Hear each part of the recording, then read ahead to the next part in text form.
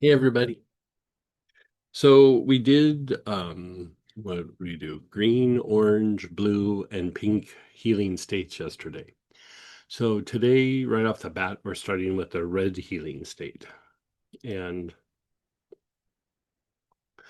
I don't know, they're all interesting, but this one's interesting in a way that I don't know, maybe we think about it, maybe we don't think about it in this particular way, but you know, when you're using things like cinnamon and like even like black pepper and there's certain oils that are very stimulating to the body's processes, right? And it's not so much that it's stimulating like caffeine. What you're doing is you're stimulating like proper function in the body's processes, like within the systems. Like, so when you take cinnamon, it's just like kind of a jump start to everything. Herbally, you would do that with like cayenne pepper.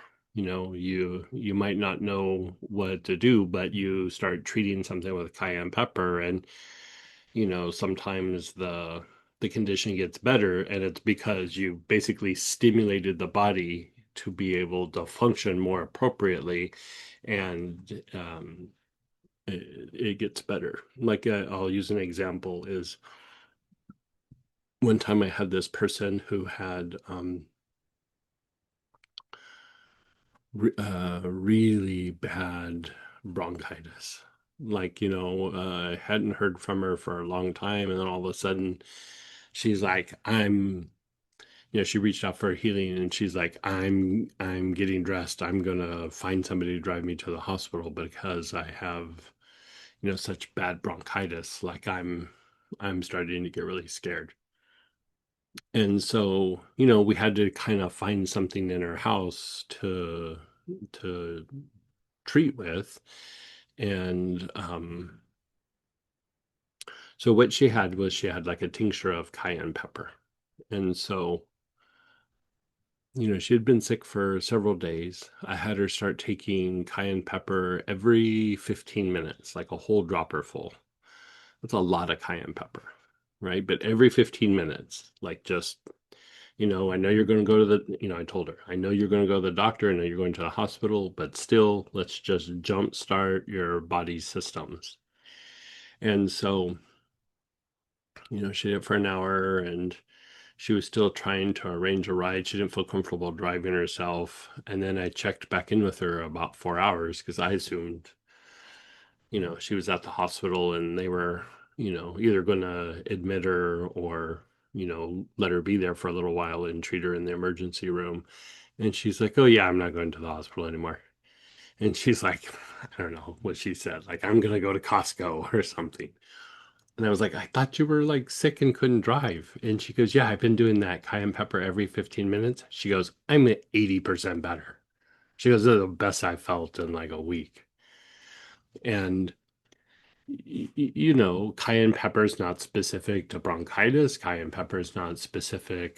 You could use it to treat respiratory issues, but it's a general treatment. It's you're basically just stimulating the body's processes. And going back in the essential oil world, it's cinnamon.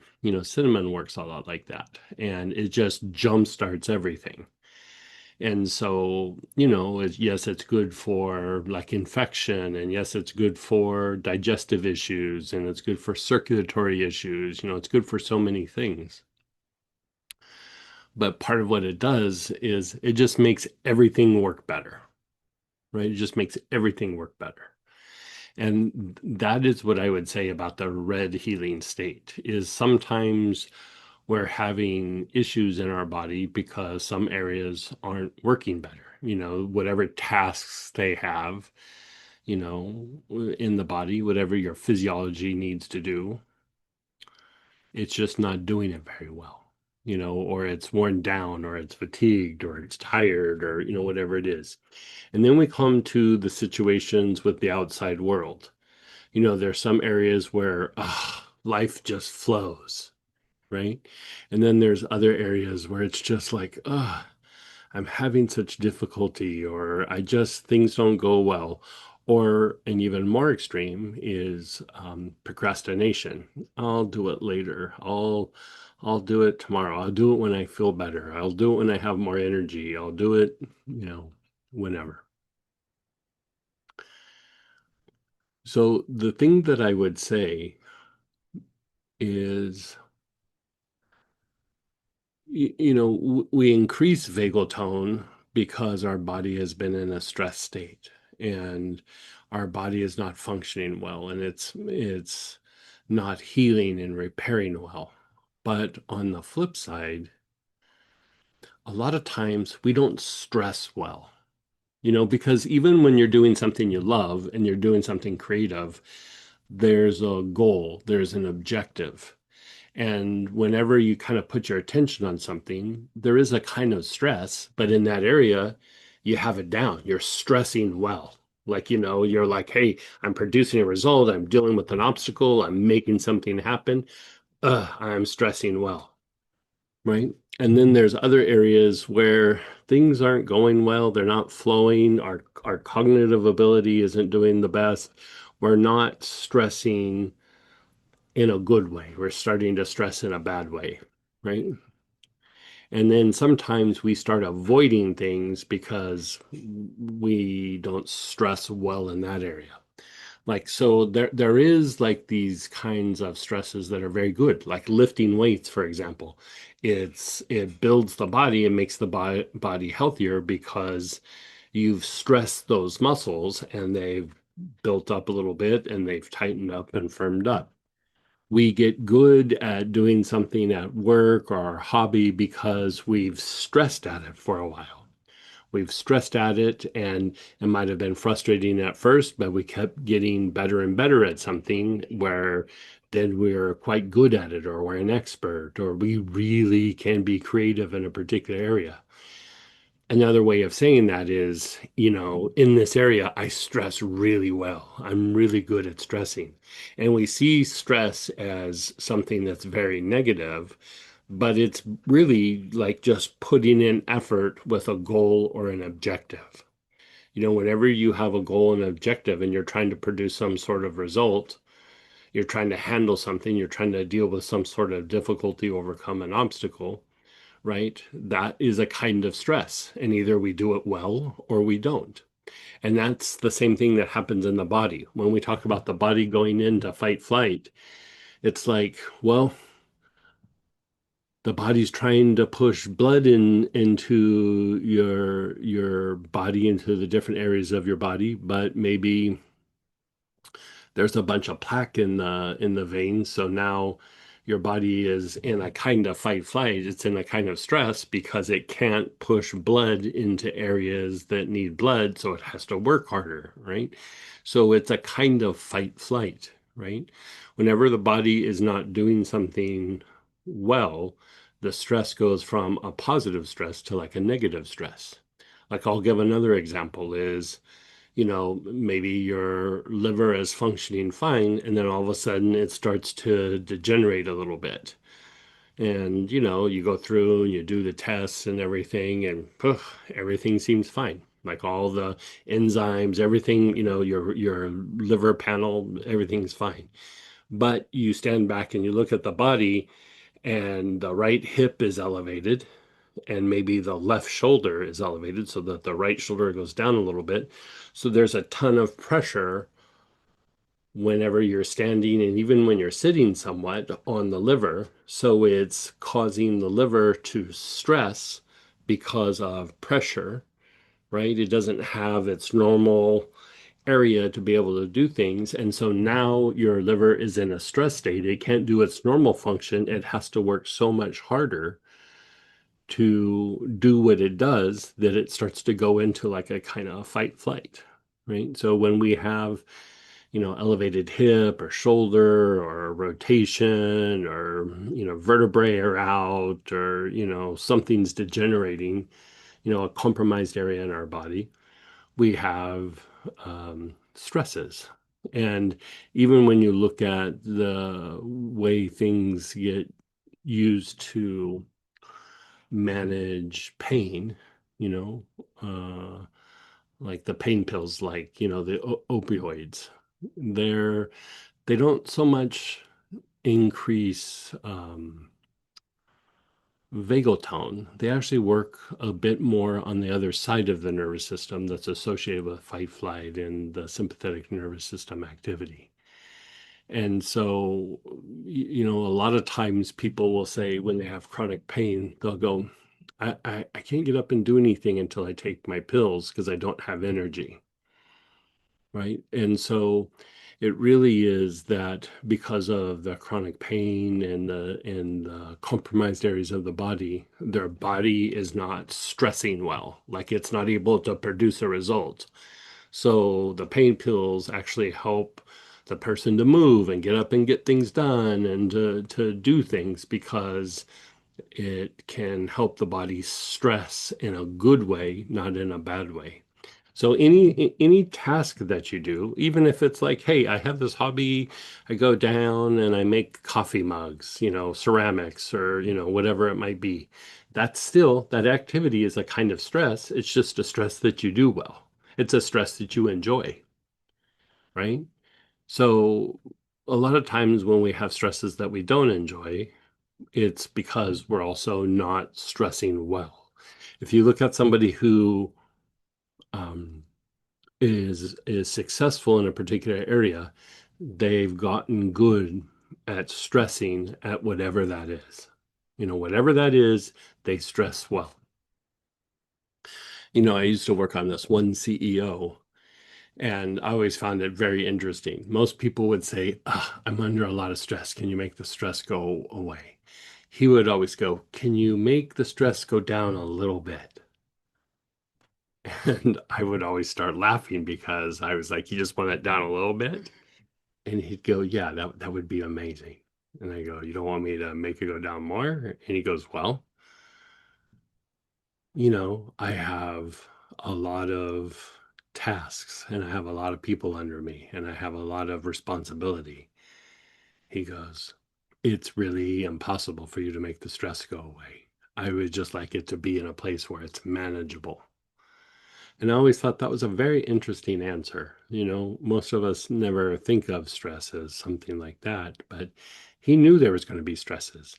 He knew that he had responsibilities. There was going to be things that he had to do. And he was just like, it's getting too much. I need to be able to handle this in a good way, not in a way that's fatigued or I'm starting to procrastinate or put things off.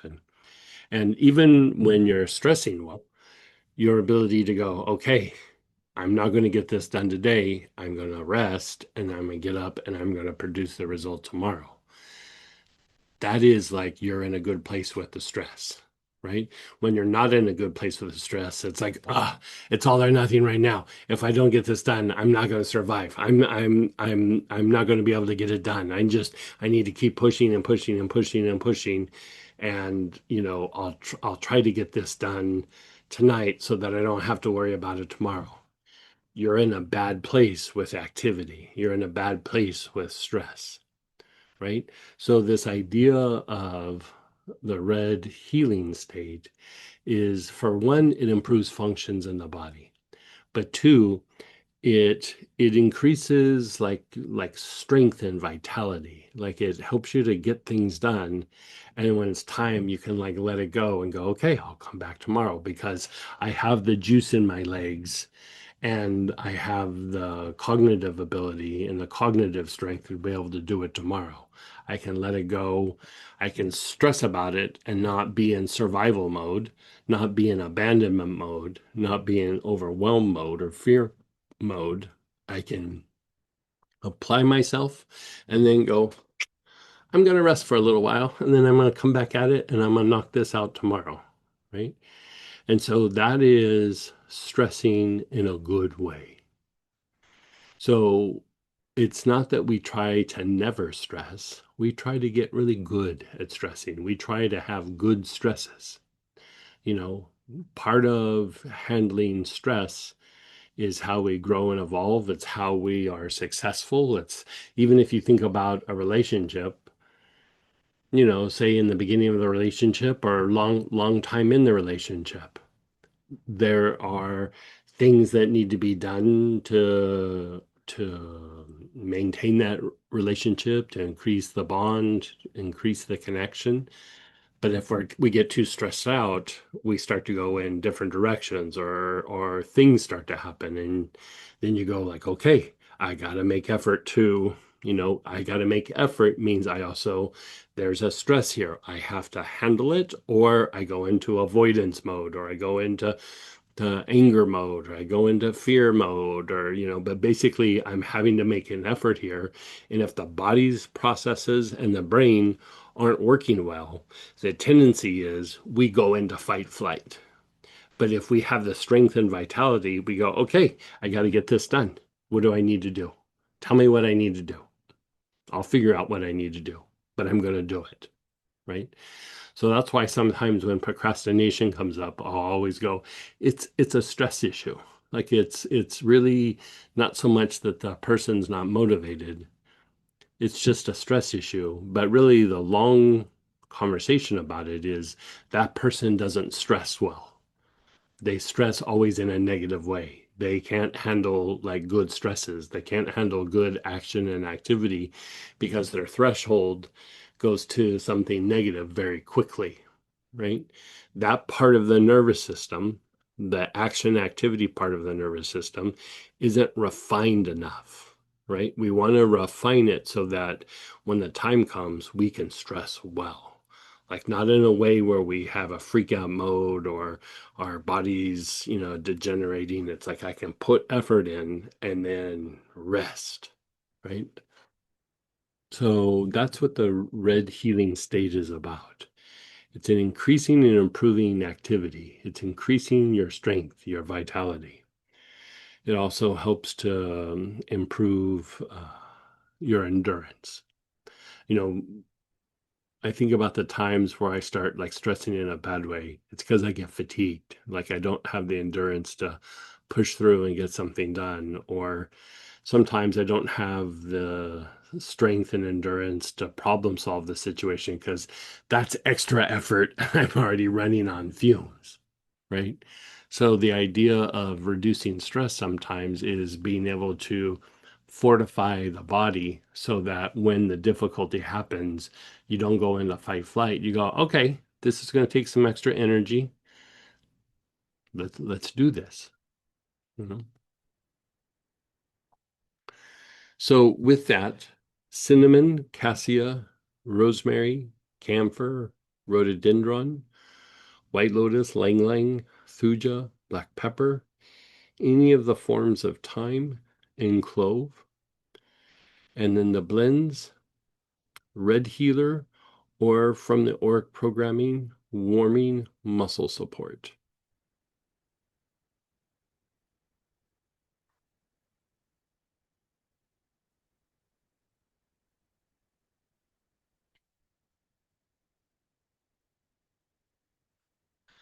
So you're going to pull out your oil. Now, before we get started, one more thing. So when we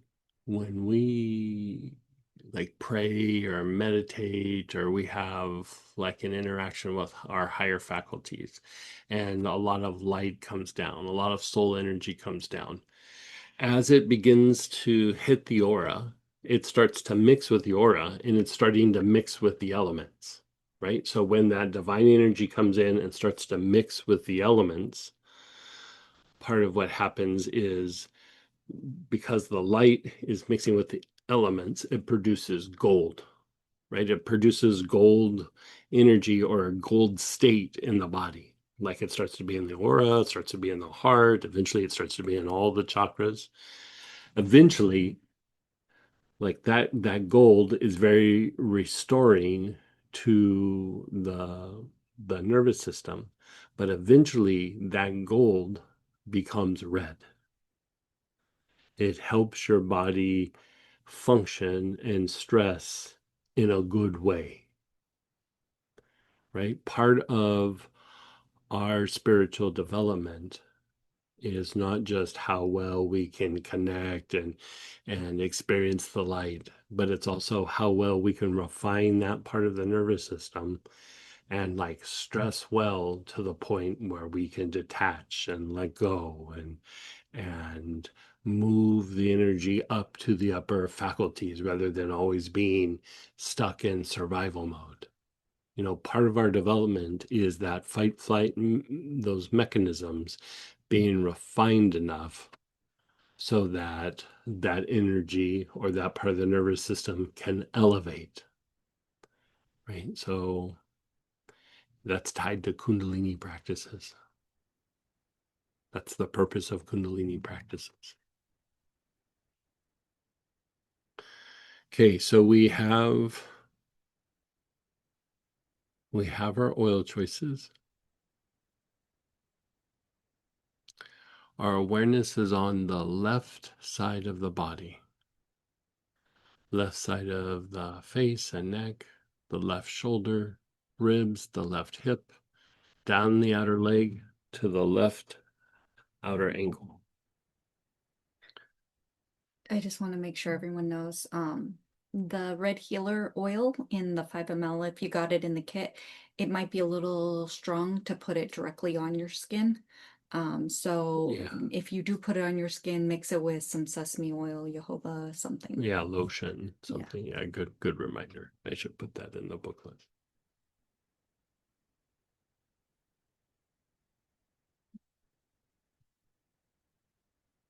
Same with cinnamon, cassia, clove. Yeah.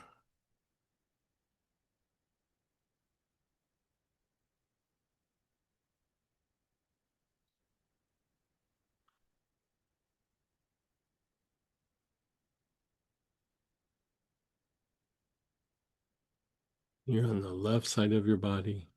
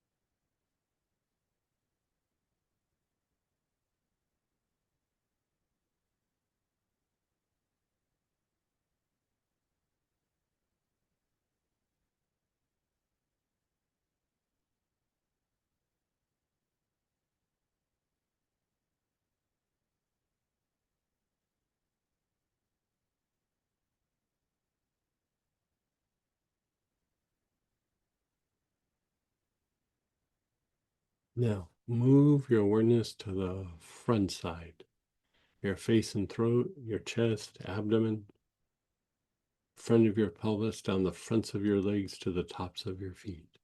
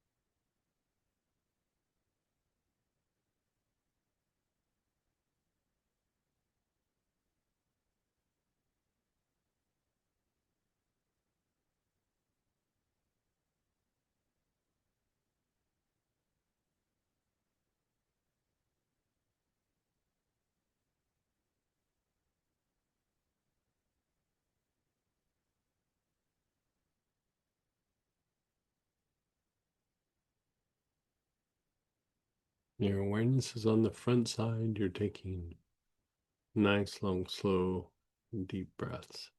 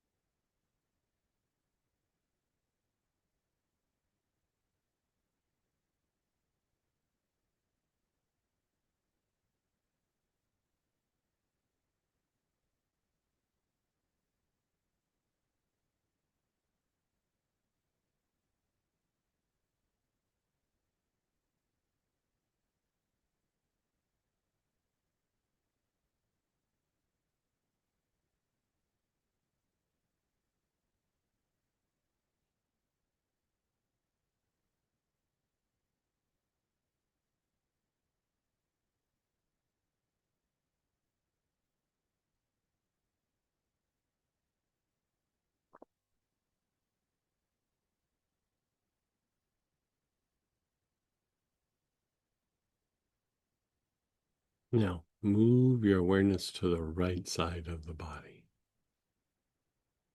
The right side of the body. Right side of your face and neck, your right shoulder, your right ribs, hip, down the outer leg to the right outer ankle.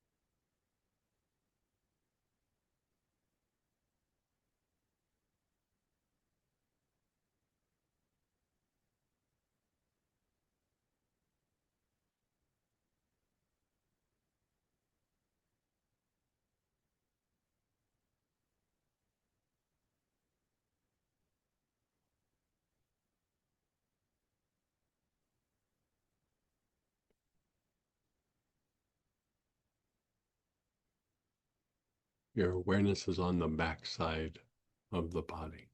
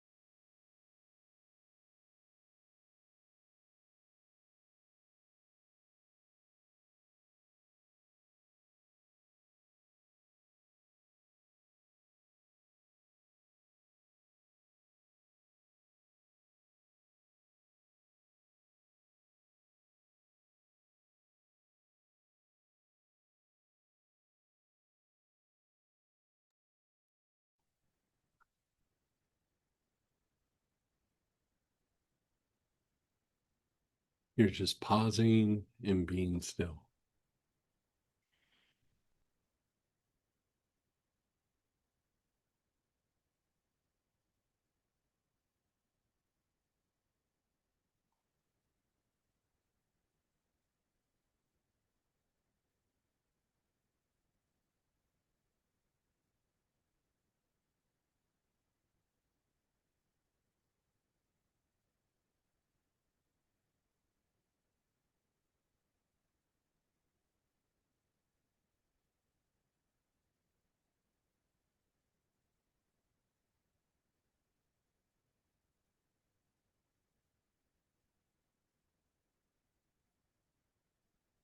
You're just pausing and being still.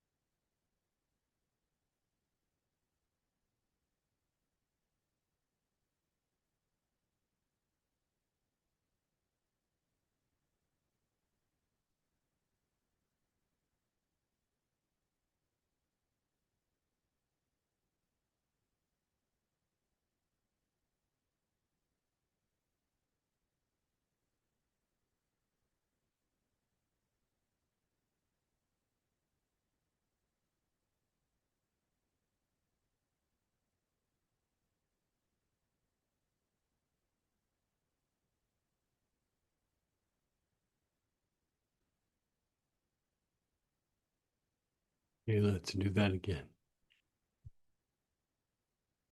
Your awareness is on the left side of the body.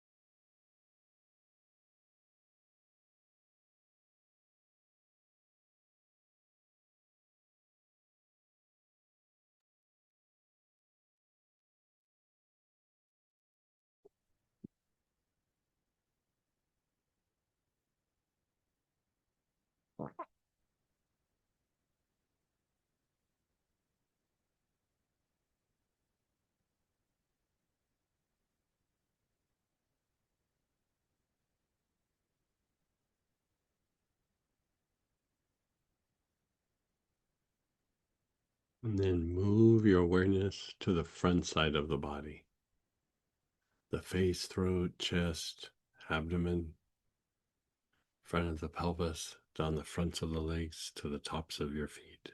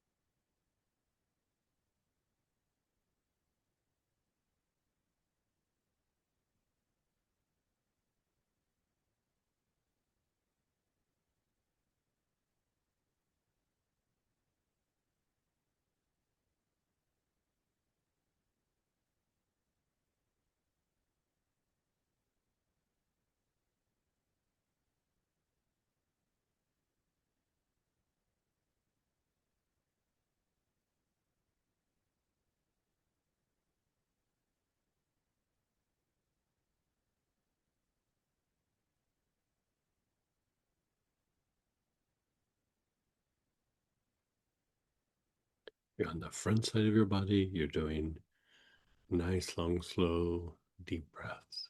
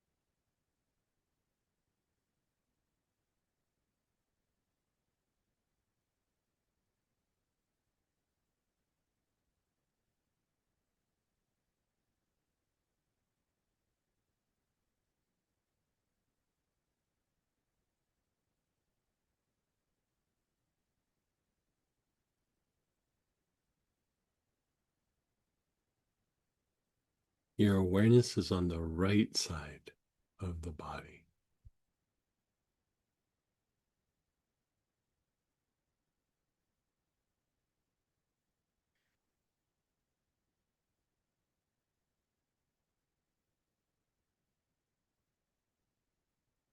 Right side of the face and neck, the right shoulder, ribs, the right hip, down the outer leg to the right outer ankle.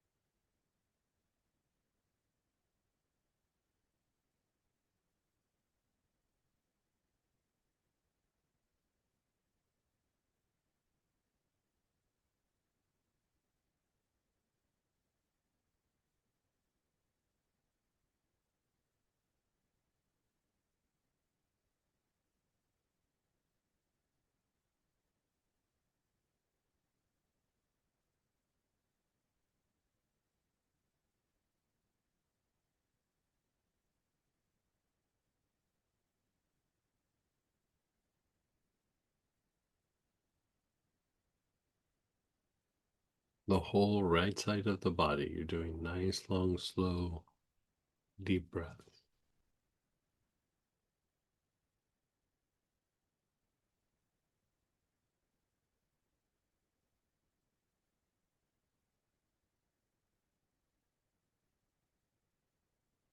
Your awareness is on the back side of the body. Back of the head and neck, your whole back, your hips, the backs of your legs to your heels.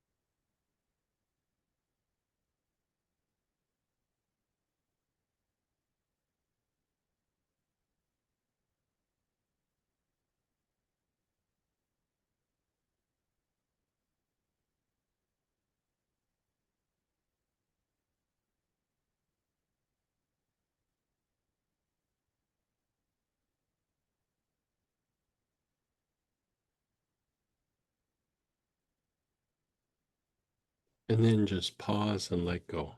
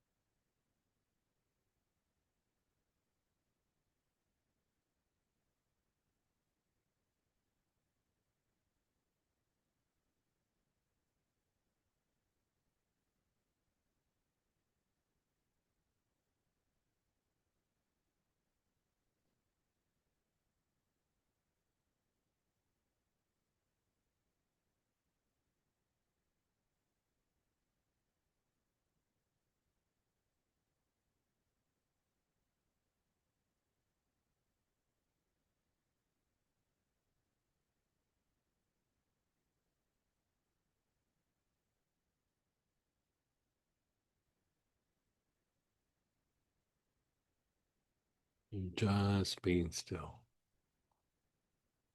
Let it incubate.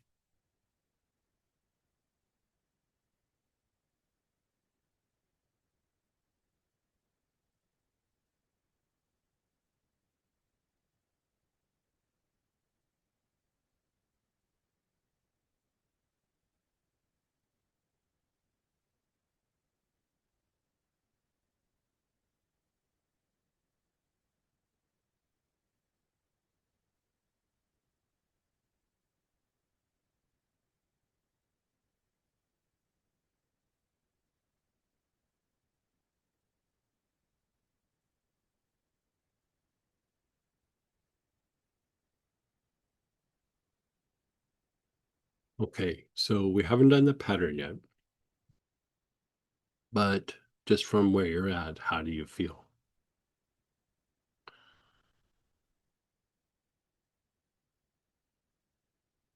So this is what I would also say, talking about like teaching the nervous system to stress well, right? Is that when we're in a negative stress state, that negative stress state, because it's heightened activity, you're actually using up some life force. You're using up some of your vitality. You're using up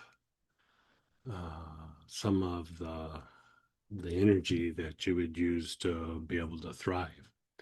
When you have refined this level of action and activity, it helps to maintain your life force. Life force really is coming from the vagal tone. Like when you have vagal tone and light coming in, that is life force. But just because life force is coming in doesn't mean that we hold on to it and maintain it. You know, a lot of times, if we're in a super stressed out state, we diminish it quite substantially. You know,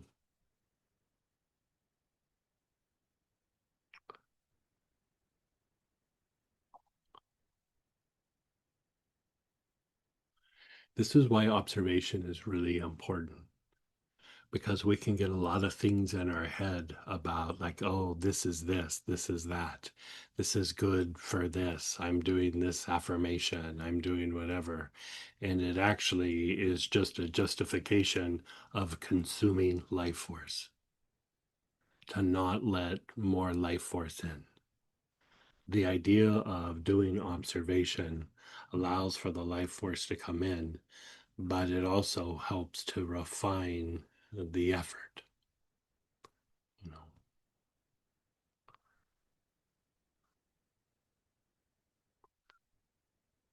there's a lot of people out there teaching bad habits, really bad habits, and they do it in like kind of a glorified way, but they're just really teaching how to disconnect the mind and the body. They're teaching you to consume life force. You know. Anyway, this red, like it's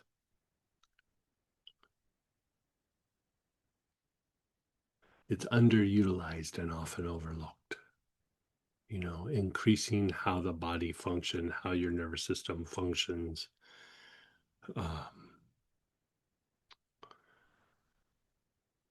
more important than you would think. Okay, so this process that we're doing here, you're going to increase your ability to take in life force, right?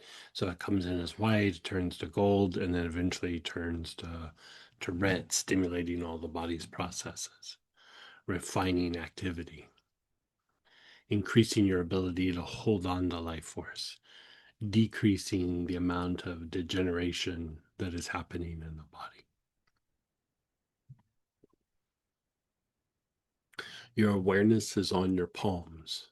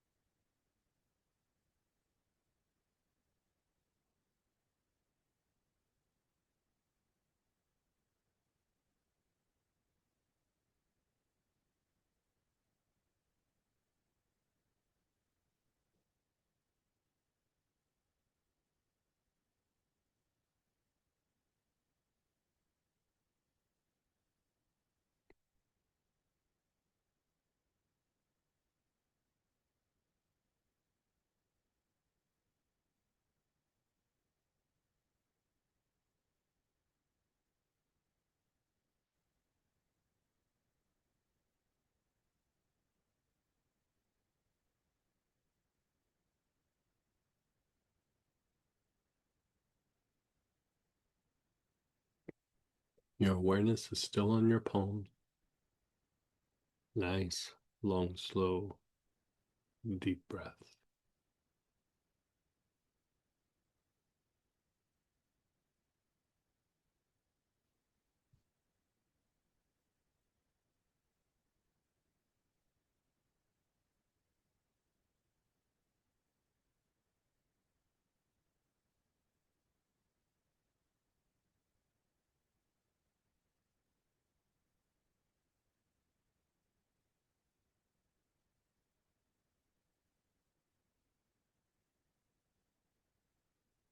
Move your awareness to the soles of your feet.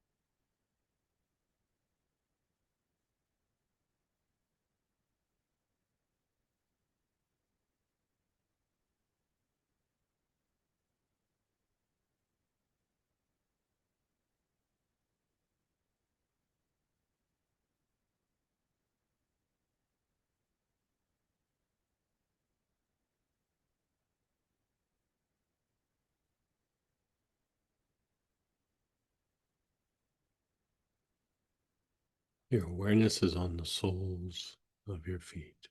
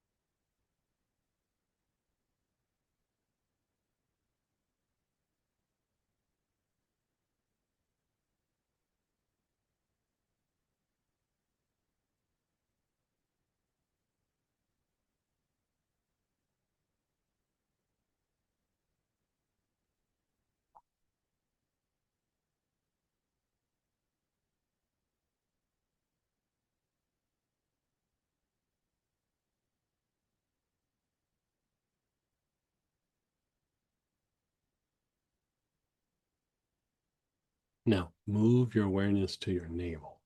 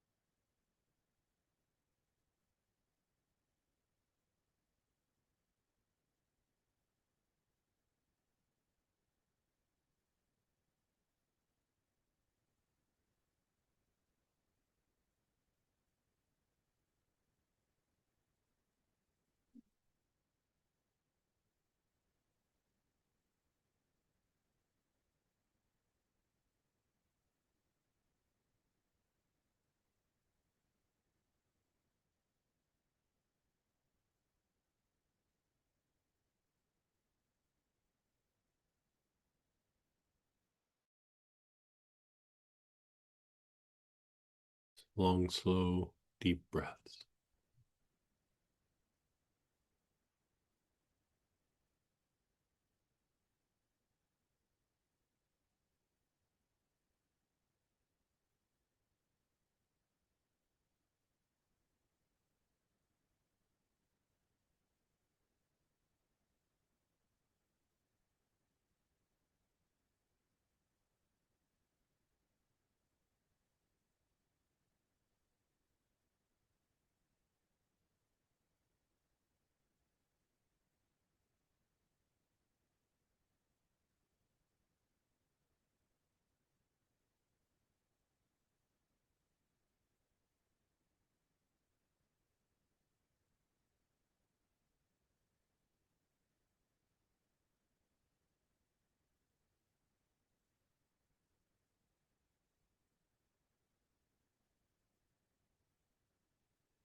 An inch and a half below your navel.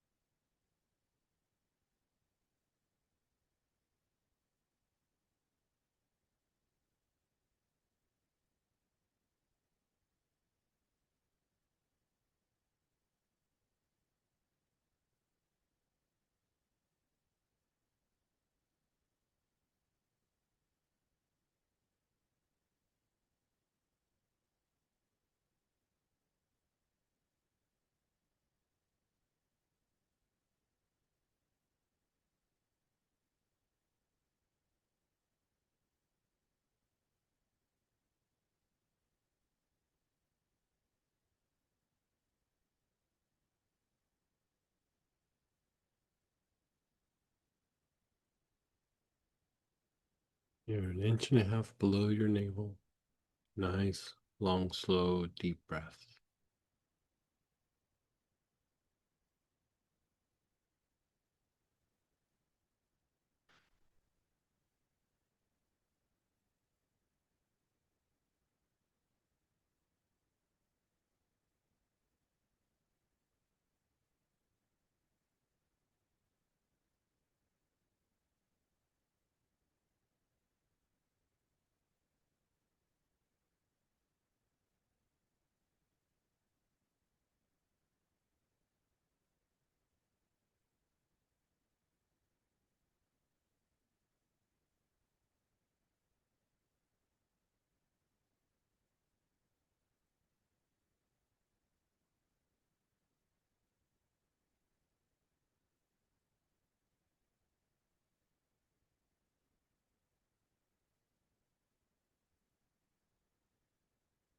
The spleen,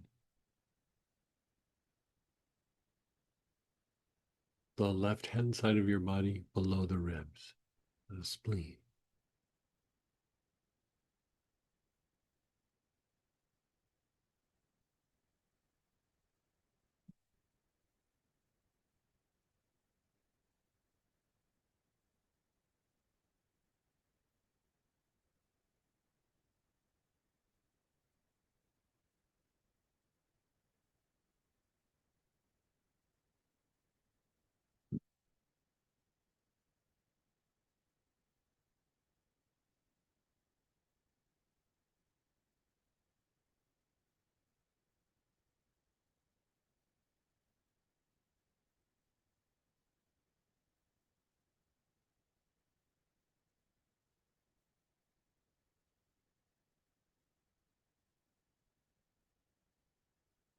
Your awareness is on the spleen, left hand side of the body below the ribs.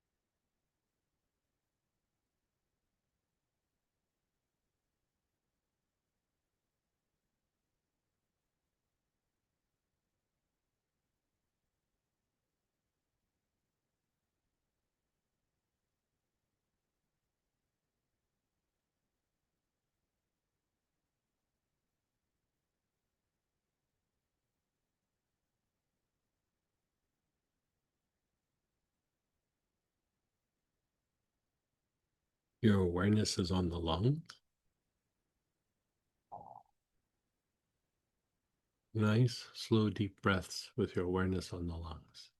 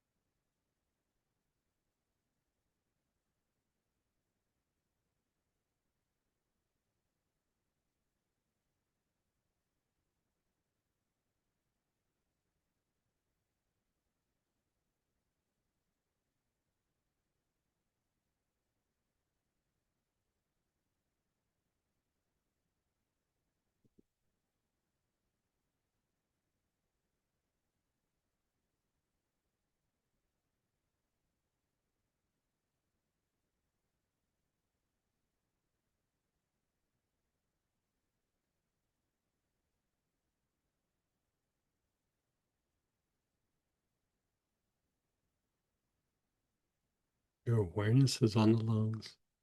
Nice, long, slow, deep breaths.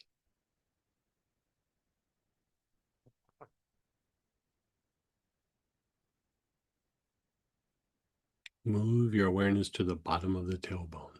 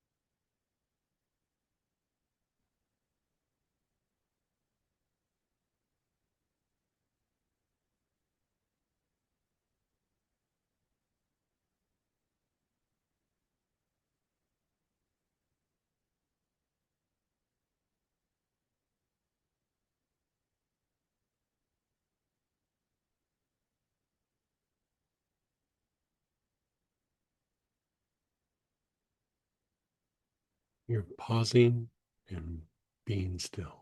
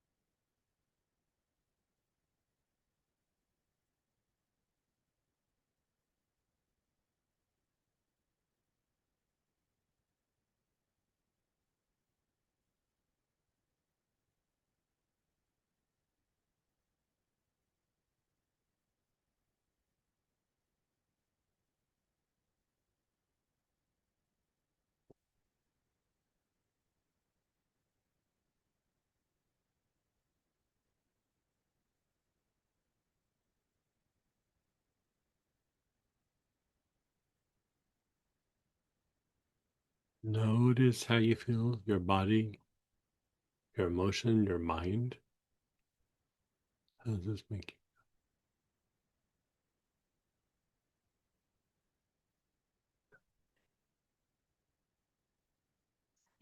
you? Mm-hmm.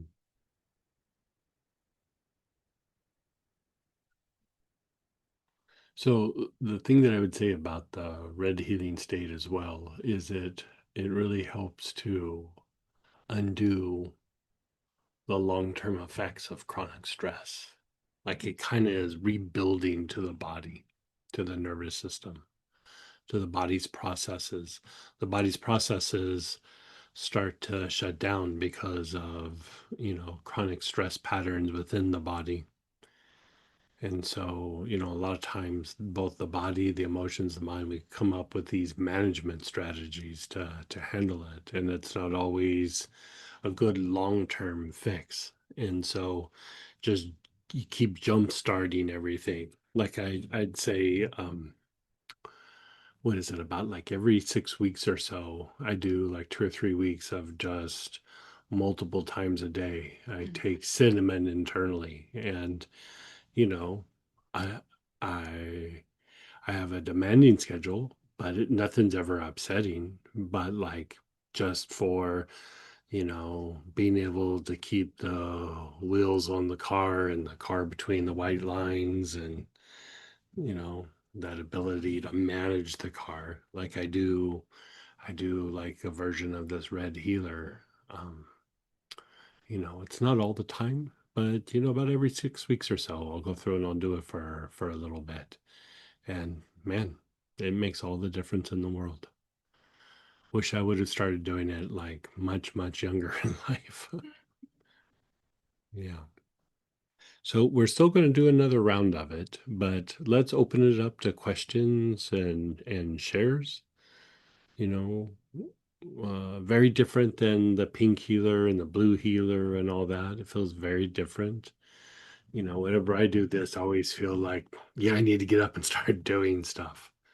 But it's interesting too. Sometimes the cinnamon will um, will make me sleepy, which is like opposite of what you would think cinnamon does. But because it's refining the action activity part of the nervous system, it's like, oh yeah, I can stop and I'm not in fight, flight, or freeze, or the world's going to fall apart. I can stop and I can pick it up tomorrow. So, like, sometimes it will even make me rest more.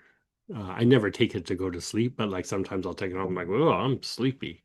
It means I've been consuming life force. Like I've been in a stressed state. I've been pushing a little harder than I should, and so it's making the body function better. So the body is going, yeah, if we're gonna function better, take a nap, dude. Like or call it a day or whatever it is. And so I don't know. I just find this very helpful. So let's go ahead and do shares and questions. You can unmute, type in. Yeah, go ahead, Tracy. Hey, hey. Hey, so I love cinnamon, and normally this is yeah, I'm very agitated. I think it's because I have such a high stress load now anyway, Mhm. that maybe it's because I need to get up and do stuff, but it feels very agitating to the body. Hmm. Should I do it again and see if that would help? Or So agitating to the body or to the emotions, to the mind? no, it's more the body. Like The my body. my body just feels like it's like you know. Like describe the feeling a little bit more. Um, like I've had too much caffeine, and like it's just like everything's on edge. And I haven't had a difficult morning. Brian and I had a lovely conversation with him being in China. So it wasn't anything like that. It's just, yeah, maybe it's just because I do have a lot of Yeah, stuff to do. yeah, you have a lot of stuff to do and you have a lot of difficult things happening with everything going on. And it might be that it calmed down some dissociation and like your body is like coming out of that. Like dissociation would be like a kind of a coping mechanism. And now the body's like kind of coming back to a place you probably were feeling this like for a while, but like the mind body connection, like it disconnects so that like it can cope. Oh, yeah, And that so sounds right. right, right. So maybe go back to pink, like the Okay. pink healer from yesterday, and just let everything kind of like harmonize a little bit. Okay. Yeah. Thank you. Yeah. And then if that doesn't work, let me know. Okay. Thanks, Greg. You're so And go ahead, Ralph. hey, Ralph. Hey Greg, so you said that you do the cinnamon or so first off, cinnamon versus red healer. The cinnamon brings up the red energy. Yeah, cinnamon, like I do, like when I want to do it internally. The red Yes. healer is when I do the breathing patterns and things. Okay. Yeah, like so that's how I do it. Like sometimes I'll do it with just cinnamon, but I usually do like the patterns with the red healer, but cinnamon I take internal. Okay. Um, so you going back to every 6 weeks you do a red healer intensive, I'll call it. Hmm. You've Red also healer mentioned that you've intensive also and cinnamon internally. Yeah. okay, you've also mentioned that you like to put cinnamon in your morning coffee. Yeah, sometimes I'll do it in my coffee or with my coffee. Like I'll do them separately because I like the taste of my coffee and I don't want to throw off my coffee. Oh, okay. All right. It's the same thing. It's just like, Yeah, yeah, yeah. it's So, more like so, that. and you have heavy duty taste buds which can deal with that. Okay. Yeah. Um, all right. So is that cinnamon in the coffee or cinnamon along with your coffee in the morning in addition to this every 6 week Yeah. process? Yeah. Yeah. Yeah. Okay. Yeah. The thing that I'd say about the cinnamon, like in the coffee, is like when I do it, I actually do it probably three or four times in a day. Like, a few drops of cinnamon, and then in a few hours, a few drops of cinnamon again, and then a few hours, a few drops. And in the morning, I'll do the pattern, the quadrants, and then do this pattern here where, Okay. sometimes I don't even do the whole pattern. I just do the palms and the soles. Um, and then, do the day. Hmm. And usually I'll stop doing it when I'm feeling so good and things are happening so much that I stop thinking about like, oh, I gotta do cinnamon or oh, I Hmm. gotta do, and so usually it takes like a week or two. Every once in a while it'll take three. But there was a period where I was just doing cinnamon all the time, you know, and like at the time, it just made sense. It made me feel better, and it's a good circulatory tonic, and But when I look back at those times, I was coming out of periods of like chronic stress. Like I Mhm. had been under just prolonged periods of stress, and I was, I don't know that I put two and two together at the time. It just felt good. And then looking Mhm. back, I was like, oh yeah, that's why it felt good, is like, the thing that I would say too is that if you think about uh like even doing spiritual practices sometimes,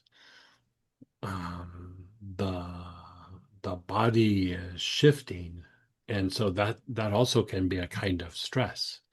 And so sometimes the chronic stress wasn't because life was so demanding. It might be because I was doing really intense meditation for a while, or I was doing intense ceremonies for a while. And, the body has to go through and process that. And the thing that, um, you're bringing in a bunch of light, but then the ability to convert that light or harness that light and to use that light to strengthen or maintain the body really comes from the other side of the nervous system being able to handle the light coming in, and then, you know, as the body heals and shifts, being able to go, okay, this is what we're doing now. Because if the action activity side of the nervous system isn't fortified, doesn't have the vitality or the tone, that even when you bring healing in, only so much healing can happen because the body can't make adjustments. And so, like when we're talking about the red is stimulating the body's processes, is it's like it's helping the body to make adjustments, like it's helping to like integrate, it's helping to shift and change the body so that it performs better, it functions better, it integrates it better. When you have issues with integration, or you have issues with healing starts to happen, but it doesn't really happen very deeply, or Mhm. Yep. it's that part of the nervous system is depleted or fried a little bit. And so you got to keep, like, just like we would with vagal tone, you keep kind of pushing the body to, like, okay, that part of the nervous system needs to be strong so that I can make those adjustments. I can shift. The body can heal. The body can realign. The body can function better in these areas and recalibrate itself. But if action activity is already depleted, and if you think about repetition a lot of times comes from, you know, um, like poor stress response. It comes from depletion. It comes out of like being in a protective mode or defensive mode. So it it's conserving energy and not allowing for things to shift and be fluid. And so you're helping the body like be able to like adjust and adapt and become more vital. Because what happens a lot of times is when that part of the nervous system is not functioning well, we come up with kind of survival mechanisms, be it that it's in the body with adjustments and homeostasis, or, kind of things in the mind. It's really what it's doing is it's consuming life force. It's actually weakening the body, it's fatiguing the body, and over a long period of time, it can actually even shorten the length of the life, if it's done over a very long period of time. Yeah. And so, in the old days when um practitioners or healers or deities would be talking about um, longevity. Longevity is, of course, keeping the body strong, but it's vagal tone, but it's also a refinement in the action activity side of the nervous system. Like the ability to keep refining that area actually can lengthen the life and help the body be healthier for a longer period of time. I would say it's a little bit more of the prevention or recovery, where the vagal tone is the healing that needs to happen now, or the recovery or the regeneration that needs to happen now. The action activity is either prevention so that things don't go in a degenerative way anytime soon, and then also recovering from long bouts of like, ugh, like that was rough, you know. Okay. Yeah.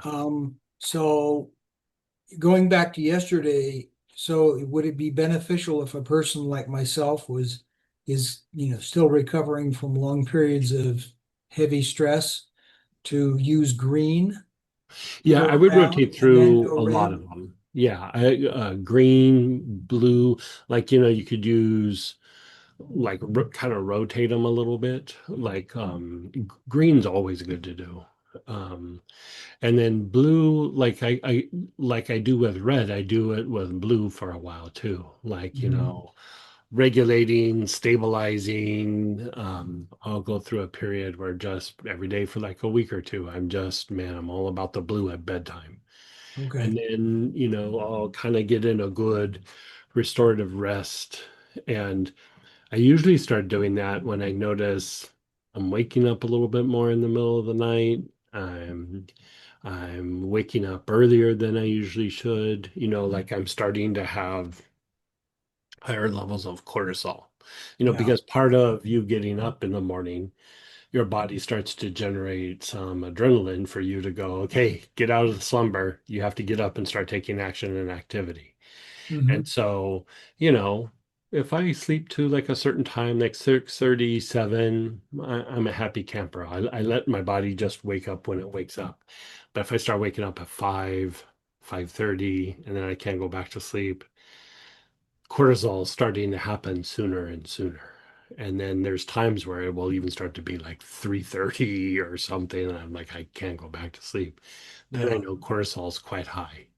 And And so that's blue time. yeah, it's blue time. Like I just start blue, blue, blue, blue, blue, blue until, like it's funny, but it's not.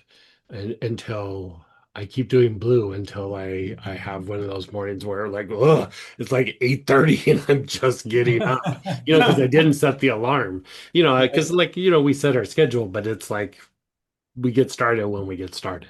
Exactly. So like when I like kind of oversleep a little bit, I'm like, I'm good. Like I'm like cortisol levels are regulated. Okay. And so, I kind of use that as like a guideline. Okay. Um, Back when I was learning energy healing, there Mhm. was an almost the thought was if a person has had cancer, don't use red. And this was almost pathological, don't use red. Yeah. Freak out. Does the The oil bring up red in a more controlled manner, shall we say, yeah, it's to it's act using to it like access? intelligently. Like the thing with projecting it, like you're trying to force a state. You're Right. putting energy in to try to make the body shift into something. Mhm. But if you look at the idea of like treating something like leukemia, which is cancer of the blood, Right. if you go back to, based on the things that you're talking about, to the advanced book, red is used in that because it helps to stimulate proper blood cell function. Mhm. And so that a little bit of that was people not understanding what the teacher was teaching. Okay. You know what I mean? Like Oh, I when you completely can you get wouldn't that want to do concept. it. I mean, because you're trying to diminish it in the body, but it's like an overproduction of it sometimes in a particular area. But like this, you're doing it from the inside out. You're not like Mhm. manually putting it in areas. Okay. Um, Last question and somewhat down the rabbit hole. How far have in your experience and your training and your exposure, how far back does the use of color healers go throughout history? I mean, did the ancients know about color healers, or did they use language? I would say probably in inner practices. Okay. Um, going back to ancient times, even in um like the Egyptian or the Buddhist practices. I would say Kabbalistic too. I just don't have enough experience in that area. But they would associate it more like it wasn't like they would say this color, but they would make references to different things and how different states would be associated with different colors. Okay. Like like in the Buddhist tradition, for example, uh, they'll say enlightenment is the color of amber, like the amber beads and all of that. Hmm. And it's kind of a goldish yellow, like the Yeah. amber that they use is kind of a goldish yellow. And, if you think about, well, if that's the color of enlightenment, they're really talking about that it's gold. And then if you look at the idea of amber, amber is very calming and soothing to the body and actually helps accelerate the production of gold energy or gold prana within the body. And so there's the reference to it, but the reference is also like the technique wasn't always like a projection of energy. It was like use these tools to do that. Okay. Like I have a mala that's it's a very old bone mala, and like when you use the mala enough, it turns like the color of amber, you know, and part of it is just the hand motion of doing the mala, but also the energy and the the use of bones like as like instrument like with a mauler or something like that. It's like for us to really hit very um deep states of um like vagal tone intuition, but also the transfiguring of the elements. Like, how we practice body awareness. The body awareness has to go all the way to the bones. Like, there's something about the bone that really pulls you out of the survival mode to a much higher degree. And so, in the practices, like when you're holding bones and doing practices, it's like a way of stimulating that process, because at first we can't just go, oh, I'm going to be aware of my rib cage and I'm going to be aware of, being aware of your spine, you can kind of do, but like, I'm going to be aware of my femur and I'm going to be aware of the skull and I'm going to be aware of, those are practices that help accelerate the refinement of the nervous system. It's not just like weird images on tonkas and things. It's actually tied to practice. Yeah. Okay. Good. Thank you. You're so. And go ahead, Teresa. Hey, hey. Thanks for nap time. That was great. So you had like a little nap time with that? Yeah, I did. Just a surprise. So I was Well, glad that you like I talked about said, that. like it really helps refine that part of the nervous system. That happens to me a lot with working with cinnamon stuff. I'll take it. I'm like, oh God, it is nap time. And like I'm taking it because I want more energy. And I'm like, but it starts to be like a healthier back and forth between the nervous system. And it's like, okay, apparently I need to rest. And so Yeah, yeah. Um, yes, absolutely. And I was wondering, what about a red healer foot bath? yeah, you could do it. I would say be careful not to put too much oil in just because the oil, it's got some cinnamon and stuff in it. And Uh, so you wouldn't want to make it too hot or make it too caustic. I mean, I have done them, but I usually put less oil in there. I put like maybe 6 drops or something. okay. What do you think the benefit would be? I was thinking of Helps the body, like same thing, helps the body kind of recover from chronic stress and stimulate the body's processes. And um, there's times where I'll do like a red healer, like ointment on the feet and just, just kind of rub it on a Okay. little bit. And it's just fortify the body. Okay. Yeah. I was thinking it would be good for circulation, just in general for the Good for body. circulation, and it's very cleansing to the muscle tissue, like the muscle tissue and the fascia. It Ah, kind of has like a because the circulation is improving, it like kind of detoxifies muscle and fascia. um, You could look at there's different kinds of regeneration. Neurological regeneration is the re-education of the nervous system. Like when we're cultivating vagal tone, we're in a way kind of re-educating the nervous system. Eventually we get it to a point where it's deep enough to where we can really re-educate the nervous system into like a more proper function, the way it's supposed to function, rather than in a dysregulated state or a chronic stress state or something like that. And the one of the other ways of regenerating is to increase blood flow. Like you increase blood flow to areas, and you're improving proper function in the area. You're supplying nutrients and oxygen to the area, and so a lot of times, because of the increased blood flow to the area, it helps that area regenerate and build tissue or purify the tissue. And so yeah, that can be quite a good thing. yeah. I think it must be around the fascial piece because I've been working with the fascial release ORIC program.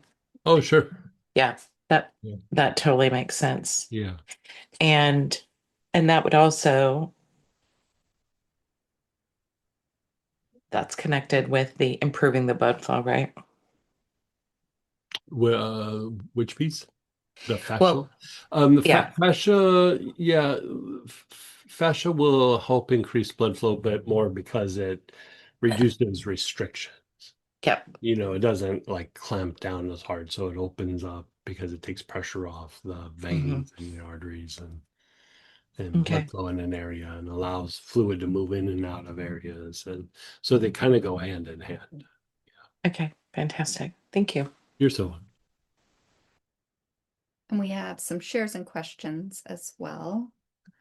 Someone said, I woke up with a lot of energy and found myself bouncing around even more while doing this practice. I bet. Is that a release of something? It feels great though. It's probably like a strengthening, like your nervous system is getting strengthened, and not just your nervous system, but other systems in the body as well.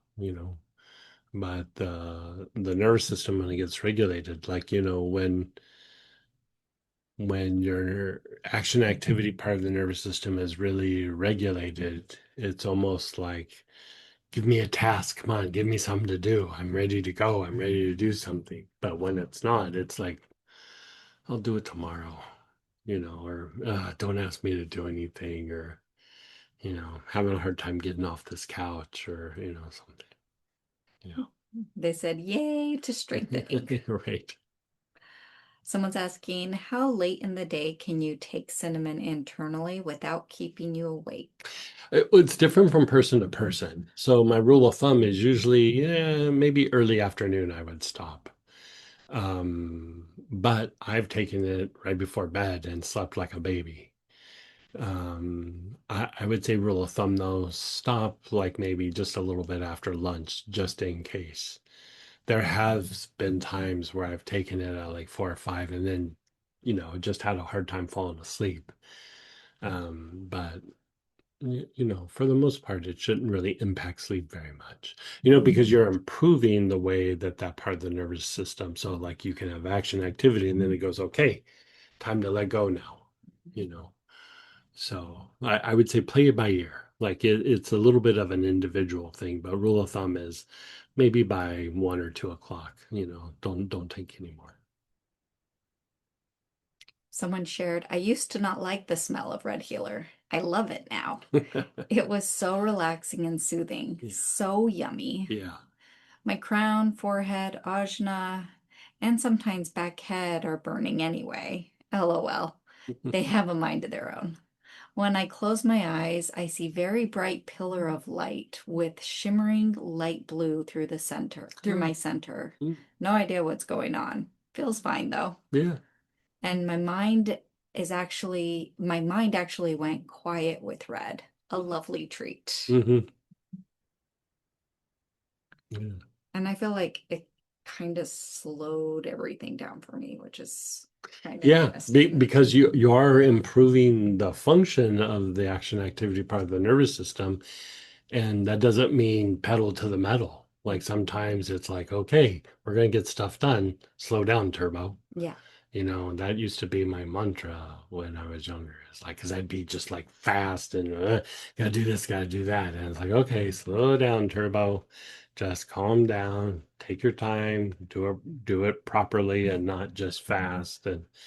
And so, yeah.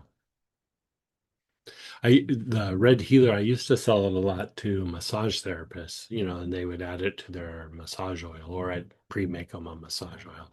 But also athletes. I would make like a version of like a body tonic that they would put on. Like if it was a tennis player, they would put it on their shoulder and on their legs, or a runner, a cyclist on their legs. So whatever area they were doing, swimmers would put it on their upper back and their arms. And so, yeah. Good questions and shares, guys. Well, we have a couple minutes. How about we just take some nice, long, slow, deep breaths with the red healer? Just kind of close your eyes.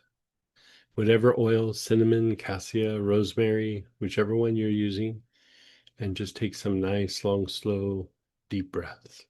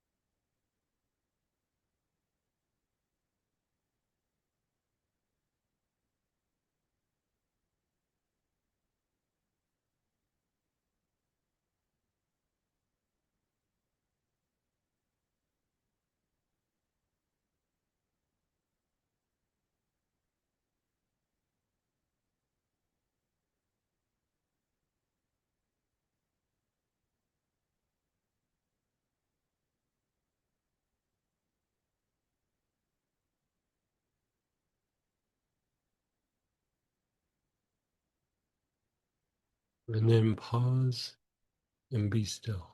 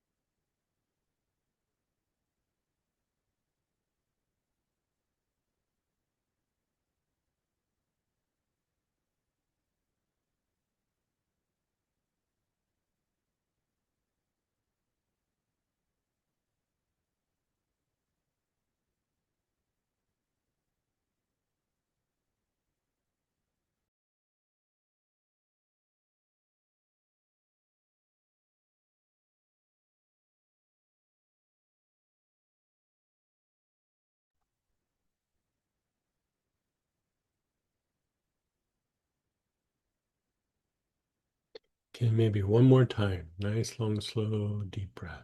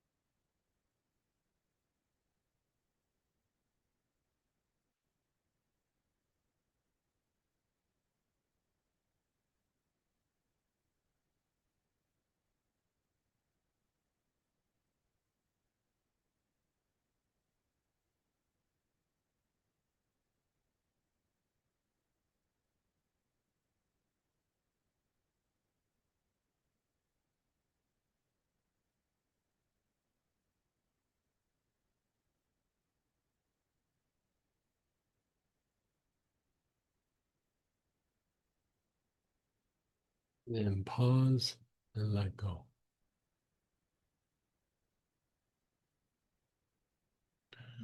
So we're going to move over to the Sunday sacred space. We're going to do that little segment this morning. If you want to join us, we're posting the link. And then we're going to be back from lunch at 1:30, so an hour and a half from now. So I'll see you in an hour and a half for sure, but join us for Sunday if you can. Hey, everybody. Let's come on back.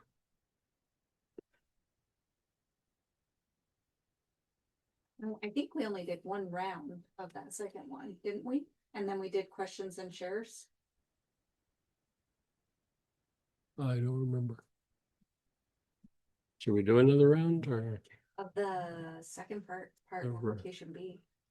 do you want to? Is that why you're saying it? Yeah.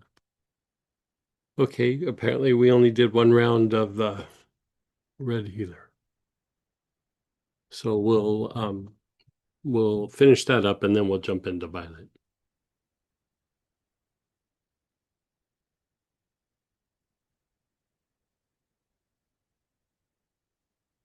So whatever you were using in that session right before lunch,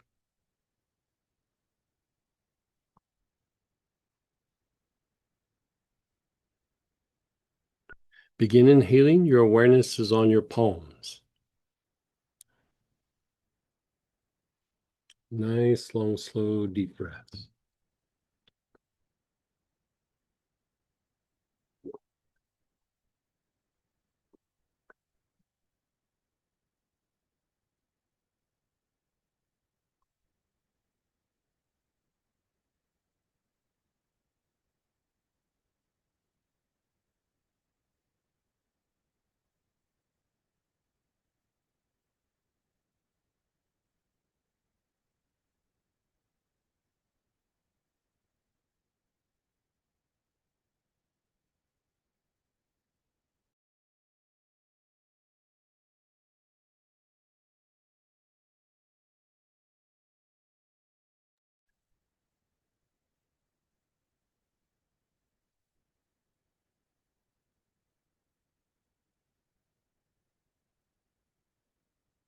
Your awareness is on your palms. Nice, long, slow, deep breaths.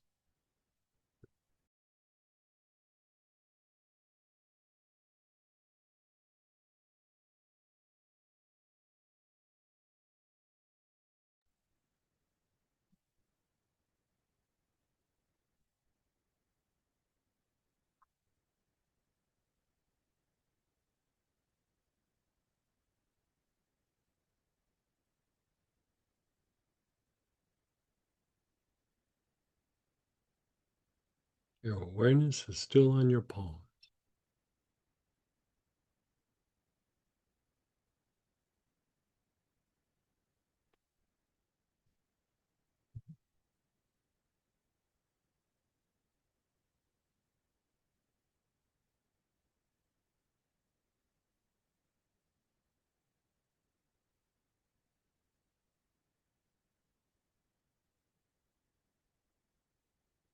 Your awareness is now on the soles of your feet.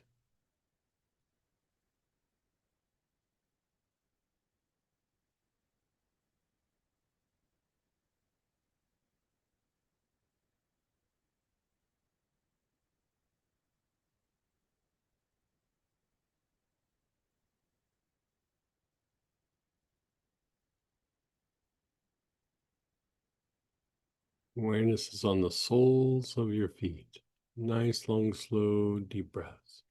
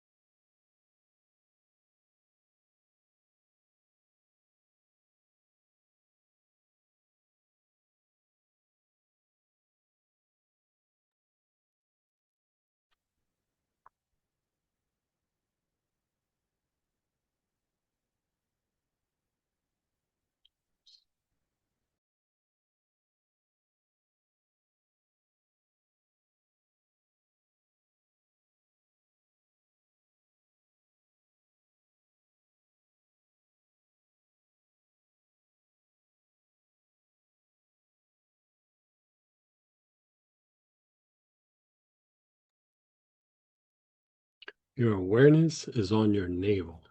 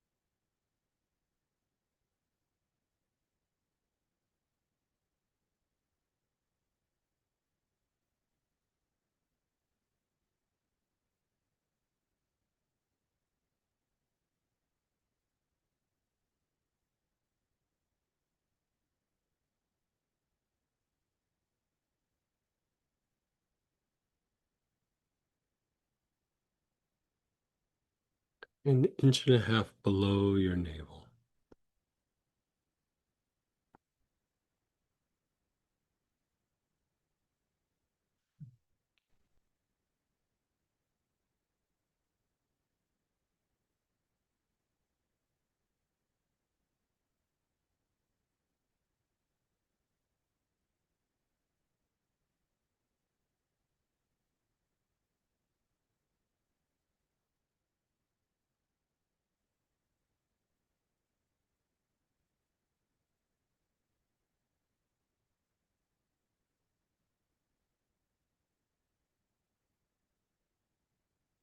An inch and a half below your navel.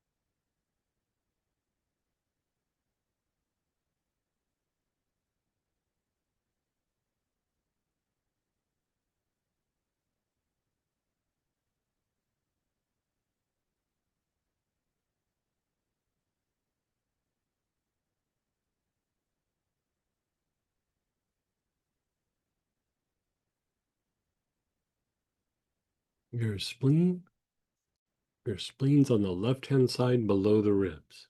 Your awareness is on the spleen.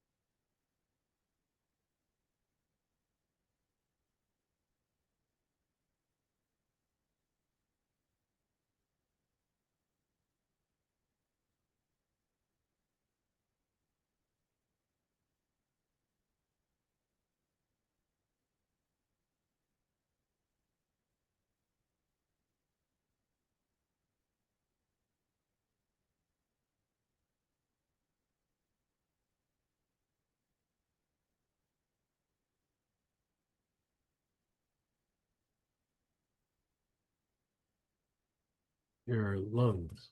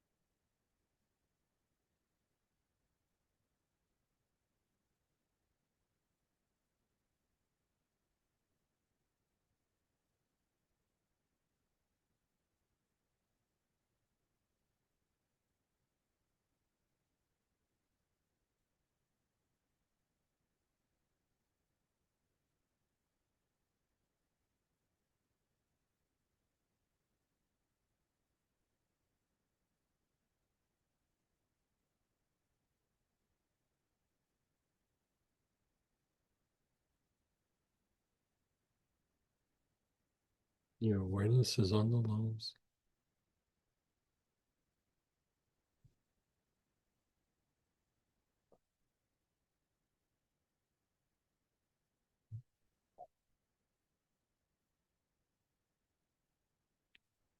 The bottom of the tailbone.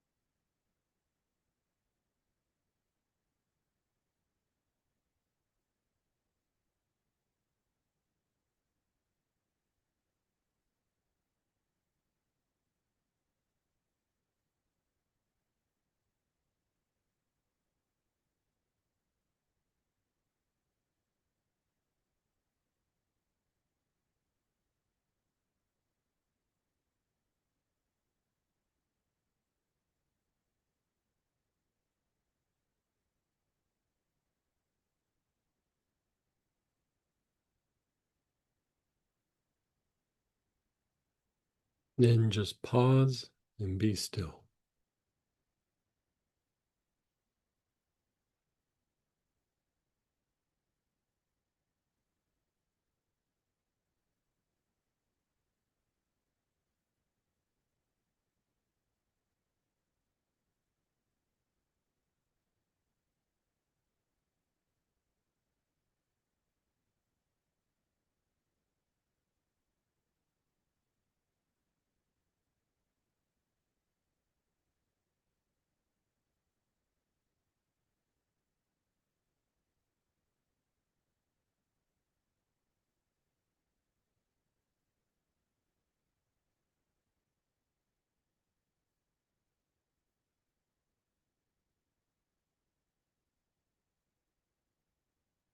You're just pausing and being still.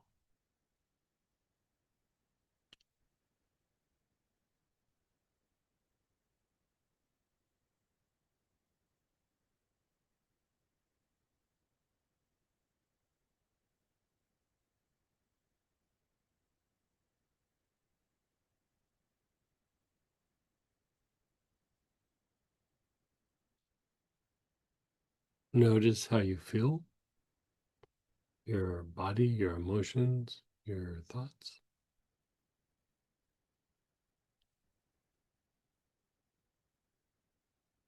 How'd that feel?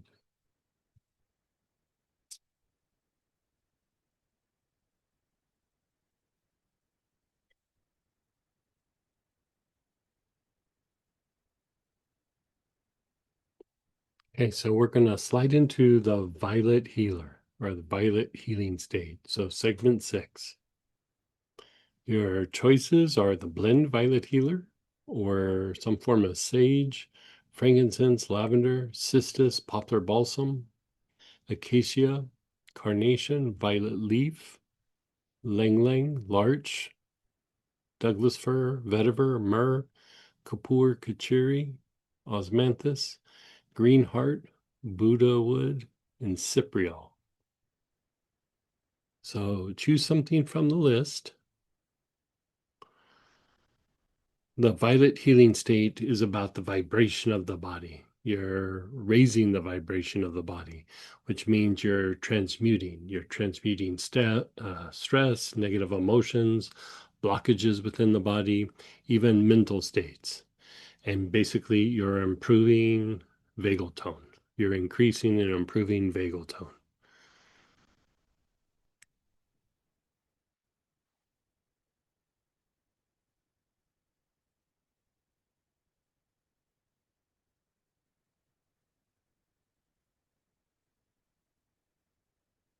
So we have one of the oils from the violet healing state.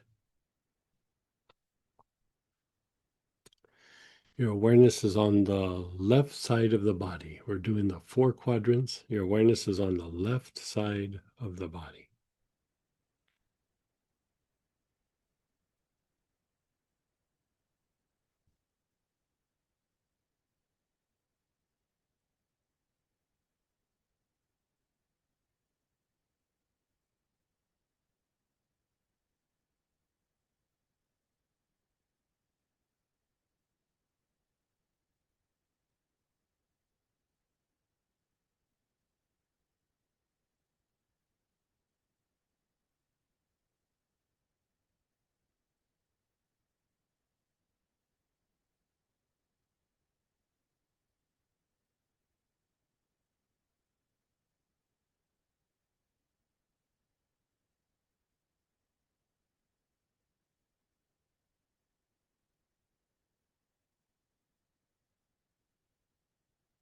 You're still on the left side of your body. Nice, long, slow, deep breaths.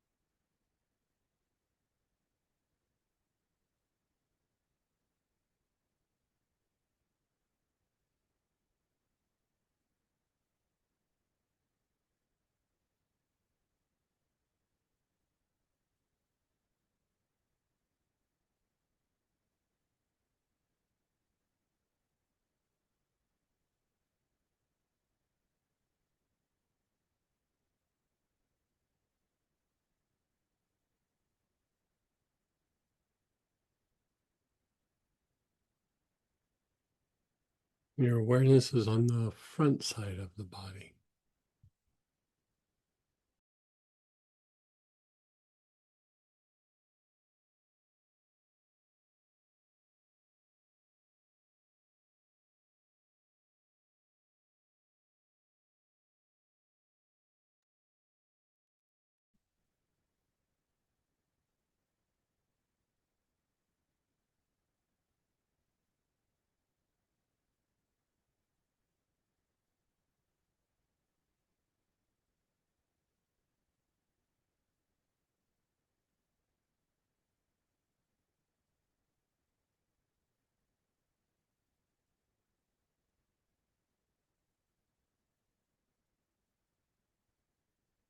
Your front side of the body, face, throat, chest, abdomen, down the fronts of the legs to the tops of your feet, the whole front side, face to feet.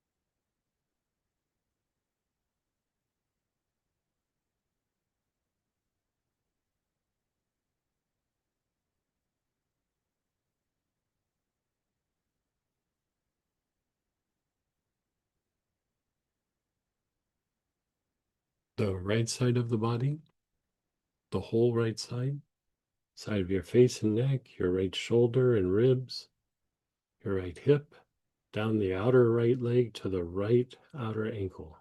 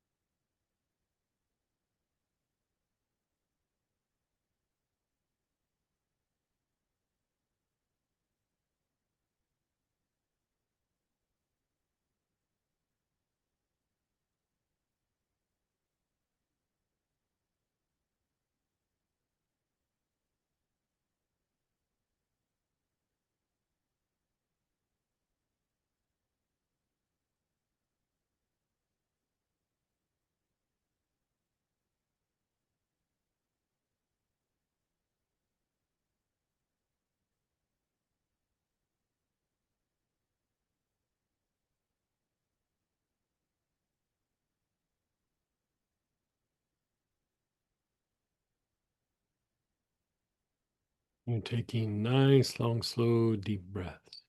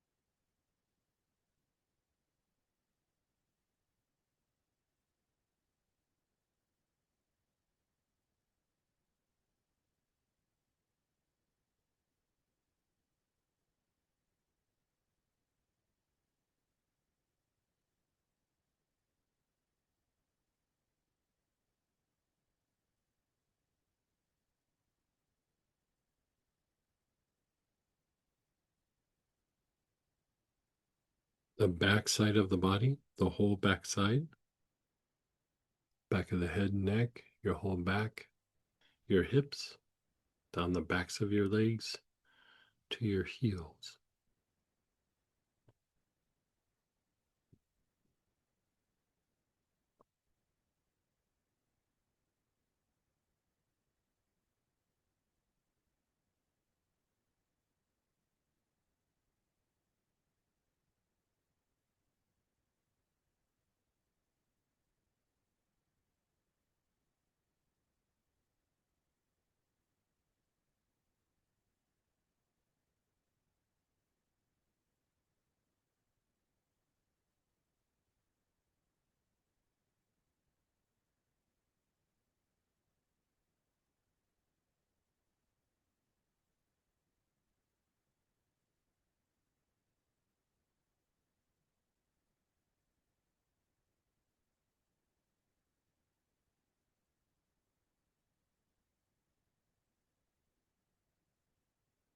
And pause and let go.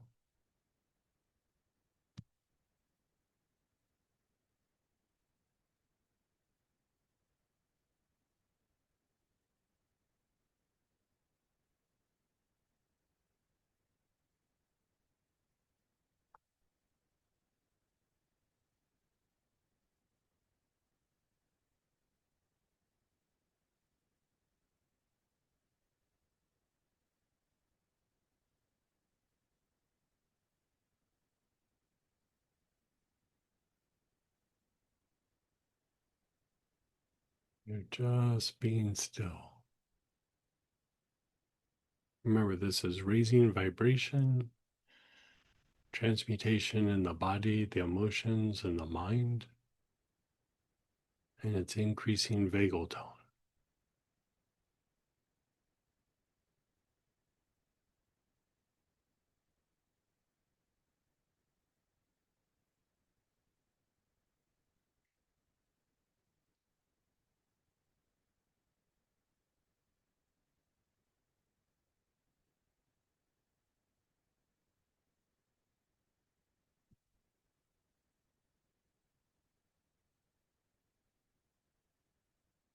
Okay, let's do that again. Left side of your body, left side of your face and neck, your left shoulder and ribs, your left hip, down the outer leg to the left outer ankle, the whole left side of the body.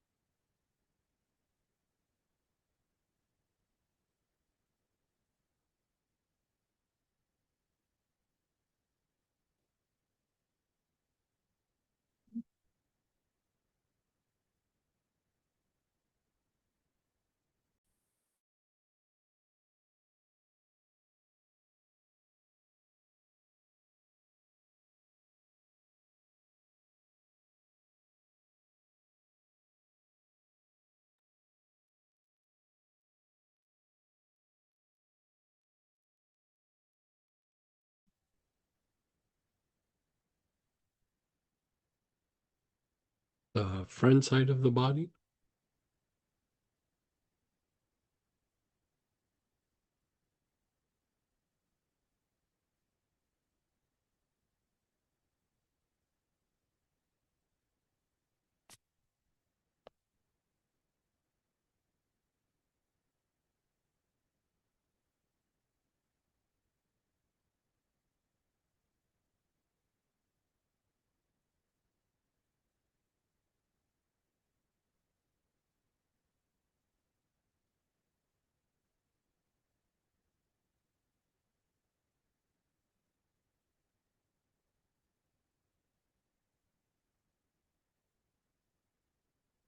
the whole front side, your face, throat, chest, abdomen, front of your pelvis, down the fronts of the legs to the tops of your feet.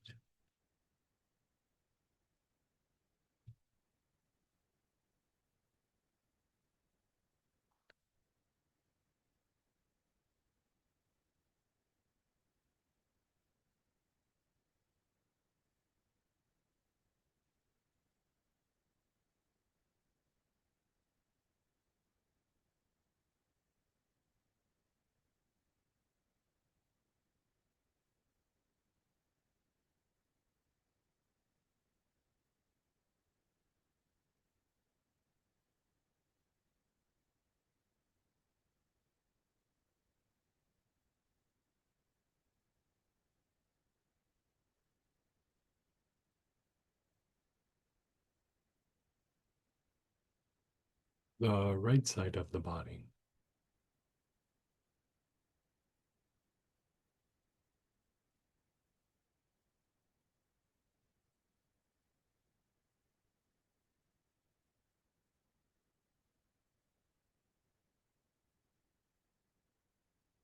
Right side of the face and neck. The right shoulder, ribs, the right hip. Down the outer leg to the right outer ankle.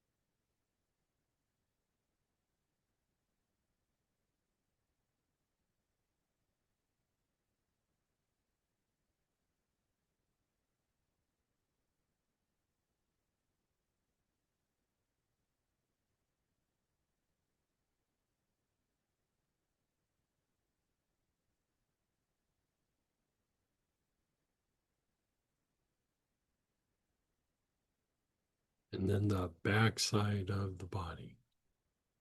Back of the head and neck, your whole back, your hips, backs of your legs to your heels.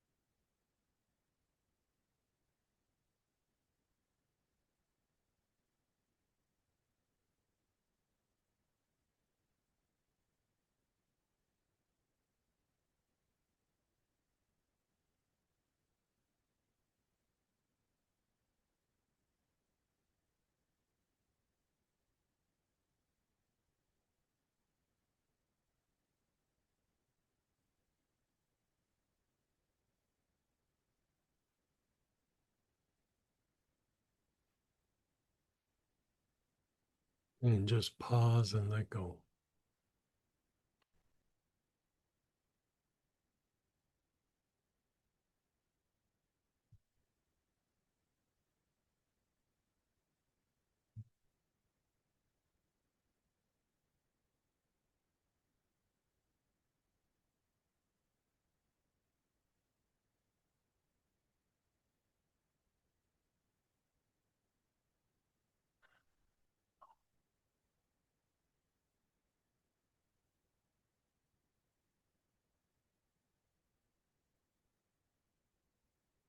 Okay, now we're going to do a pattern. So the same oil, your awareness is on your forehead where the hairline is. Nice, long, slow, deep breaths.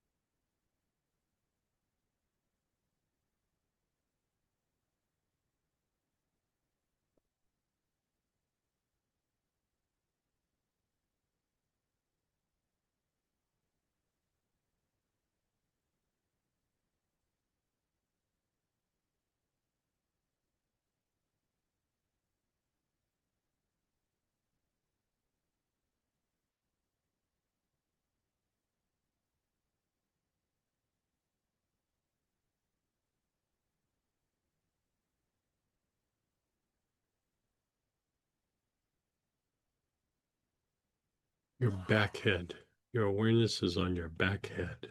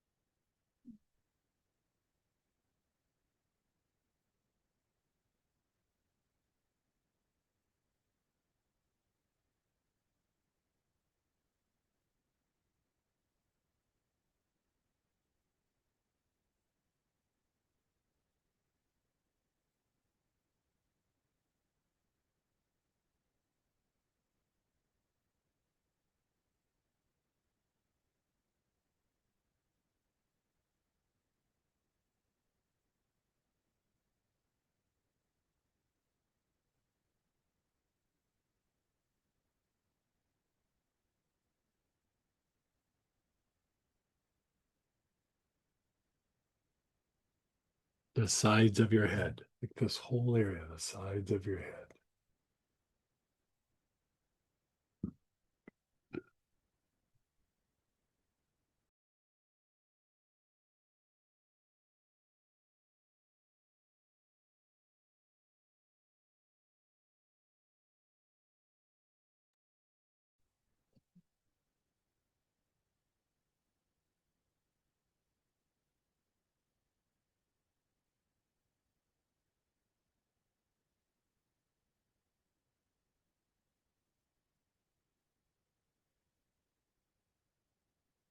Your awareness is on your brain. Nice, long, slow, deep breaths with your awareness on your brain.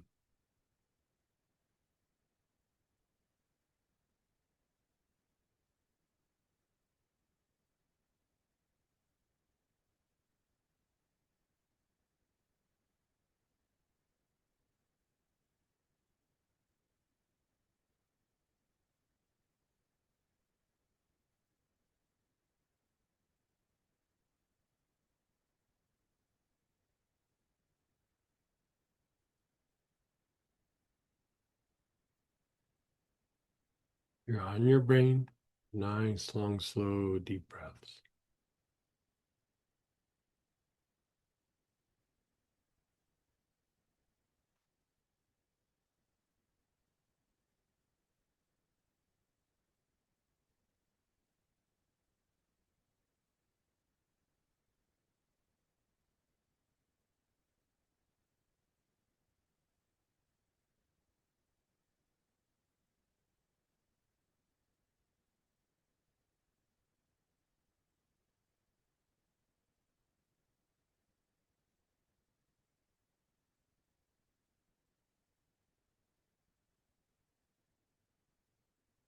Now you're going to your high heart, which is that little notch between your collarbones.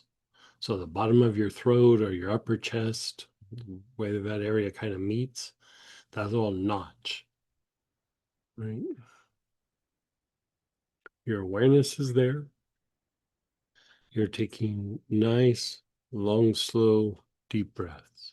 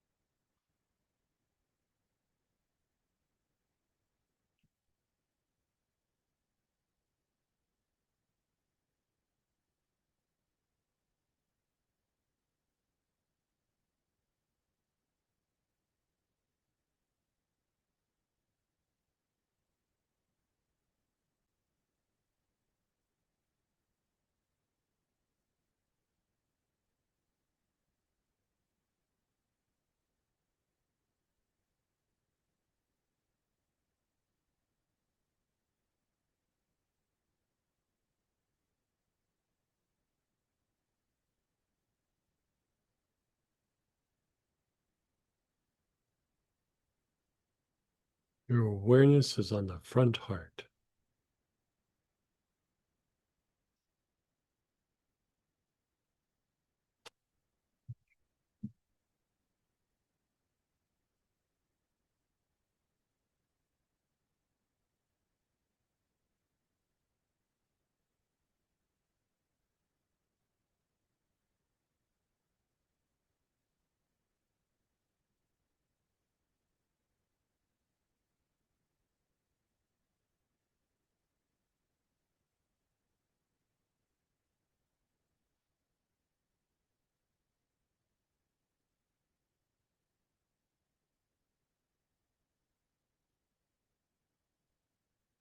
Back heart, that area between your shoulder blades.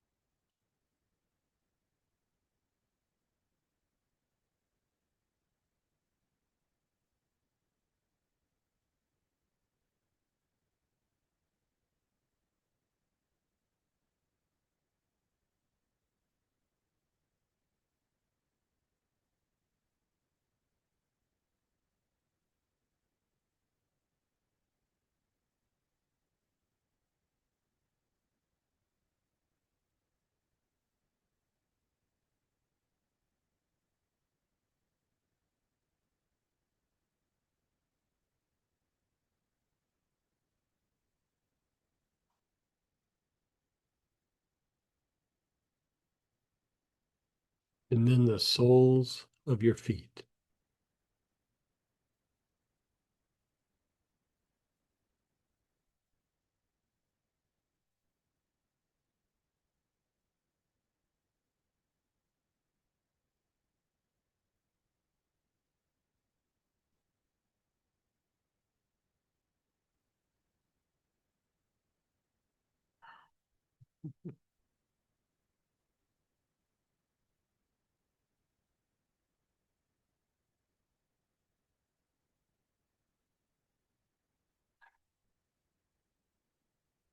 Yeah.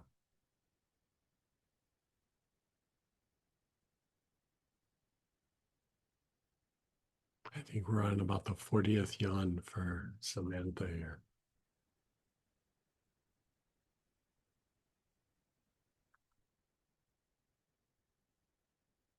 And then just pause and let go.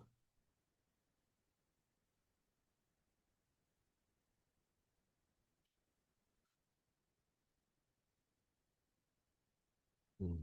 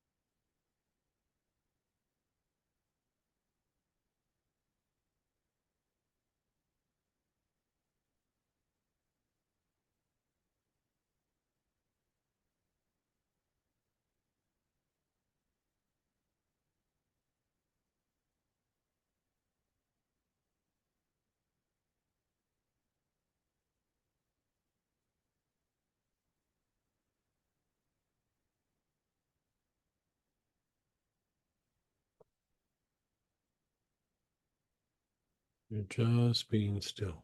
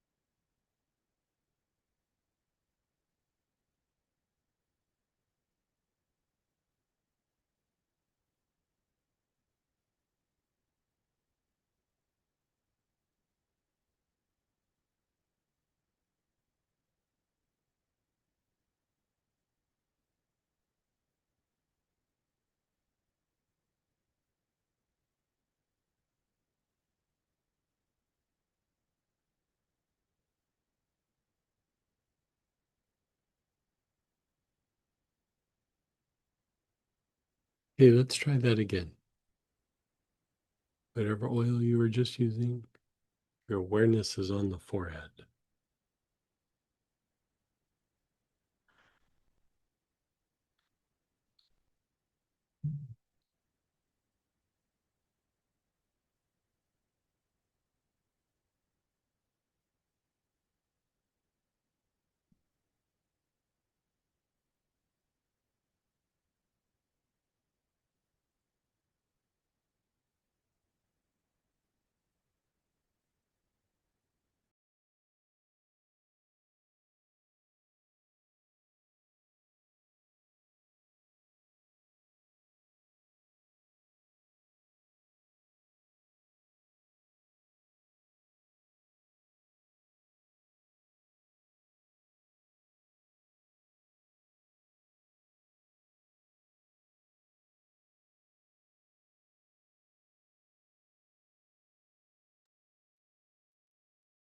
The back head.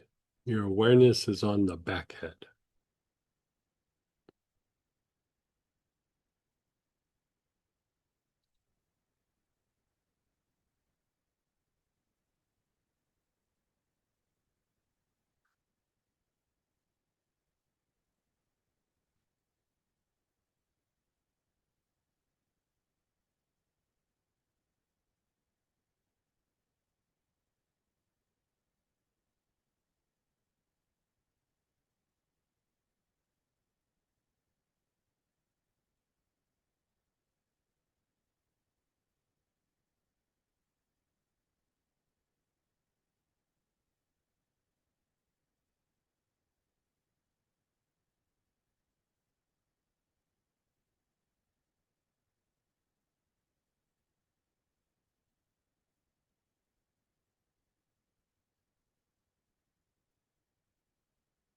The sides of your head.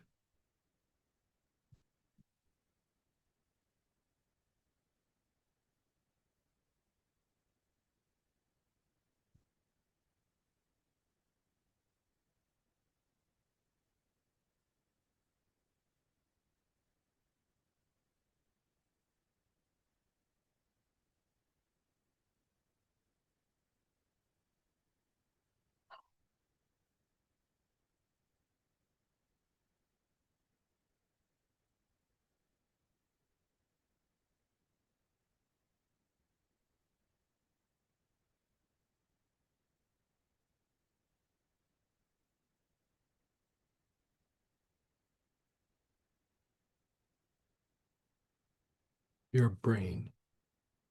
Your awareness is on your brain.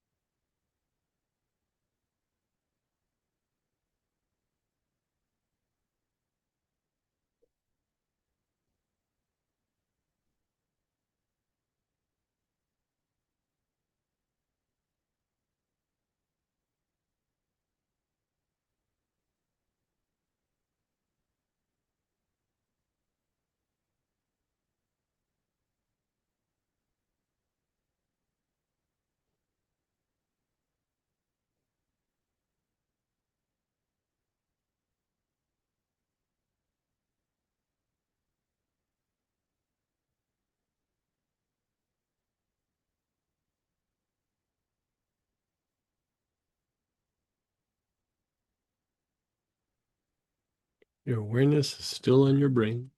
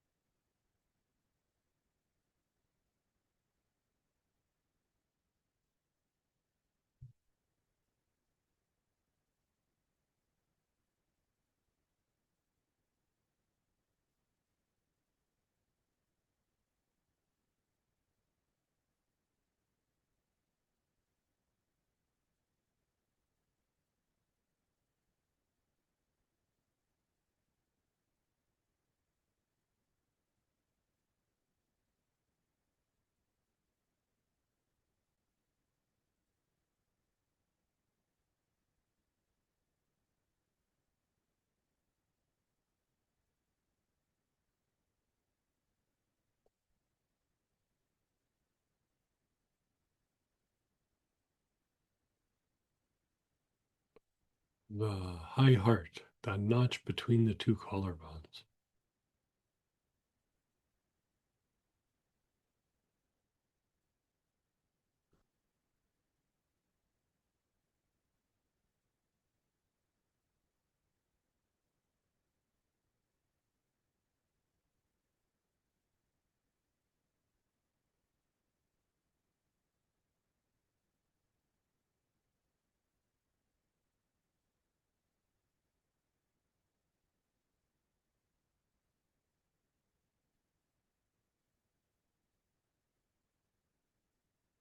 Taking nice, long, slow, deep breaths.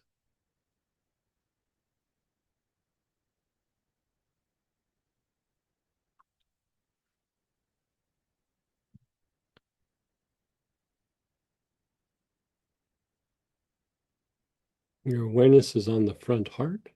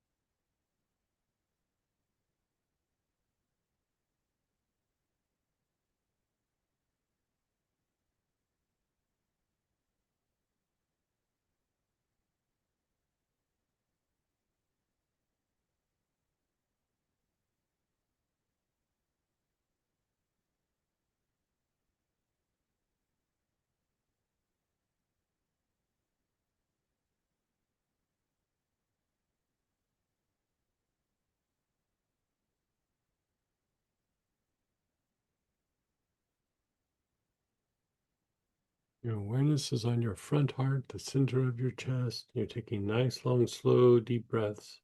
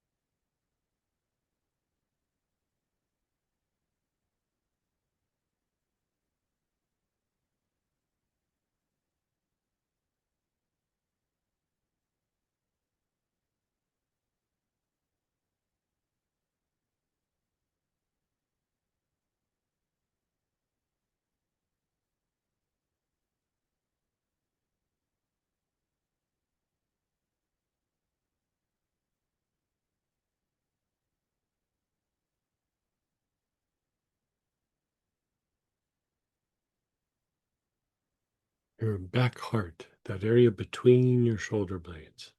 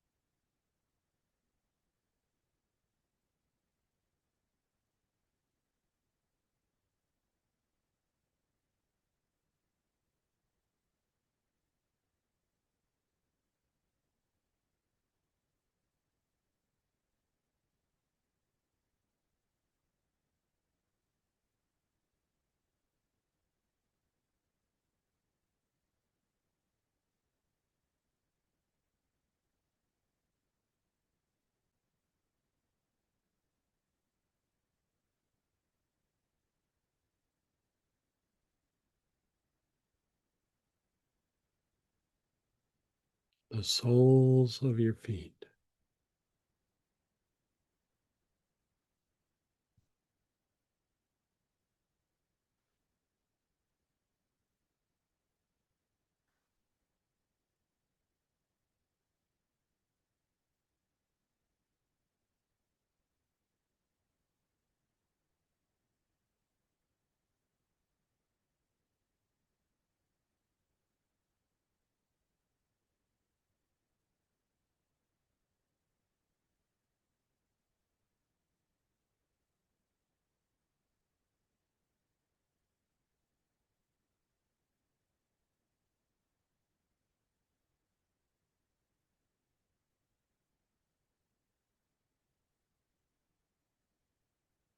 And then pause.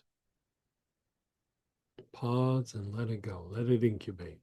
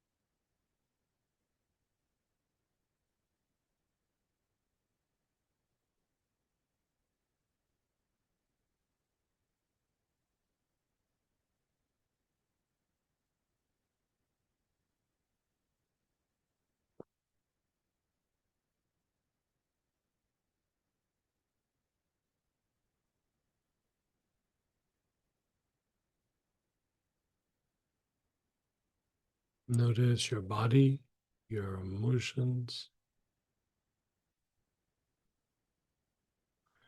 your compromised areas, and your thoughts.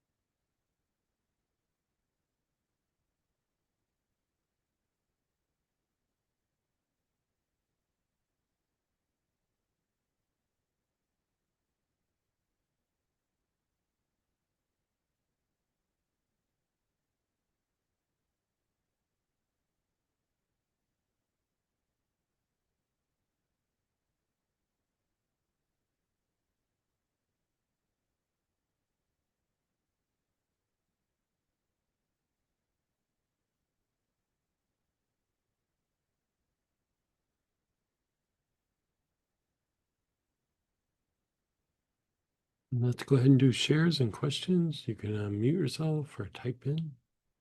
How did you do?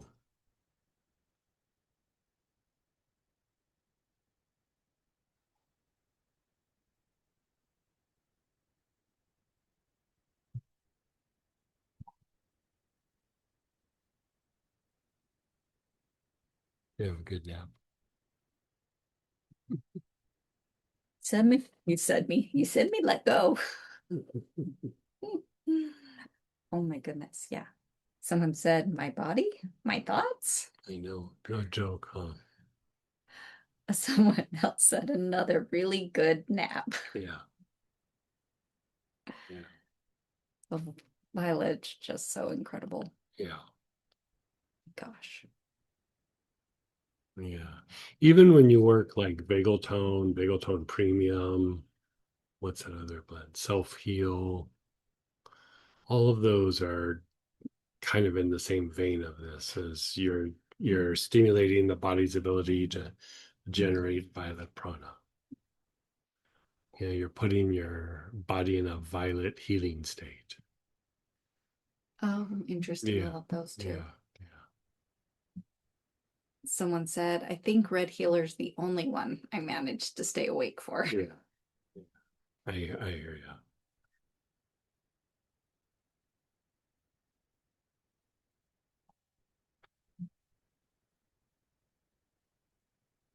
I didn't expect there to be a lot of chatter with this one. Well, it even makes those thoughts go away. So Yeah, it's it's just almost like everything you how said. do I form a word now? You know, I used to, you know, I've told stories about how like there was a spiritual teacher that I'd be around, and I would make him cups of tea, and then he would drink some of it, but he wouldn't always drink all of it. And so I would pour it into like a big water bottle. And just all the parts of the tea that he wouldn't drink, I would just keep pouring it into this big water bottle. And then, you know, I was around him for 3 or 4 days, and then he would leave, and I would take that water bottle of the old tea and I would put it in my salt bath. Like, you know, not the whole thing, but like, you know, maybe 20 or 30% of it. And like the level of violet that, like, I would just close my eyes and it's just like I was just in this violet realm. Like it was just this deep, deep, like a kind of violet that, like, I don't have anything to even go, you know, it looks kind of like that. It's just this deep, deep, deep violet, just gorgeous violet. And, you know, so that was, you know, in his field. And so, uh, before I would see him, you know, he'd come to town and I'd go, I'm going to ask him this and I'm going to ask him that. And I'd ask him this. And then I'd get up to him and I would just go blank. Like, oh, what was I going to say? And then you just like, just let it go. And I got to where I just stopped even thinking I'm going to say something. I just knew that I wasn't going to be able to hold on to it. And it's just like, you know, you're bathing in that violet energy. And it's like, you know, I have no thoughts. Yeah. And Teresa, your hand was up. Hey, Yeah, it was, and then it went down and then went up again. I think it was around you answered the question with giving the story about the thoughts. I was mm, um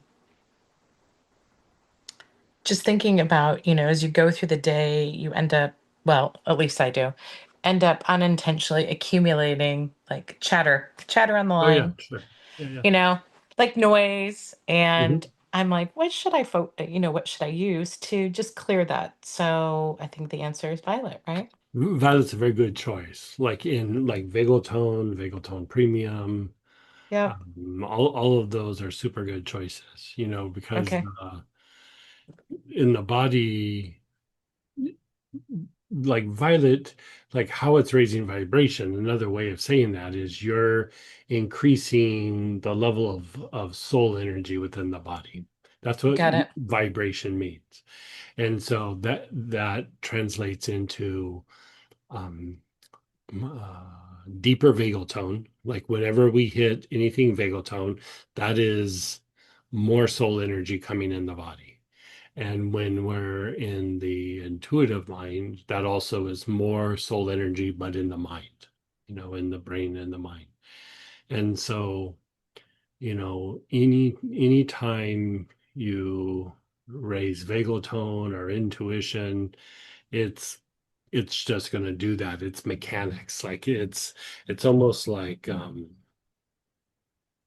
because those accumulations, like sometimes they're just like unprocessed things or things that might have agitated our nervous system, but on a very small scale.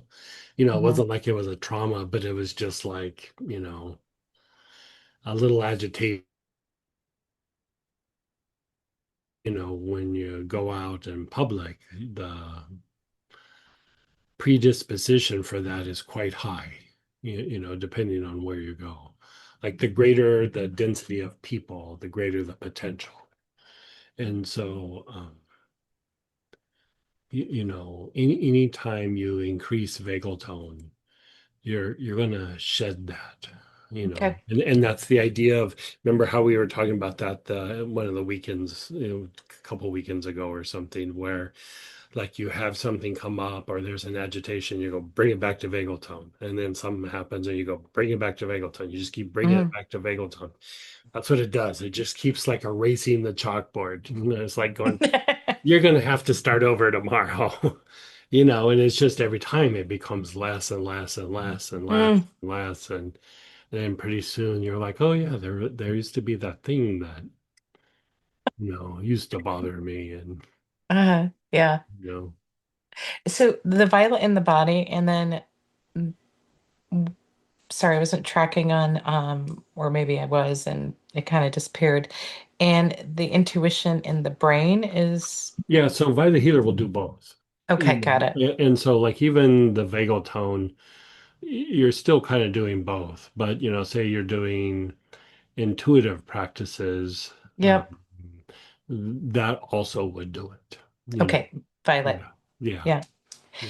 Um, yeah, I had that happen to me once. I met a yeah, a very spiritual person, and I had all these things I wanted to say and ask, and I walked into their field, and I'm like, oh God, this feels like love. Oh, hi. Yeah, and It it's just was like gone. gone. It's just like, It's gone. you know, Um, would you remind me the difference between the healers and the sacred pinks or the sacred yeah, violets? so the violet or the different colored healers help generate prana within the body, like Mhm. refining the Okay. the life force within the body. Okay. Sacred healers are more about energy with consciousness, like you're attracting um, that kind of energy. It would also be a little bit more of the intuitive component. Okay. So you could almost say it's more of like psychological healing, but there's a deeper level of um, like reorganizing in the nervous system in the body with the sacred colors, and they all have their own Yep. qualities to them, and we're going to visit those at some point, the way we're doing the colored healers. Okay. I'm in the process of writing up this like little booklet for you guys, just to be able to go colored healers, the sacred colors, and then how Okay. you want to do that. And so you can kind of mix and match them when you're doing work with like angels or work programming and things like that. Okay. Yeah, so the sacred oils are also kind of more analogous to the angels. So you're really tuning into the consciousness. Yeah, they're different but the same. Yeah, it's Yes. not as specific, like you're using the name to draw in a very specific kind of energy, where the sacred colors are like a reference to, like, there's these colors up in the ethers that you kind of can tap into that are not really of earth, that you can bring in. And so the colored healers, I just try to the best of my ability to line up with those colors. Yeah. The sacred ones, right? Mhm. Mhm. Okay. Okay, cool. Thank you so very much. You're so welcome.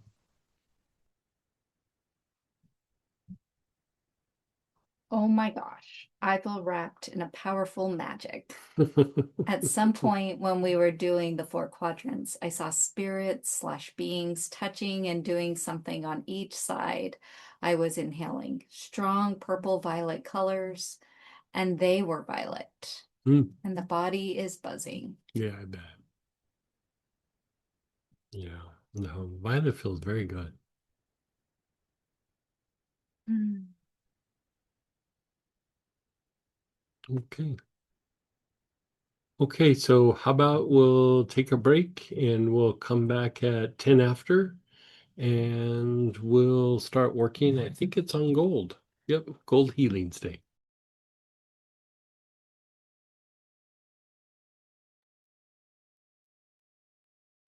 Hey, everybody. So we are doing the gold healing state.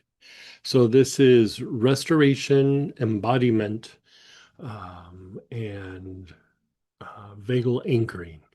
So this is also very restoring to the body. Like restoration is a big part of this. You know, after we go through our stress cycle and then it gets completed, we still have to go through a process where the body restores itself and goes back to like the proper function. And so that's the gold healing state. And gold energy is soul energy or light, divine energy coming in and beginning to physicalize in the body, which means it's beginning to mix with the elements. Just like we have repetitive thoughts and strong emotions that mix with the elements that leave us in a stress state or in a, like the body still feels that there's trauma. This is the opposite. It's soul energy or divine energy coming in, mixing with the elements. So we have this sense of well-being and this sense of peace and stillness. And this is also what you would call vagal anchoring. Vagal anchoring is that so much light is coming in that it's anchoring in the body, and the anchoring is the mixing with the elements. So it really begins to change the body. It accelerates the healing processes. It is very activating to the upper emotional centers, so mostly the heart and back heart, and it's very stimulating for the upper mental faculties. So with that, oils to choose from are the blend Gold Healer, and then sandalwood, aloes, acacia, white spruce, sitka, white lotus, pink lotus, tuberose, and lemon verbena. So choose one of those.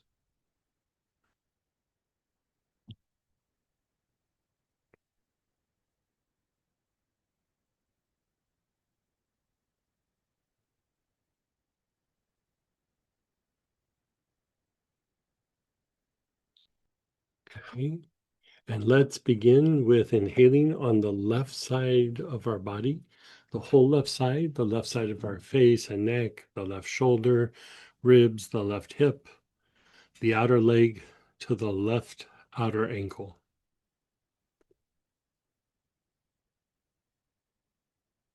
You're taking nice, long, slow, deep breaths.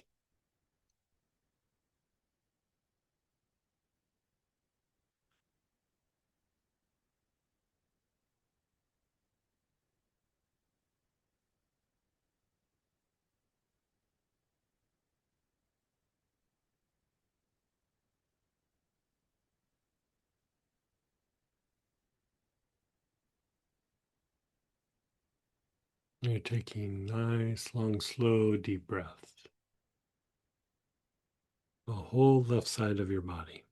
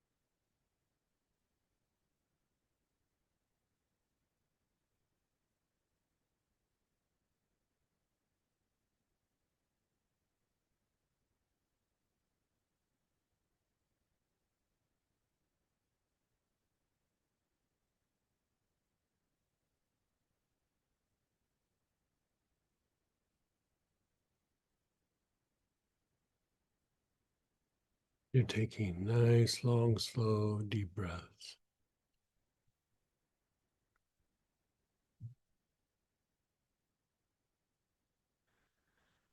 Now, your awareness is on the front side, your face and throat, your chest, abdomen, front of the pelvis, down the fronts of the legs to the tops of your feet.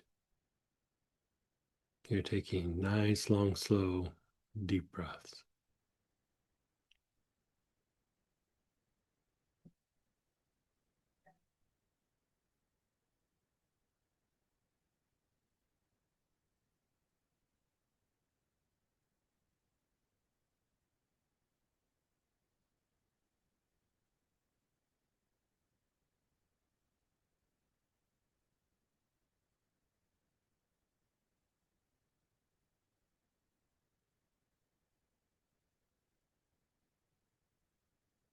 Nice, long, slow, deep breaths.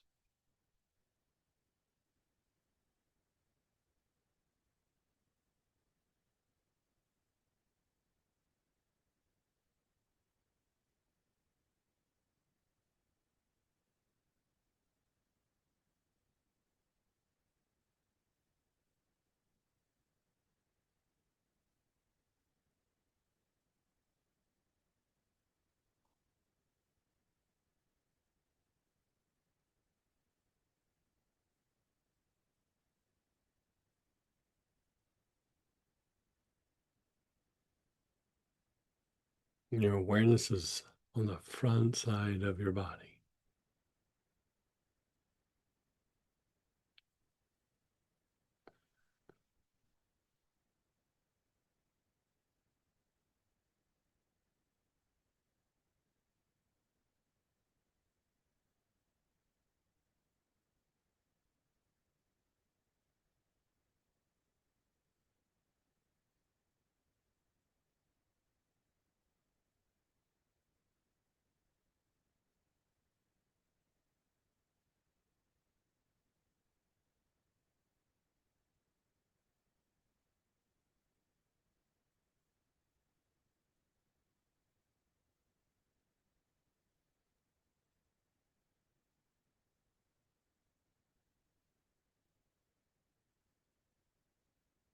The right side of your body. Your awareness is on the right side of your face and neck, your right shoulder and ribs, your right hip, down the outer leg to the right outer ankle.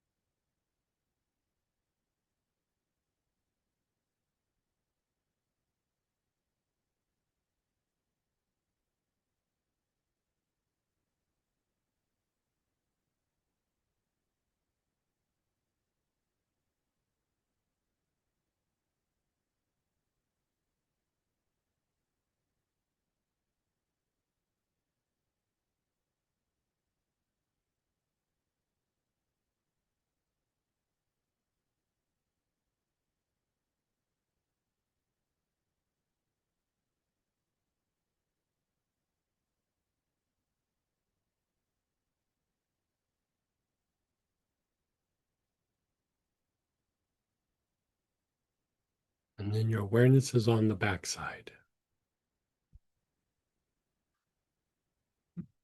of the body, back of the head and neck, the whole back, the hips, down the backs of your legs to your heels.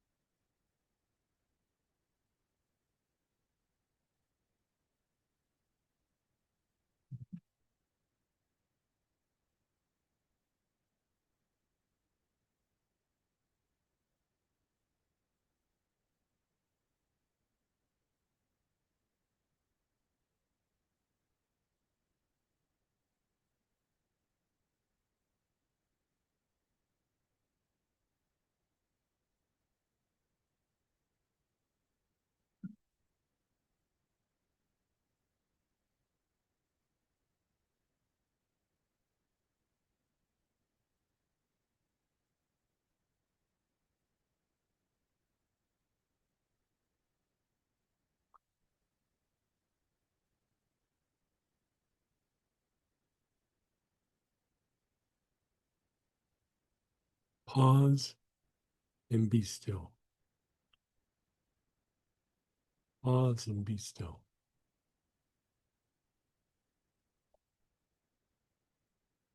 You're just letting go.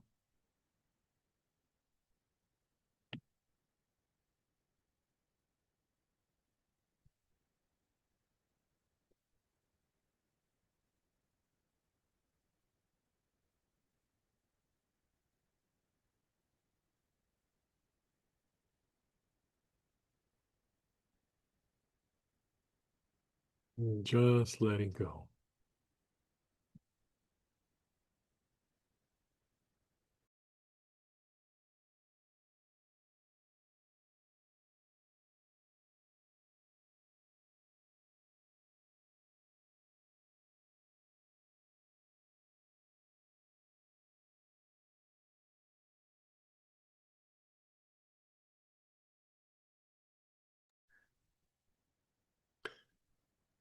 Your eyes are closed, you're being still.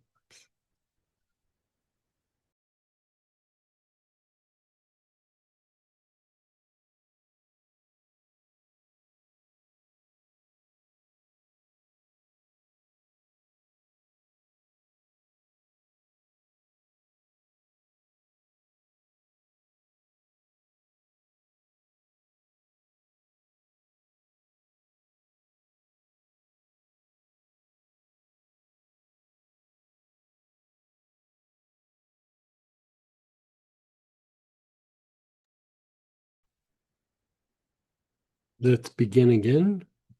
Your awareness is on the left side of the body, the whole left side of the face and neck, the left shoulder and ribs, the left hip, down the outer leg to the left outer ankle.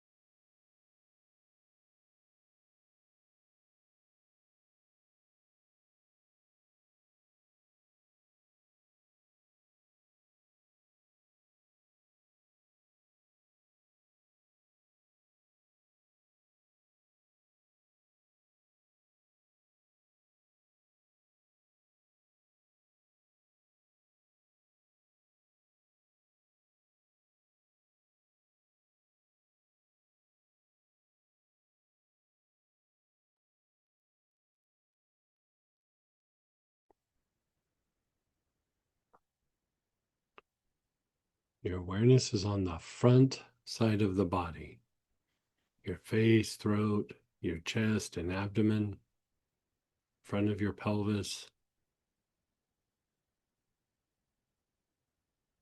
down the fronts of your legs to the tops of your feet.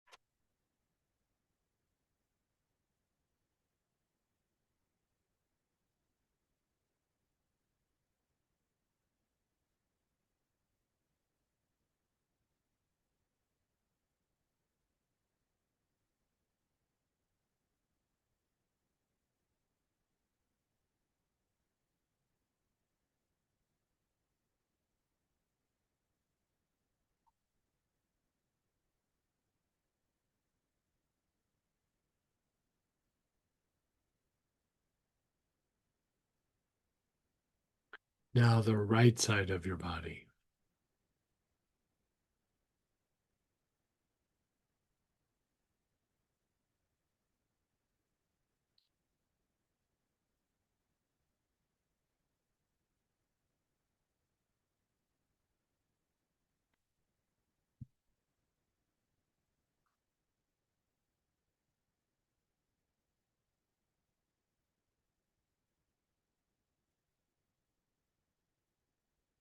Right side of your face and neck, your right shoulder and ribs, your right hip, down the outer leg to the right outer ankle.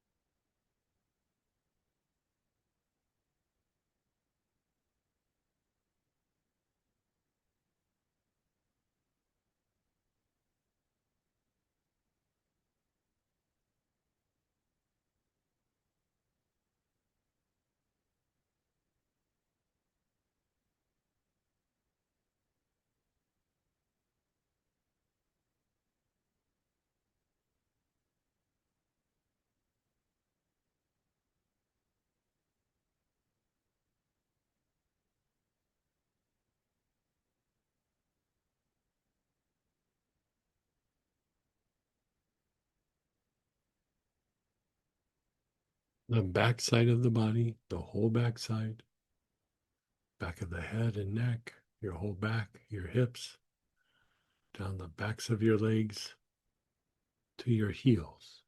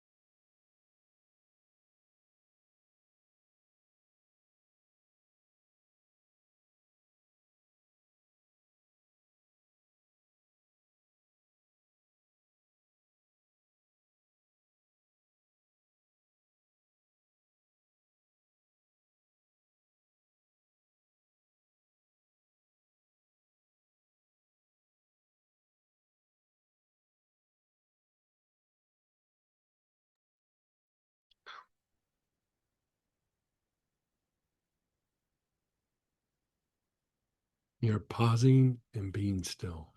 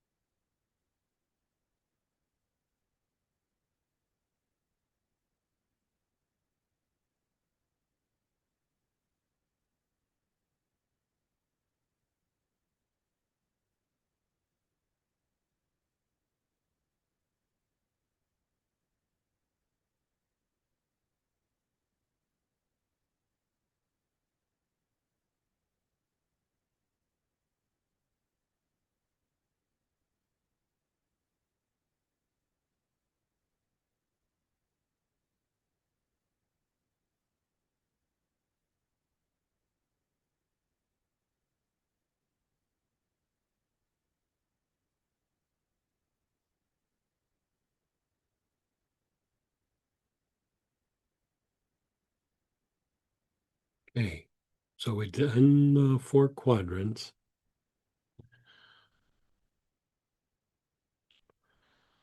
We've done the 4 quadrants. Now we're going to do a pattern to physicalize that spiritual energy, right? So you're using the same oil. Your awareness is on the brain. You're taking nice, long, slow, deep breaths with your awareness on the brain.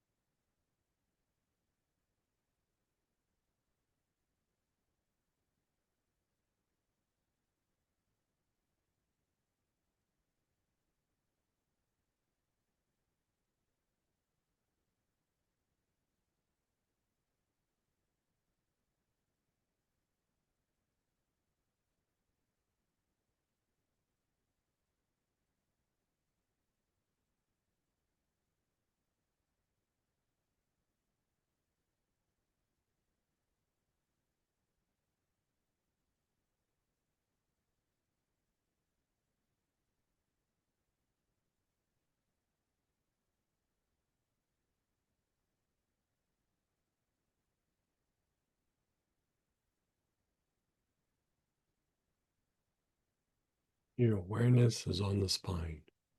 Nice, long, slow, deep breaths with your awareness on the spine.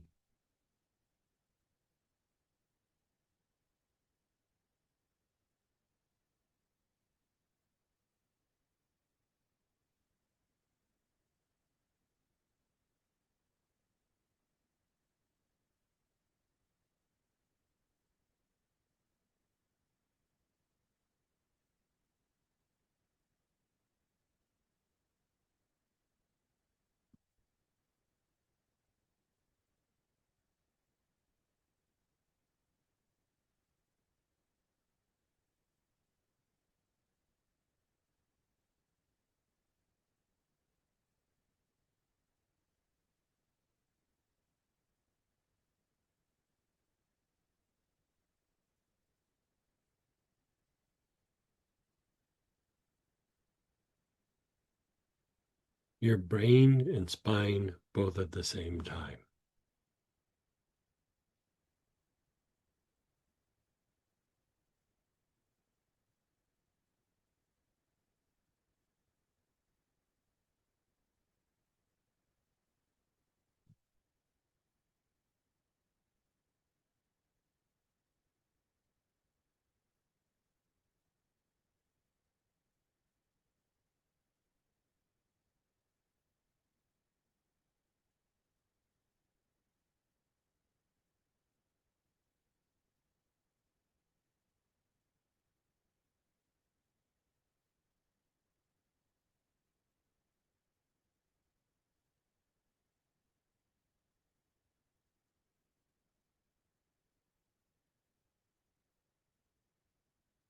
And then your brain and soles of your feet, both at the same time.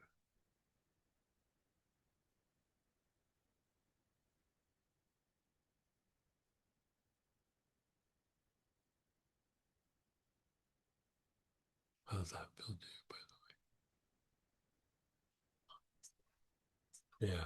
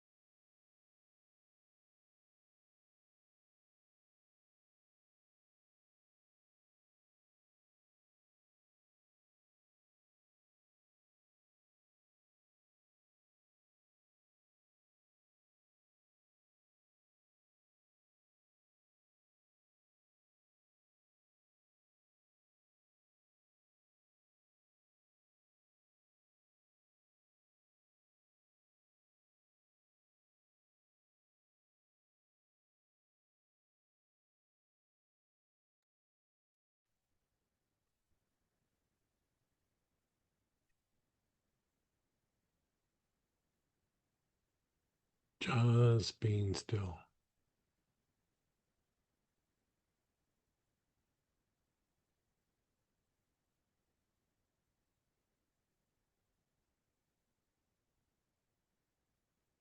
So if you think about the idea of gold, I keep saying this, but I'm going to keep saying it for a little while, is it's basically taking it's taking light and mixing it with the elements, right?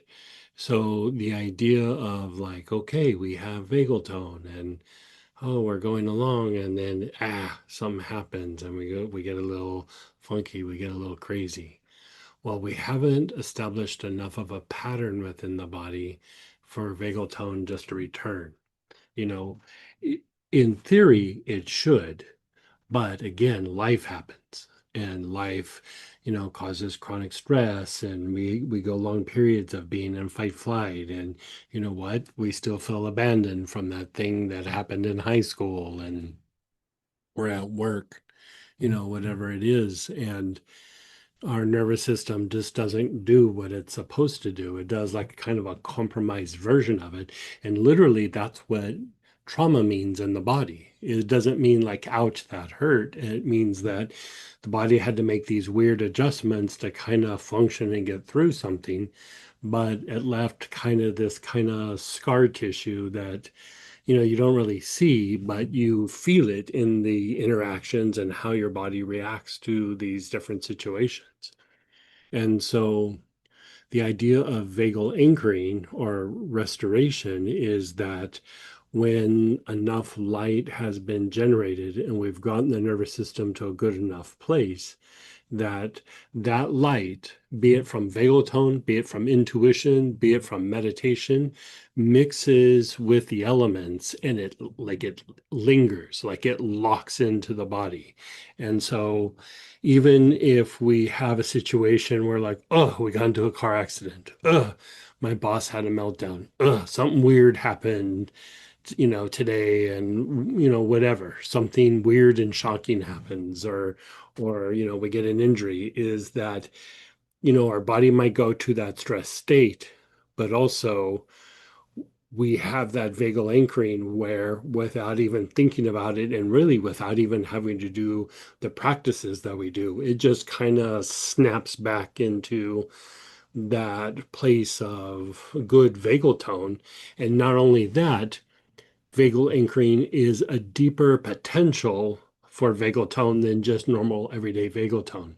Like, we might be in good vagal tone, but if something weird happens, it's like, still going to take me 2 weeks to recover because I don't have a lot of depth in that vagal tone that I have. But when we have solid vagal anchoring, it's like, yeah, I do the normal everyday vagal tone. I do the things I'm supposed to, but I got an injury, or I got sick, or had a really, really bad day emotionally. And all of a sudden your body will go into this really deep, deep, deep vagal tone and go, this is going to be resolved in a day or 2 days or 3 days. So it could be a virus, it could be an injury, it could be something really weird happened at work, and something traumatic happened, and your ability to heal, to recover, to snap out of it, um, is dependent on restoration and vagal anchoring. Right. And so this idea of embodiment is you're literally embodying the light. You're not just experiencing light coming and going. It's like light has come, it stayed, it has descended, and it's anchored in the body. Right. Soul energy has anchored in the body. Where when we always have soul energy, because we're alive, right? If we had no soul energy, um, even a dark, dark soul has some soul energy that it fluctuates. Most people, the soul energy fluctuates. When we're doing good and we're conductive and we're being very positive, the soul energy increases. But if we start being, you know, naughty and doing things we shouldn't be doing, or whatever it is, or we're stressed and we're being real angry and whatever, is the soul withdraws, not completely, but somewhat, because part of it is the soul is trying to protect itself. If there's more soul energy, it will amplify whatever those effects are, because there's not enough vagal tone or vagal anchoring in the body. So it's just acts as like fertilizer, and it's too unstable. So the soul will go, I'm going to withdraw. Right. So it's the way that the soul tries to diminish the pattern, is to not feed the pattern. Right. So vagal anchoring starts to be able to, like, break these patterns, because it's light mixing with elements, right? So when we go through and we do the gold on the four quadrants, we're obviously, trying to help facilitate the building of the golden body or the golden aura, right? We're trying to dramatically change the aura so that light is actually anchoring in the aura. But then when we want to anchor it in the body, this pattern that we're doing is also out of auric programming, auric and somatic programming, which means the somatic part of it is it concretizes energy, right? It concretizes energy, concretizes light, and kind of establishes a pattern because it's light mixing with elements. So using gold in this pattern is you're literally going, okay, light, meat elements, you guys are going to get along. whether you like it or not, you will get along, right? You're just manually mixing those energies so that you keep building this idea of deeper restoration and deeper levels of vagal anchoring. So we're going to do another cycle and then we'll talk about it. I think at the beginning of the day, I said, if in doubt, you don't know what to do, you can always do green. You could always do green. Really, you could do any of them, but you could always do green. But the other one is you could always do gold. Gold is, especially for chronic health issues, like when I'm treating people with like some form of cancer or some like really heavy duty health issue. The first thing I do is I fill them up with a little bit of green and then I energize pretty much every energy center in their body with gold. Then I start doing what I'm going to do. There are exceptions sometimes, but like yesterday, I talked about like there's this one person that no matter what I did, nothing would happen. So I just kept filling them with green because vagal function, like vagal tone, was really non-existent in their body. So we had to improve the vagal function. So there's times where you just go, got to improve vagal function before I do anything. But if there's some vagal function, then you can follow it with gold. You could do a green gold combo. Okay, so your awareness is on the brain. You're taking nice, long, slow, deep breaths.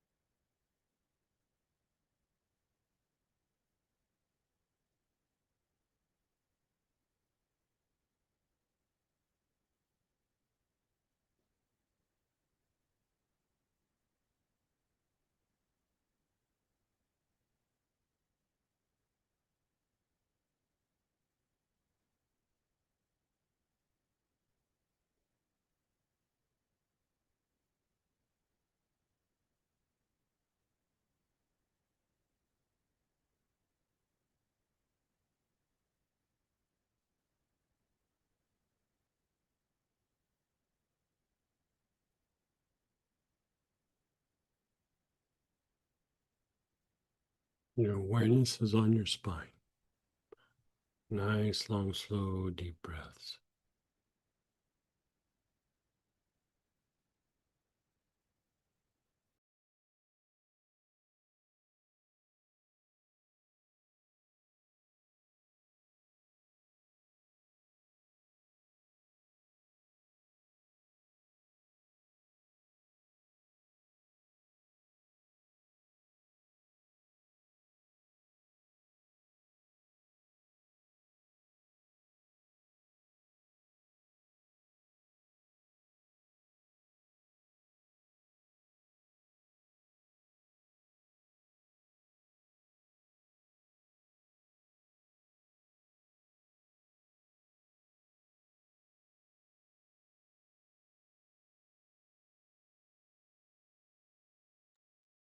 The brain and spine together.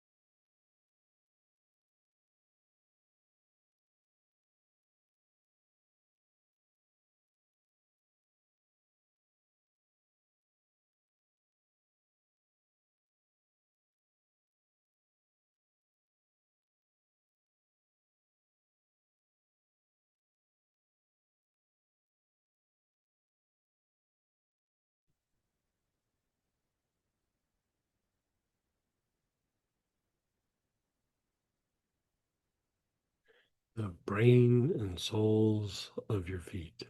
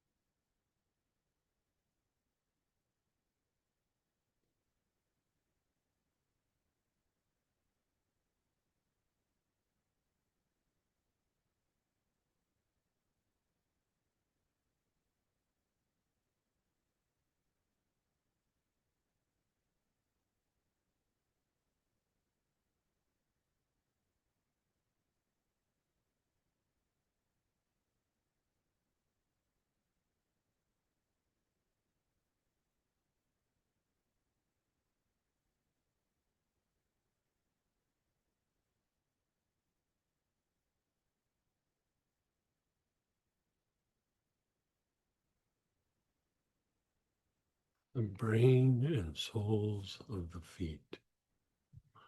Let's go ahead and let go.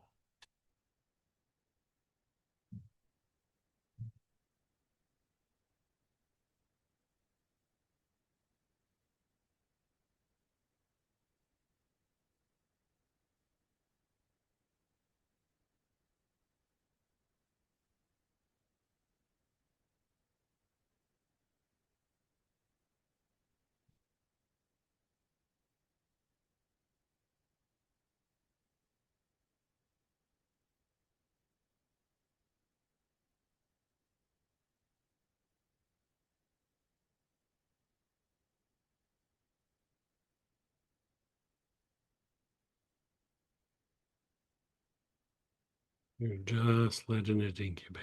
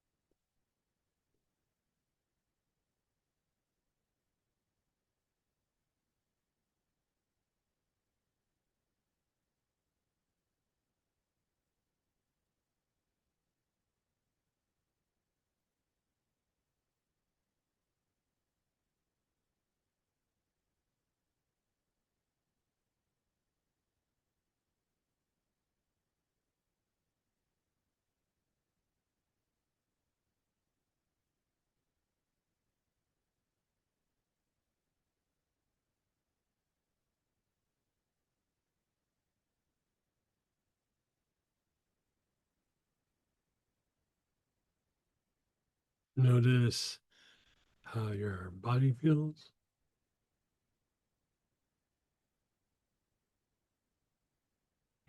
Your emotions, your thoughts.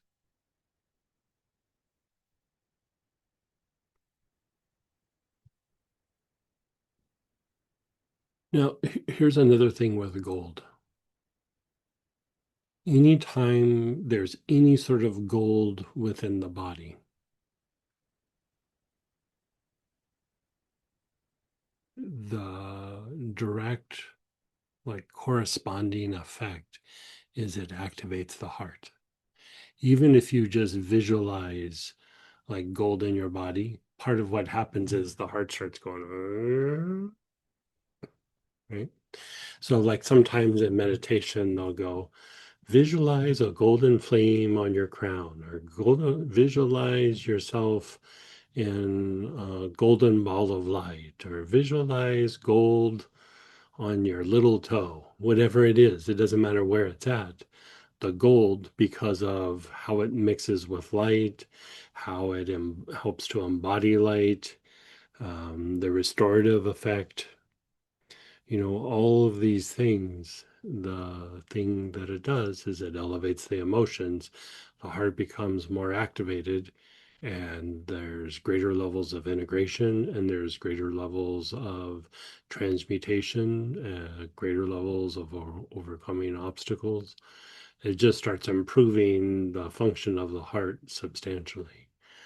So you are like having a greater level of coherence, like within the body systems, within the emotions, within the mind, how they're all connected. There's just starting to be coherence across the board. And so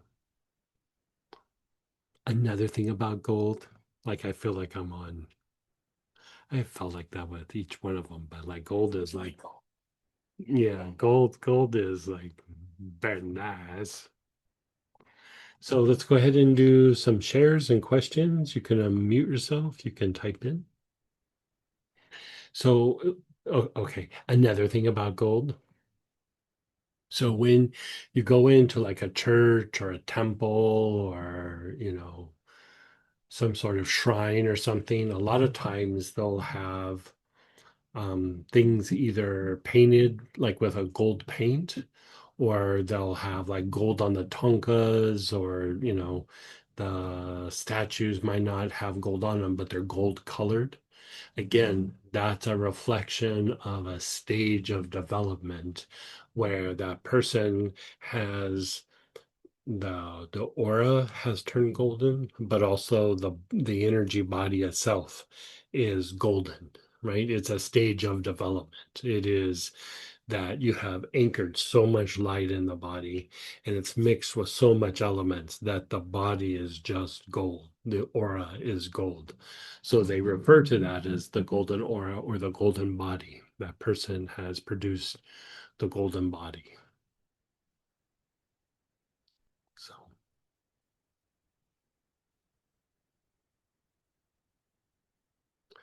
But tell us another thing I about was just gonna say, you better unmute and start asking questions, because I'm gonna be going. And another thing about gold. Go ahead, Barbara. Hey, Barbara. Not to stop you from sharing at all. Um, talk about my experience and then ask a question. Sure. In the pattern, when we first time through focused on the spine, it felt like my basic chakra wanted to suck everything up, like me, me, me. Yeah, that could be. You I've are been like struggling with sciatica for a couple weeks, so I don't know it. if that. It definitely areas where there could be healing, but also the gold. If light's mixing with the elements, a lot of that activity is going to be in the basic chakra. It's Ah, the other places too. It's going to be in the navel. It's going to be in the arms and legs. It's going to hit everywhere. But okay. when it starts to go deeper, the basic chakra is definitely the thing that's getting transformed. Because really, if we're talking about the golden body, yes, it's all the chakras, but really, it's the basic chakra. Like, you know what I mean? It's like the basic chakra is from the other side of the tracks. Like, it's the one that is tied to the lower nature more than anything else. And And so, also the form. So if we're materializing yes, the energy, it exactly. would be there Yeah. too. Yes, exactly. Okay. So Yeah. I wondered about body listening with the gold. Yes, super good idea. Okay. Super, super, super good idea. And the last thing to share, when we, in the first round of the pattern, when we got to the brain and the souls, it felt like Tinkerbell was sprinkling gold dust throughout my body. Yeah, very nice. I mean, literally how gold starts to form is it forms like dust, and then there'll be like little flakes, and then there'll be like these like they look like little plates or little like chunks of gold will start popping up, and they'll kind of fluctuate, and then it will start lingering, and then it'll start to, over weeks or months or even a couple of years, it will keep anchoring, and all of a sudden the pieces will keep getting bigger and bigger and bigger and bigger. So Nice. also, like when the gold anchors in the body more, you're able to experience greater levels of light and have greater levels of expansion. And as you're doing it, the body stays very stabilized. Like, it's very, like, you can have these deep experiences, and the body is just like, yeah, I could do this. Yeah, I can handle it. Where before you have, I can remember having very deep experiences, and the body couldn't handle it.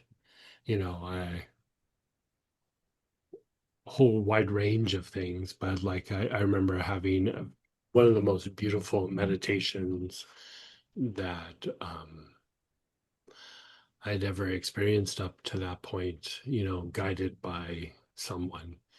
And that was followed by 2 days of pretty severe vomiting and diarrhea because the body had gotten into such an unstable place because I didn't have enough vagal tone. I I was just just going to ask if we could do gold every day. you could do gold all the time. Gold is, especially if, any sort of health issue, like on one level, we're talking about like health issues or emotions or mental things, gold is good for that. But for people doing spiritual practices, it's a must. Like if you're going to hold on to the things that you're doing and be able to take another step, even when the golden body has been built, you're still deepening the level of gold so that the next step can happen. It's like each of the steps, you need like certain building material. And so the gold becomes the building material for the next stage of refinement or development. Thank you. And I appreciate your description of the process of gold in the body because I Yeah. don't see it yet. Yeah. It was a vibratory sense of it, but thank you. The thing that I will say about gold as well, apparently, another thing about gold is that when you start to have experiences, going back to like say a meditation or some sort of little ceremony or prayer work, when the body has more gold or that process itself generates gold, how like you do a meditation, you're like, oh, that feels good. I'm having a good day. Like, I'm having a good day, and you even wake up maybe the next day and you're like, I'm still feeling good. Like with gold, it's like, I'm having a good week. I'm having a good few weeks. I'm having a good month. Like it's like it hits the body, those higher states, and it kind of stays. Like it doesn't just like fluctuate and dissipate. It like really kind of anchors on to the body. And so in the Christian tradition, they have this saying where the Holy Spirit has descended and stayed, like it's staying. I mean, that's just another way of saying vagal anchoring or restoration. Different traditions have some version of that where the light has descended and it's staying, but it's because it's mixed with enough of the elements and it just like locks on and it becomes this physicalized um, energy with consciousness that then begins to just change the physiology, the emotions, the mind, you know. Like if you were to clairvoyantly look at any like saint from any tradition, they you can tell because they have a lot of gold in their body. And the gold, because of its level or degree of restoration, it will slow down the degeneration of the body. And so sometimes you hear these stories of like saints or a yogi or a swami or a lama or something where their body, they died, they left the body, but the body isn't decaying after a week, after 2 weeks, after a month, after 2 months, after a year, after 10 years, after a couple hundred years. It's because so much gold has been generated and anchored in the body that the body doesn't go through the degenerative processes. And so, regardless of the tradition, they have different versions of that. Like in the Catholic Church, for somebody to be considered a saint, they watch the body for, I can't remember how many days it is, but if there's no degeneration of the body, that's a sign that they're potentially a saint. And then, you hear stories of like swamis and things or yogis where they've passed and their hair and nails are still growing, and when you get around the body, even though it's been 2 weeks, it smells like flowers or it smells like there's a really sweet scent. And you know different versions of this in different traditions, but they all kind of point to the same thing, is the development of the golden body, or what we're simply just calling vagal anchoring, is the mechanics. And if it can slow down the degeneration of a body where the soul has left, think of what it could do for a body if the soul is still in the body, you know. Yeah.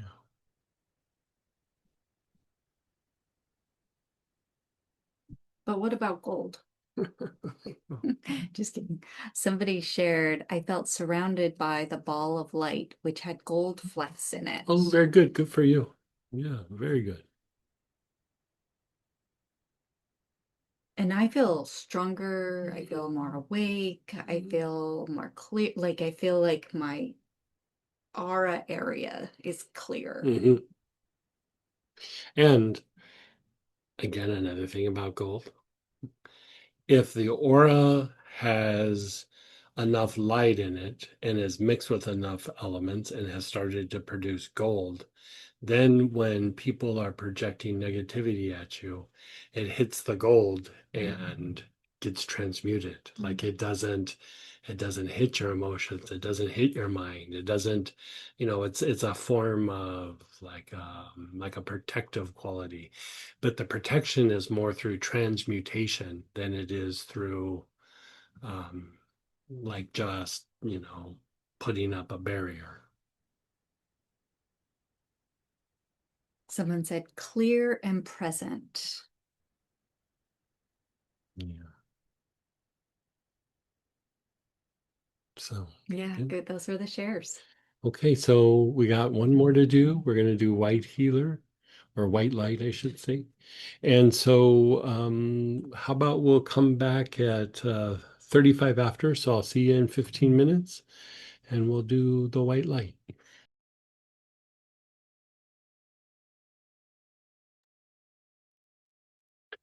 Hey everybody, let's come on back. We're on the last segment, and this is white light healing state. So this can stand on its own, but it also can help to amplify any of the other states. Like if you wanted to go I'd like to do green healer, but whew, how can I make it stronger? You could mix it with white. And then the same for like pink. How do I make it stronger? Mix it with white. Red healer. How do I make it stronger? Mix it with white. Gold. How do I make it stronger? Mix it with white. Right. So it has regenerative properties.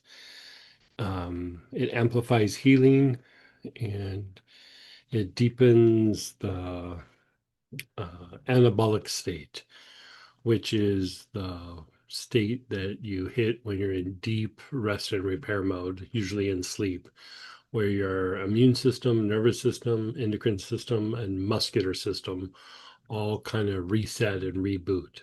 You know, if you're not hitting an anabolic state while you sleep, your body is literally in a degenerative state. You are either degenerating or regenerating every night when you sleep. And if you're not getting good sleep, then you are degenerating, right? Now, there's blends that work here from the ORIC programming, both Mana and Keteret work, and then we have the blend white light. We've had to change the blend white light. The original blend had a lot of African bluegrass in it, and African bluegrass is nowhere to be found for the last like 2 years or so. It might come back around again, it might not, but I went through and I did a redo of the white light, and it's equally as potent, if not even maybe a little bit stronger now. And so, but it is a completely different formula. So we're looking at white light, Mana, or Keteret. The blends that came in the kit for purchase, you got the new version of white light. Okay. And then for balsam absolute, for balsam, frankincense, myrrh, opopanax, clary sage, aloes, cistus, galbanum, benzoin, juniper, poplar, petitgrin, helichrysum, mandarin, cypress, dark blue tansy, spikenard, and mastic.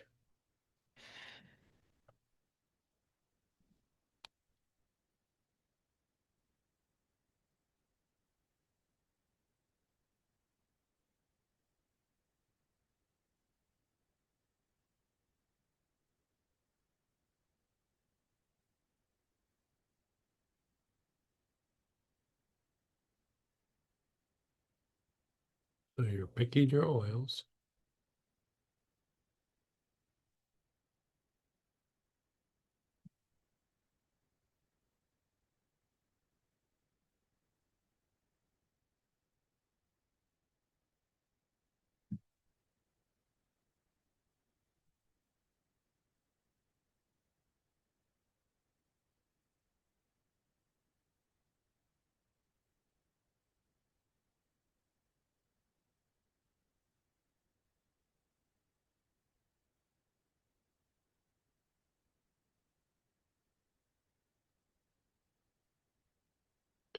Okay, you're inhaling. Your awareness is on the left side of the body. Whole left side of the face and neck, your left shoulder and ribs, left hip, down the outer leg to the left outer ankle.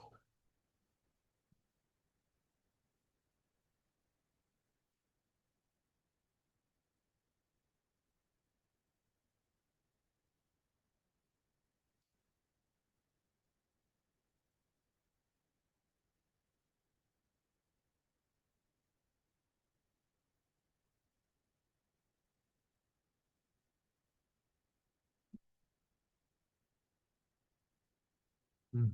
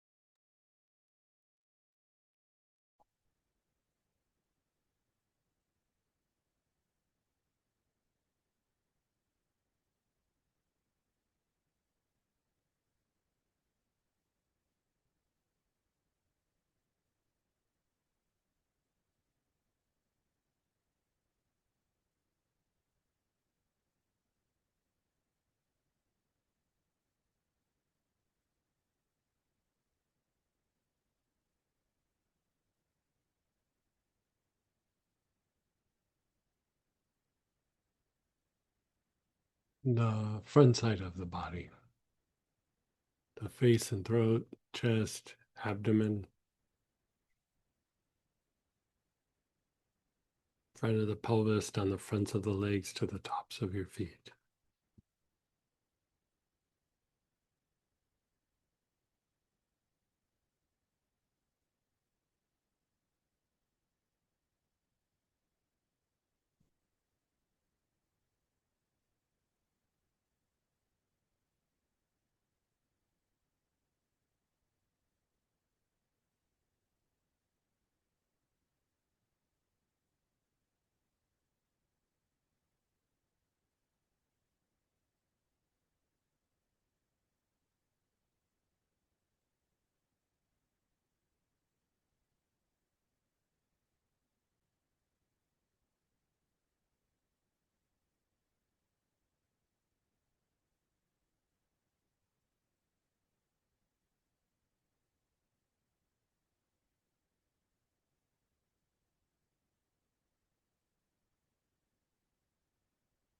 You're moving your awareness to the right side of the body, the whole right side of your face and neck, your right shoulder and ribs, your right hip, down the outer leg to the right outer ankle.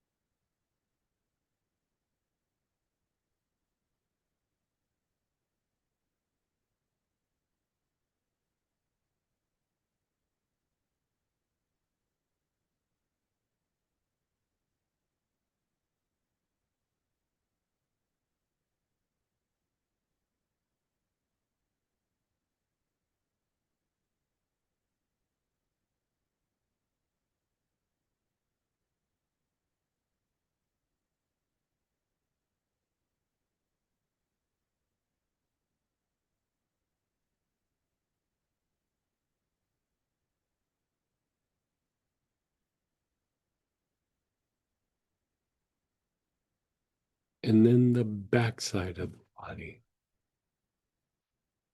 the whole back side, back of the head and neck, your back, your hips, down the backs of your legs to your heels.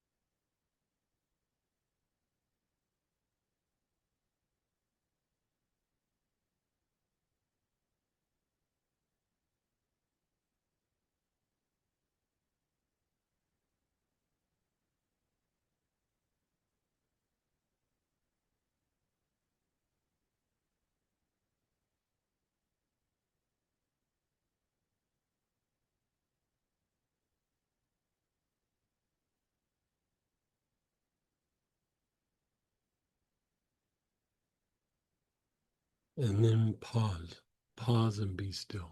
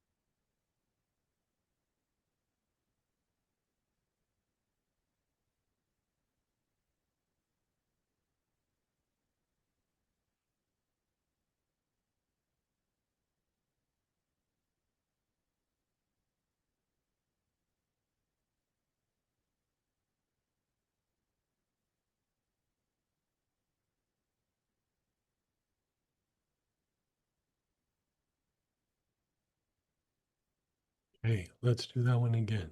Your awareness, left side of the body, left side of your face and neck, your left shoulder, left ribs and hip, down the outer leg to the left outer ankle.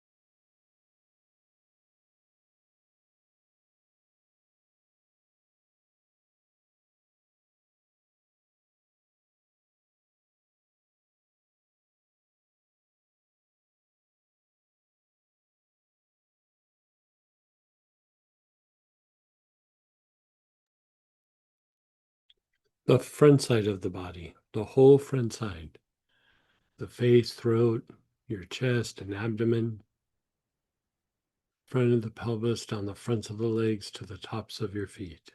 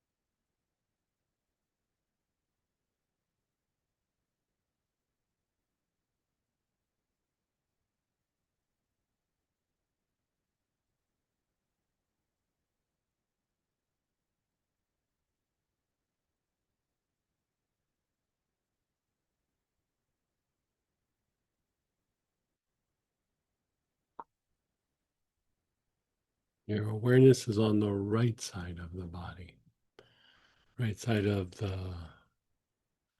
face and neck, the right shoulder, the right hip, the ribs, down the leg to the right outer ankle.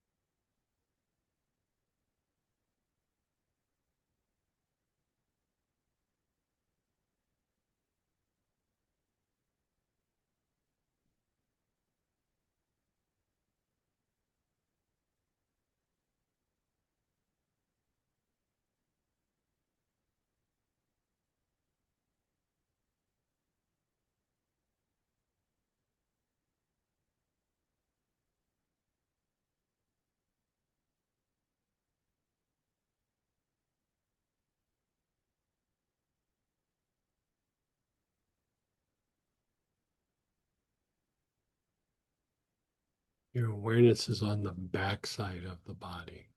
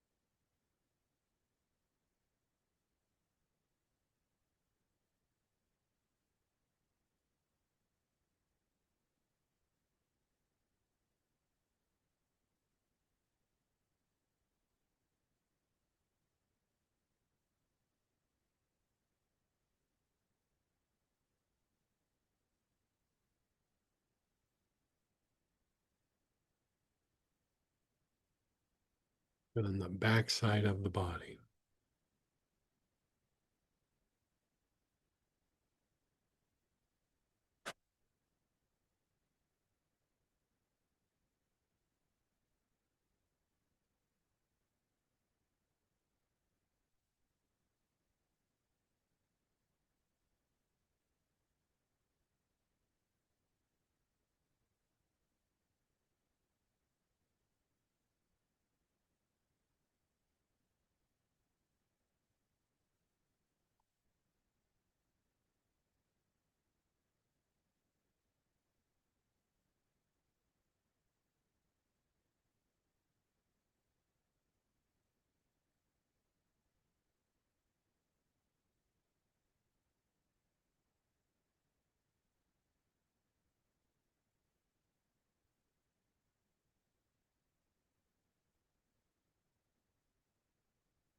And then pause and be still.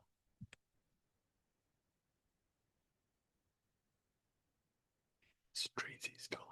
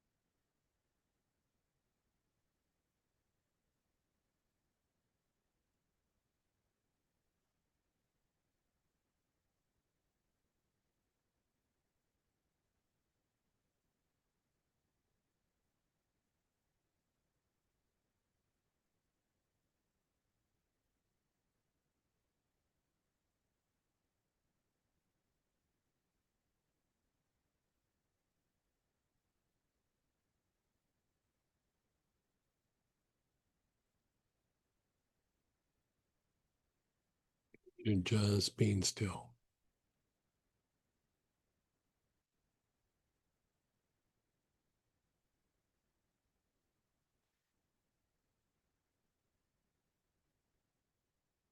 Just let it incubate for a moment.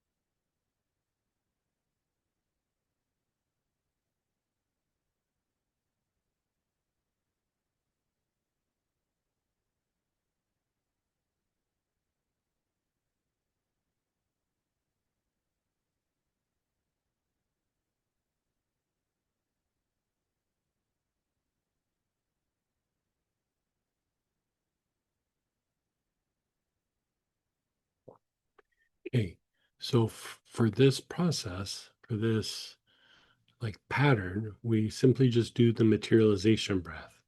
The materialization breath is about materializing light.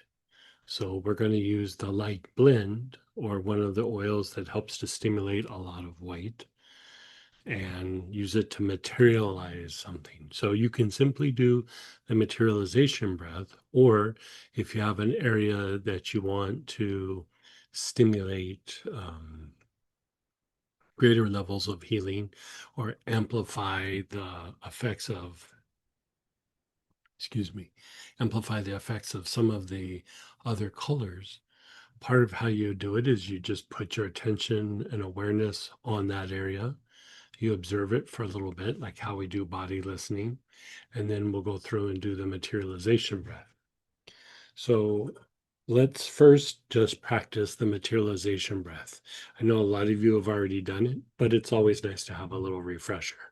So first, you're going to take your bottle, Or if you put some on your hand, you're going to take your hand, you're going to touch it to your chest. Now, the only reason you're touching it to the chest, there's no like big energetic reason other than you're going to be doing a breath where your head's going up and down. So it's easy to have it in that spot. So you're going to hold the bottle down and then you're going to lower your chin. You're going to inhale through your nose. You're inhaling the oil. You take a nice big deep breath. You hold your breath and then you lift your head up and then you exhale. So that would be one breathing cycle. Then again, and then up. That's 2. Again, up, 3. So let's all practice. Down, inhale, up, 4. Down, inhale, up, 5. Do a few more on your own.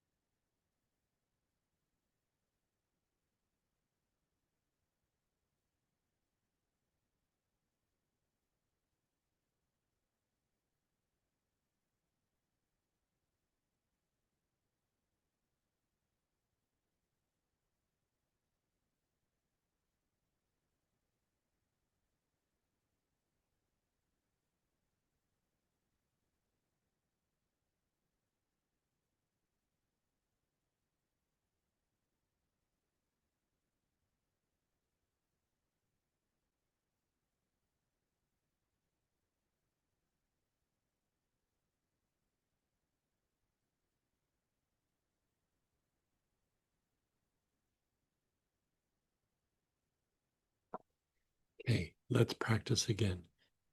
Bottle to your chest, chin down, inhale, up, exhale. Down, inhale, up, exhale.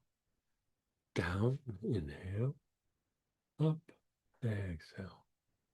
Down, inhale, up. Do about 4 or 5 more.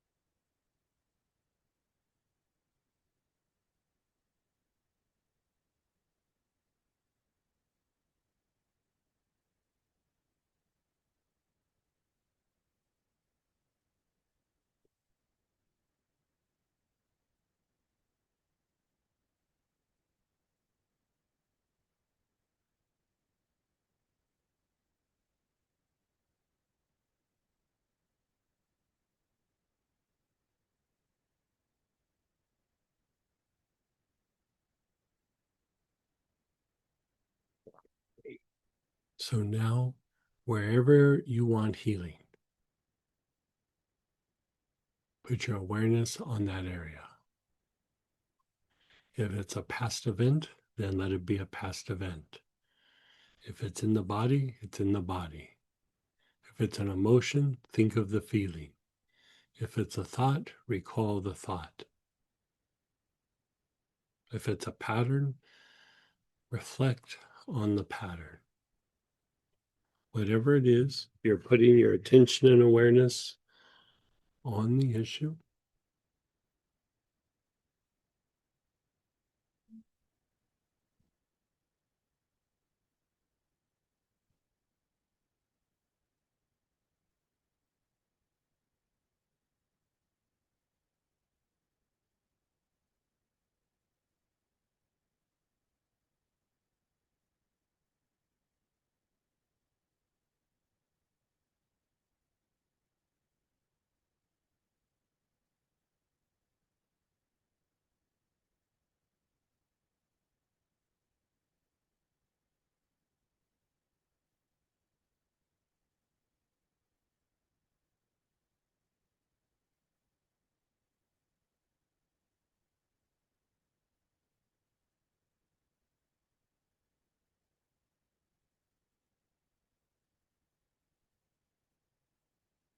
Mm, mm. You're observing.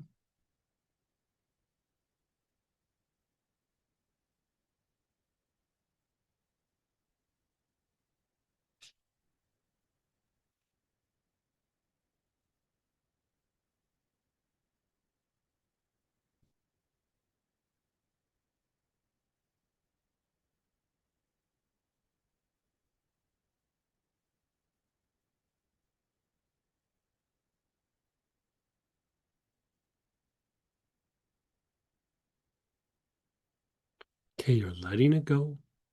Bottle to the chest, chin down, 8 or 9 of the materialization breaths.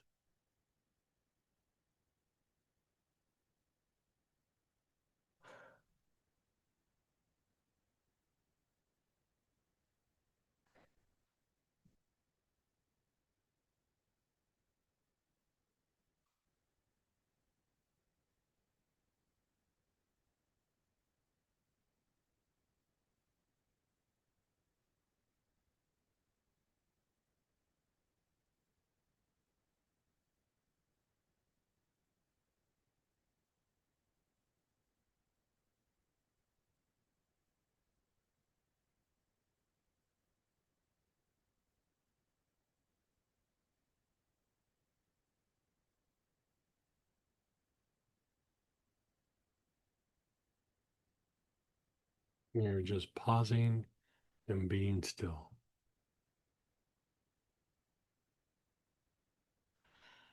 So here we're directing it. Sometimes what I do is I don't really direct it. I just do a bunch of materialization breaths to generate white, just to amplify whatever color that I've worked with or that's in my field at the time.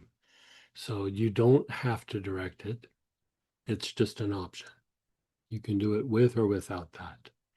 The instructions, I didn't put that in. You can just generate white. But if you want to be specific, be specific. You know. Here I say 2 to 4 times. I've been known to sit and do it maybe 15 times or so. With the white light blend, just generating a lot of light.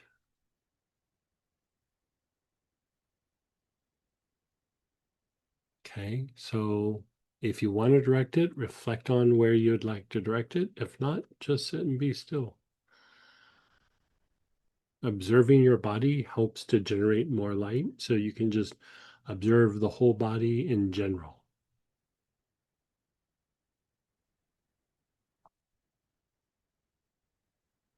And then bottle to your chest, chin down, 8 or 9 of the materialization breaths.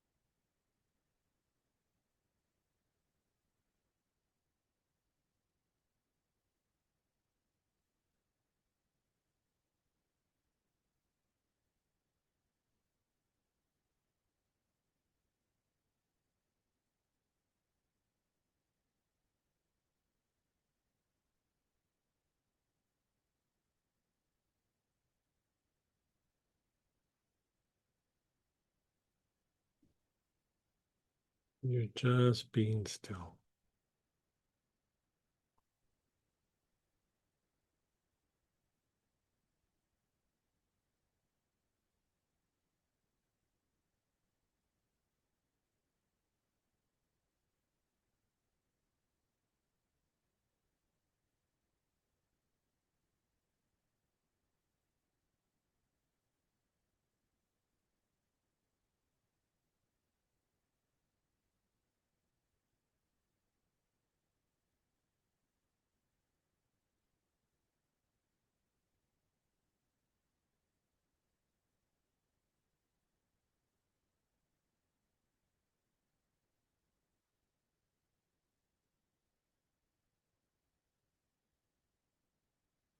You're just being still.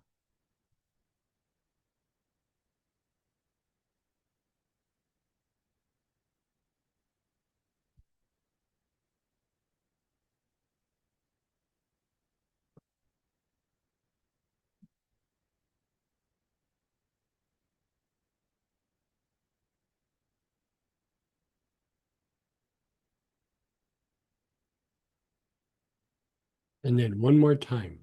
Bottle to your chest, chin down. Do 8 or 9 of the materialization breaths. Do it at your own pace.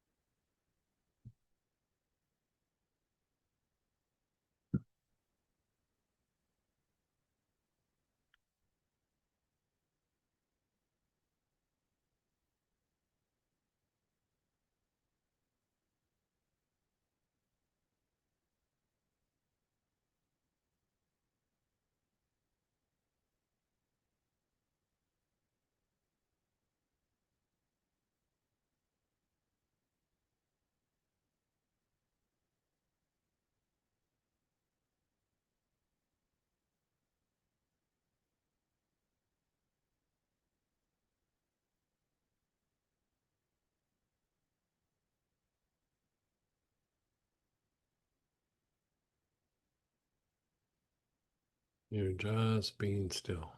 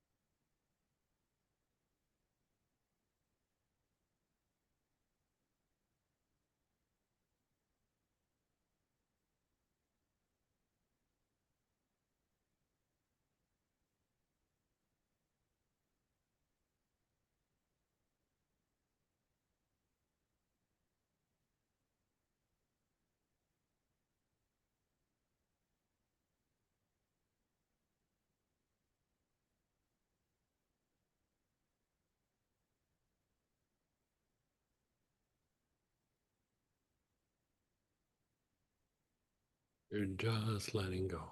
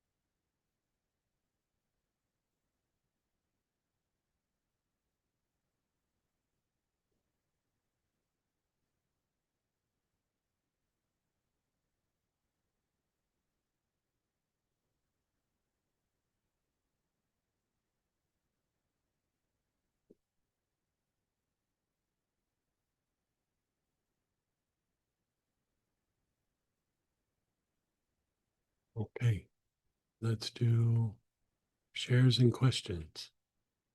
You can unmute yourself, type in. We have the white, but we also have the weekend. So kind of anything from the weekend goes.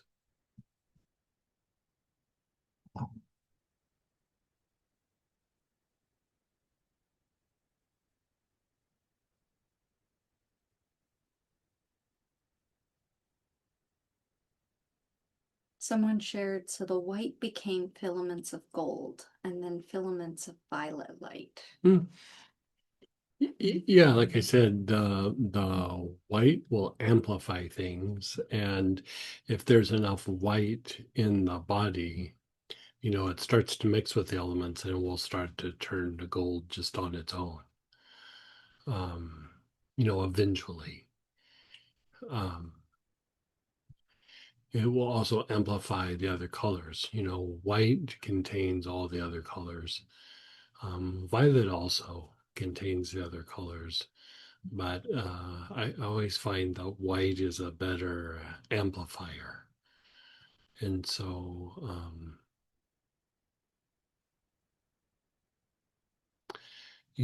sometimes when, you know, people that have been doing the classes, like if you're in the class, like, you can jump into any of these things, but say you're working on somebody in your family or something, and like the idea of refining colored energies might not be the most efficient thing. They might just need to get the ball rolling.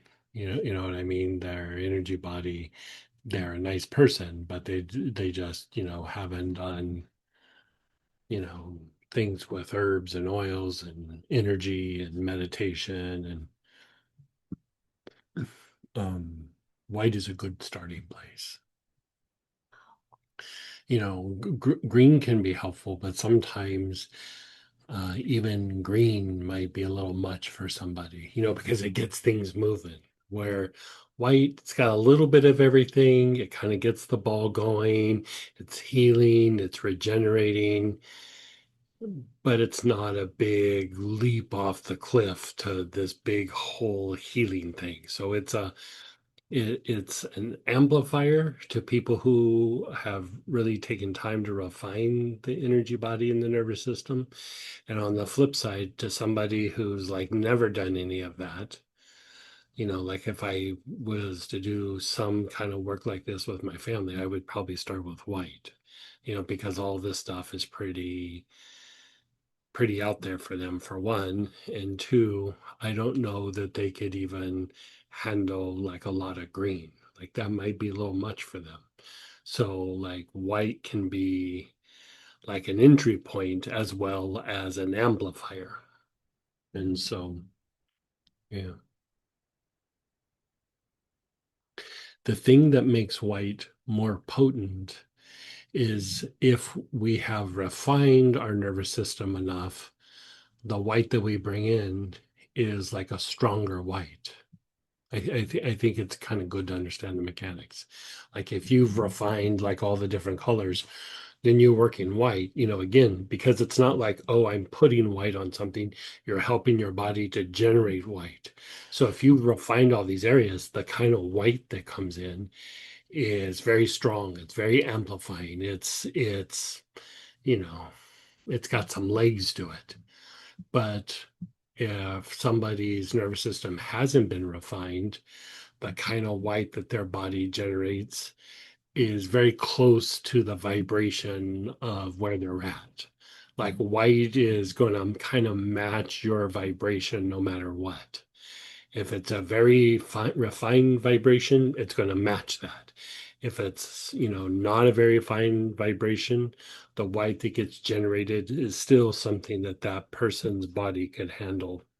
It's not just off to the races. It's kind of like what they can handle. Yeah. Mm. And go ahead, Ralph. Hey. Hey, Greg. So if like I'm specifically interested in amplifying vagal tone. Okay. So two things. Number one, so if I do green to sort of get things rolling and then take the vagal tone blend, Yeah. that would amp Yeah, up the like the vagal vagal tone. tone would fall under the like the violet, like the Yeah. violet healing state. I Mhm. almost put all that in the notes, and I am like at some point gonna add like the vagal tone and all of that I as figured well. that'd Like, probably be the second or third class, but I'm going to ask now anyway because it's well, the only reason I didn't do it here is I was trying to make everything like really simplified so that you could just get each of the states, like orange state, yeah. green state. And I didn't want there to be a lot of math involved. You know what I mean? Like, ugh, Yep. but there's Yep. this and there's that and there's all these things. I was just trying to make it like super simple. So you like kind of get the definitions of the states and everything. And then, you know, like things like if you're going to work chords, you could work the orange healing state more. Mhm. That's going to Yeah. amplify that. If you're going to work, health rays, there's a different state that you could work and amplify that. But I thought like right now that might be a little too much. So we're going to try to format it so that even sometimes if it's in front of you, you go, okay, but there's all this stuff, but I won't read it right now. We're going to try to do it in where like you can push on it on the time and it will pop open for you and you can sit and read it, but then it's closed so that you can keep it like simple. And then when you want to go advanced, you can kind of unfold the booklet Okay. as time goes by. So, Samantha and Robert have been doing a lot of, and Letty, they've all been doing a lot of development of the booklet. So we're trying to make them more interactive and like simplified and more advanced, all in the same kind of booklet. Hmm. So Yep. because in some of the Bagel Tone classes, like I wrote a bunch of stuff and then I would put the protocol like at the end. And one of my old organizers was like, "You didn't put any protocols in there." And it's like, she'd start reading it and then she'd be too much. And then she wouldn't go down to the bottom to see the protocols. And I was like, this has got to be done in such a way that the information's there when you want it, but when you don't want it, you don't have to bypass a bunch of things to get to the part that you want. Yeah. And so we've been talking about it for a while in the background about like how to make the booklets like more like user friendly and more interactive. And so, you know, we're in the process of doing that. So Okay. yeah. As a technical guy, you're headed in the right direction and have a good time. But so vagal tone, violet healer, that self heal, Mhm. even like violet flame, that was from a couple of the old classes. All of those would still fall under violet healer or the Okay. violet healing state. Okay. Um, all right. So I won't ask any more in-depth questions. I'll just kind of No, please do. But yeah. intuitively start. Okay. So up front, what I did last night Uh-huh. was really, really tired. Uh-huh. So I took the green healer and I basically did the entire advanced art programming protocol with the green healer. Oh, how'd that treat you? I slept like a log. Yeah, yeah. That's pretty intense. So, like Kind of good for you though. Like how I'll was that? continue doing that level of intuitive. How do I, take this into the deep end of the pool? Right. I love that you did that. I mean, that we're doing the four quadrants. Yeah. We were talking about in during the week and like in the background, and I'm like, it kind of hints about that, but I'm not gonna quite say it just. But yeah, you could totally do that. Okay. Because if you think about like when you're doing the four quadrants, left, front, right, back, you're reinforcing, you're bringing light in. But when you do the reverse, you're deconstructing what's there. You're kind of cleansing, and Mhm. then you're coming back, and then you're anchoring it again. Yeah. And so right off the bat, that might be a little too intense for people, but you could go there. You totally could go there. Okay. Yeah. How, so let's say that I do take Blue Healer and I do the advanced RX programming, the whole advanced process, Mhm. and then I finish up with a white. Yeah. I Okay. like the way you think. Okay. That's Great. nice. Yeah. It sounds super nice. I like the way Okay. you think. Yeah. Yeah. I mean, and the white can just be, I mean, you can do the four quadrants, but you can just do the materialization breath. Just jump to the materialization breath. Okay. Yeah. All righty. Well, I'm probably gonna sleep Yeah. pretty good Keep tonight me too. posted on your experiments. Okay, cool. Yeah. Thanks. I mean, that's the great thing about the blue is it's so stabilizing and regulating that, have this one student that, you know, she's going through some chronic health issues and everything, and she has a very busy lifestyle and has a hard time resting sometimes, and she rests, but she probably should rest a little more, a little deeper. And she has started doing the blue healer every night, and she keeps, every time I talk to her, she's like, it's the best sleep and the most sleep that I've gotten in like years and years and years. And the other benefit is that she has, she's doing really well with her health stuff, but it's still, some scary stuff, and it's helping her body to heal and to continue to heal on top of that. And so, she's getting good rest, and, you know, she's helping the body to fight off the issue. And so, man, it's win-win. Yeah. Yeah, that was great. Yeah. Yeah, blue and then the white Yeah. amplifying that. Yeah. And then, you could also put a little bit in alcohol or witch hazel and slap it on the body, or in some massage oil and rub it on the body, rub it on the feet, and um, I like to kind of do the breathing processes, but I still like to slap it on quite often, or take a salt bath in it. And there's times where I'd love to say like, oh, every night I do 2 hours of something. I do at least 15 or 20 minutes. Sometimes I do like an hour and a half, maybe 2 hours of something at the very end of the day. But if I'm really wanting to treat something, I do that thing like how the packs are. I rub it at the base of the skull, slap it on my body, rub it on my feet. If there's a spray, I'll do a little spray, and I call it good, and I can do that in 5 to 10 minutes. And so it's still a very good way to do all this.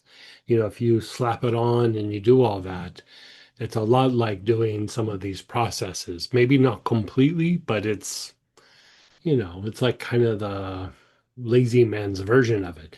But then if you take them both and you rub them together, it's very amplified. Yeah. Okay. Yeah. Yeah, I really like the body applications too. Because Yeah, it feels so sometimes as good. much as I would really love to do 2 hours at a shot, Yeah, it's not I'm sorry, I just not don't always have the practical. organization or the Yeah. bandwidth or whatever to pull that out. Yeah. It's not always practical. I mean, this is what we do all the time, and it's not practical for me all the time. Like, I would love to say, every night I do it. I'm going to do it tonight. I'll do it tomorrow night. Tuesday, Wednesday night, probably not. Like Thursday, I maybe Friday, my day's so long on Friday, I probably won't do it on Friday. Yeah. So like, you know, you do what you can. And so, and even if I have like an hour, I might not have the juice in my legs. This can be exhausting. You know what I mean? Like, so I'll go take a salt bath. Yeah. I'll do a salt bath with the oils, and I'm relaxing, but I'm still working the aura, I'm still working the energy body, all those things, and still producing a result with just kind of vegging out in a tub. Yeah. Okay. Good. Thank you again. You're so welcome. Yeah. Love your experiments, by the way. And go ahead, Teresa. Hey, hey. Hello. Um, so two questions Mhm, actually. mhm. I missed the gold, so I did the gold after the white. What would be the result of that? Well, gold, the order doesn't matter. Okay. So didn't throw anything off. But gold, did you hear any of the talking about the gold? No, I did not. Okay, so gold is, basically like when light begins to mix with the elements. So it's a lot of times spiritual energy that's coming in and mixes with the elements, and then you're anchoring that light in the body so that when things happen, your body just kind of snaps out of it on its own without even having to go like, oh, I've been traumatized. I got to do body listening. I got to do, Okay. it's like it just kind of snaps out of that. And Hmm. so gold is very restorative, and gold, as the gold is being produced in the body, is very activating to the heart. Very, very activating to the Okay. heart. So it really starts to bring a kind of coherence between the different body systems. It brings a kind of coherence between the mind, body, and emotions. It just keeps making everything whole. And so, the idea of embodiment is you're beginning to embody the light because the light is mixing with the elements. And so Hmm. it really shifts the nervous system, shifts the body out of previous states, and kind of brings it to this like deeper level of a sense of well-being, and intuition and vagal tone. And so the idea of vagal anchoring is the energy with consciousness mixing with the elements versus our repetitive thoughts and lower emotions and things mixing with the elements. Got it. Yeah. Cool. Yeah. Um, and then for me, if I were going to do a foot bath with one of the colors, what would you recommend? Let's see, green, orange, blue, amber, maybe red. Violet could be good. Gold could be good. White would be.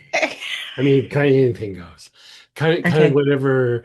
Like, probably for you. I mean, why don't you do gold if you have gold?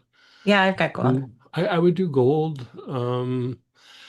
For me, a lot of times, going back to the beginning when we were talking Yeah. about green is, green is amplifying the function of rest and repair. Like Hmm. it's giving you like some potential there, like, Hmm. and so that's always a good one. Like if you're in doubt, it's like it's not the glamorous one, but green is the workhorse.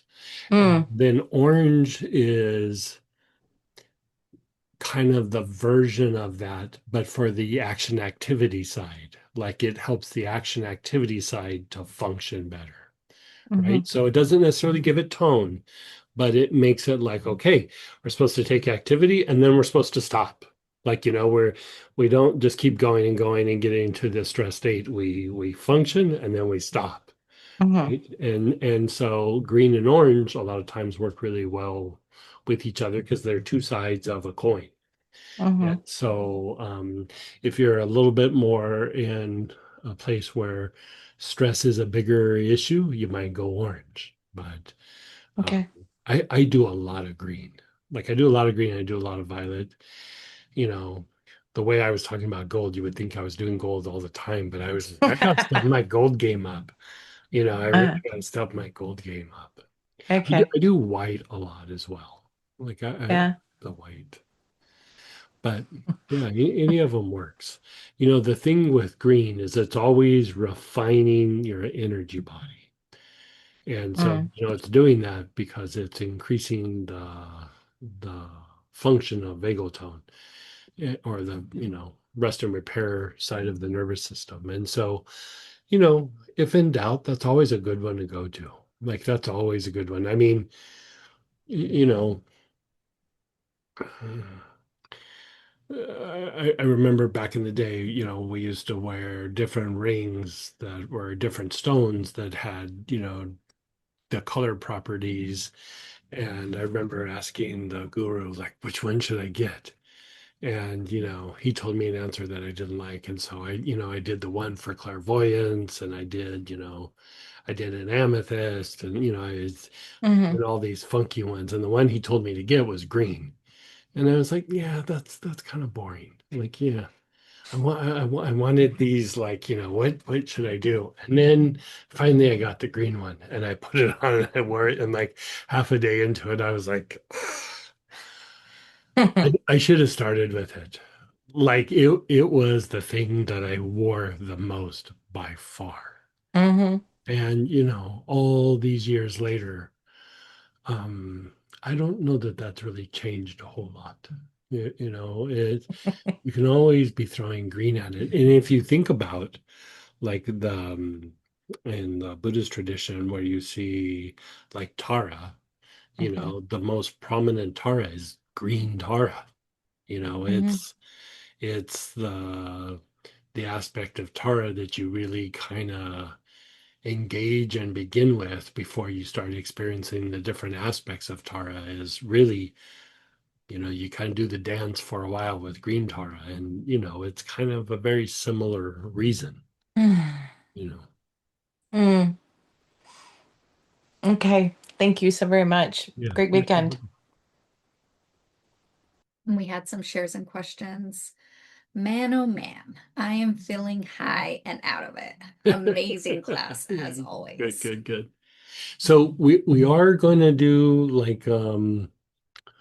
like another step of this, like with the 8 colored states, in a few weeks. We're gonna kind of explore it a little bit deeper and start to explore like treating different conditions and doing different little combinations and things. And so, you know, this isn't going away anytime soon. We'll be exploring this again here in a little bit. So keep playing with the oils, like Ralph is experimenting, and Teresa's doing her foot baths, and experiment with it. And when we get into the next round, we'll talk about different ways to step up our game when it comes to this.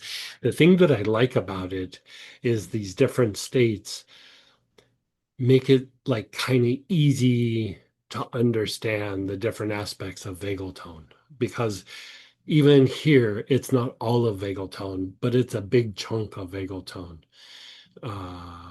You can just kind of have an idea of what the colors do, and you really have a deep understanding of vagal tone and the fight flight mechanisms. And so I'll keep giving explanations about that, but you'll still just keep referencing the different 8 states.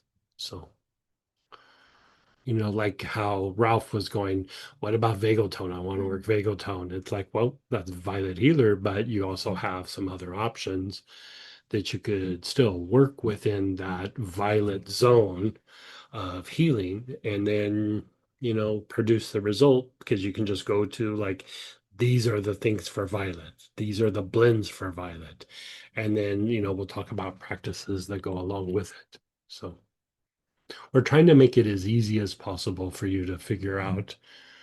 There's been a lot of information, and sometimes it's a little complicated. I'm trying to make everything very simple and like intuitive, so you can just go, I'm going to do violet. What's under violet? I'm going to do green. What's under green? and it kind of gives you an idea of what each one does. So Someone's wondering, does the aura include health rays? yes. Yeah, I mean, sometimes you still need to refine the health rays a little bit more, but like if you're wanting to work the health rays, work the green healer more, the green healing stage. Like if I was to say like, okay, if you want health rays, you could put health rays not as a replacement for like green healer and stuff, but like if you're going, hey, I want to augment green healing state, or I'm looking to augment working health rays, what would I go to? You go to that green zone and then you work things in the green zone, and it will work health rays, it will work the green aspects, it will improve vagal function, all of those things, all in that green zone. Yeah. So you already answered this first part when you were talking to Ralph, but has two parts. So can we do the advanced technique Yes. with the colors? Yes. And then can we do the RX standard and or the advanced technique lying down? Yeah. Sure. I don't know that I ever do the advanced or programming sitting up. I'm always laying down when I do it because I'm hoping that I fall asleep. Yeah. Wowza. I loved this class. How would we use these after the class? I think you've started to talk about that. So one color daily or one color for a week before moving on to the next. So you could do it different ways. Like I've done both, and doing one color a day, I really liked it, but I gotta say, like maybe spending 3 or 4 days working a particular color, it does take it a bit deeper. And so, like if you look at the idea of like orange healer, for example, you know, yes, it's helping to take the body out of a stress state, and it's helping that part of the action activity, fight flight mechanisms to function better and not be so much in fight flight, and be able to function and do those things like well. But if you look at it, it also helps to detoxify, and it also helps with lymphatic movement. And, a lot of the oils in that are also going to help you to release fluids out of the body. So you might pee a little bit more, and you might have like bigger bowel movements, and you're going to clean up the mucous membranes, and you're going to move blood and lymph and fluid in areas where maybe it's got really stagnant, and so just doing it a day, it will do some, but if you did it for 3 or 4 days or a week, it's going to go much deeper. And so I would say, I would play with both, but when you're really wanting to work one, I would take it kind of deeper. Do it for a week. Um, like the red healer, like we were talking about earlier, sometimes I do it for like a month, 3 weeks, 2 weeks, 3 weeks, a month, get the body really strong again, and then I don't think about it for a while. Yeah. They said very simple and practical Yeah. applications. Thank you. Yeah. Really loved the class. Thank you. Will there be another class kit with the next color energy class? We'll offer it again. We might do the same kit that we did here. We might do it in rollerballs. So like if you want to dab it and roll it on different areas, but we'll be using the same colors. So, it's not that we're going to rotate and be doing different versions of it. Like that idea of the different states, I'm trying to have it so it's kind of standardized for you guys. I might add other things like how Ralph was asking, like I want to work vagal tone. So he could do it with Violet Healer, but he also could do it with Vagal Tone and Vagal Tone Premium and Self Heal. And, he could work that violet zone with those oils. And so in the next version of this class, I'm going to add like things that also would contribute, like blends and things, but also like if you're wanting to release chords, clean chords, release chords, then you'll work the orange zone. And if you want to open up the health rays more, you'll work the green zone.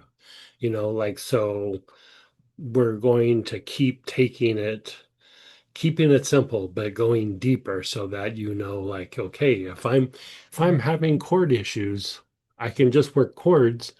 I could work orange, or I could take several things from the orange zone and produce a result that's amplified because of what that orange zone does.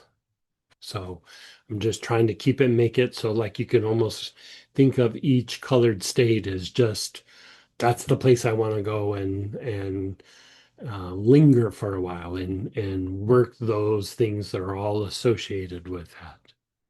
Yeah. Great. Well, and I hope you guys all enjoyed. Go ahead, Dorothy. Hey, Dorothy. Hey, Greg. The Red Healer Body Tonic, I think I have some somewhere.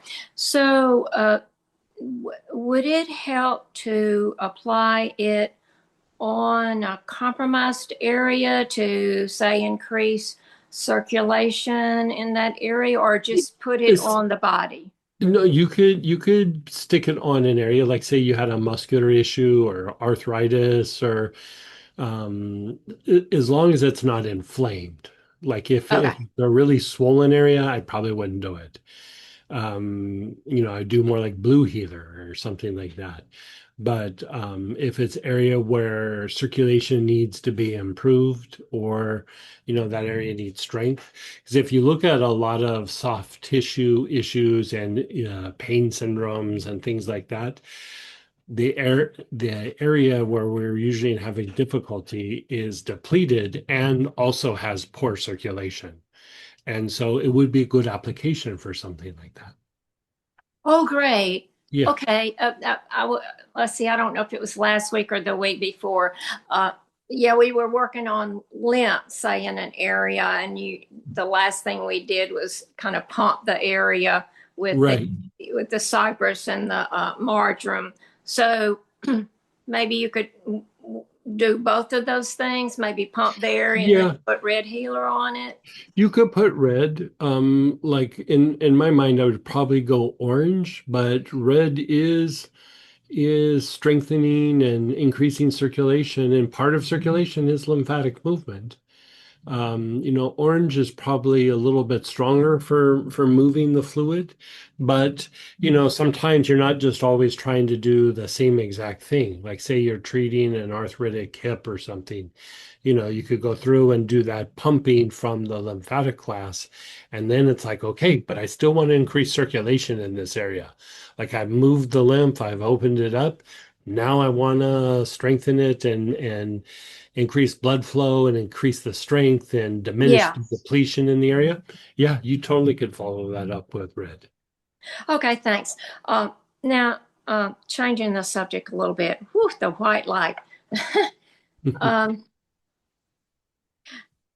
Well, I just wanted to ask your thoughts on this. So, um, let me think. Yeah, so yeah, when we were using the white light and doing the aura, I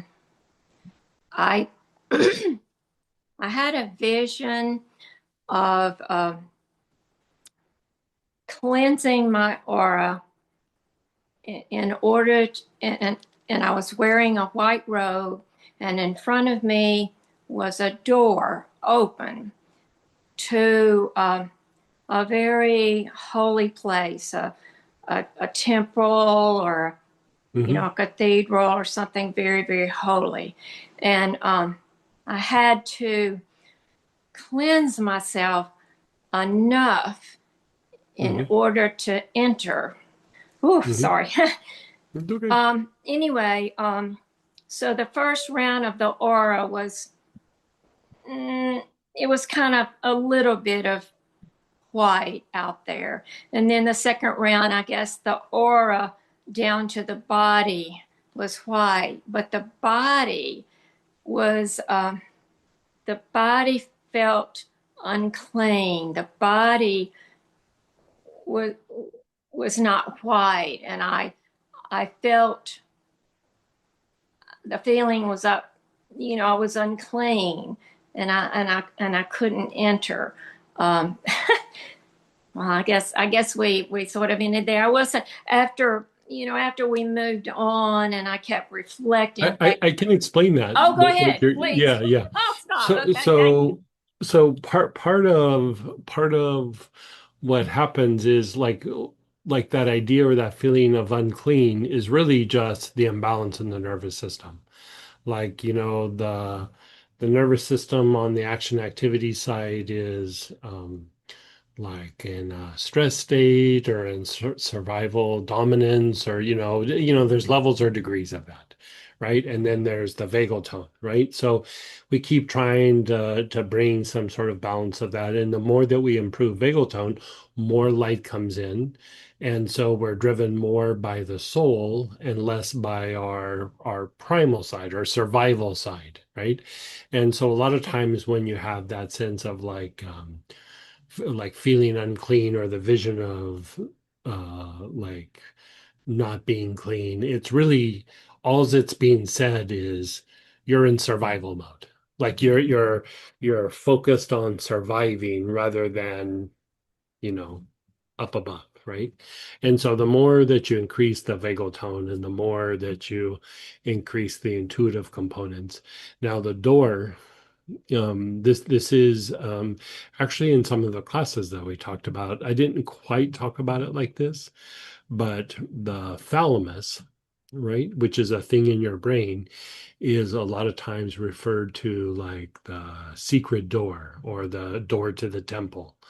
And the thalamus is associated with processing all the information, the sensory information and things from the nervous system.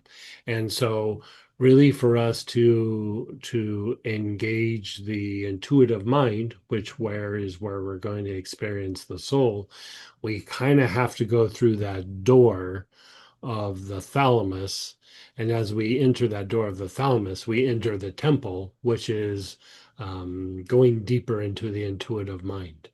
And so the way into that door is the vagal tone, and like keep trying to set the pattern of the intuitive mind. And at some point, you're able to walk through the door. Like it kind of happens in degrees. It's not like it just flies open. It's like, yeah, I got in, but I only got in like, this much, and then I got in this much. And then pretty soon, you'll, when you're getting into that area, because you'll feel very uncertain, like, I don't know what's going on. Like, because you're not living from the past. You're like in the moment, and you're in like light. So you're in an area where you don't have the momentum of the things from the past.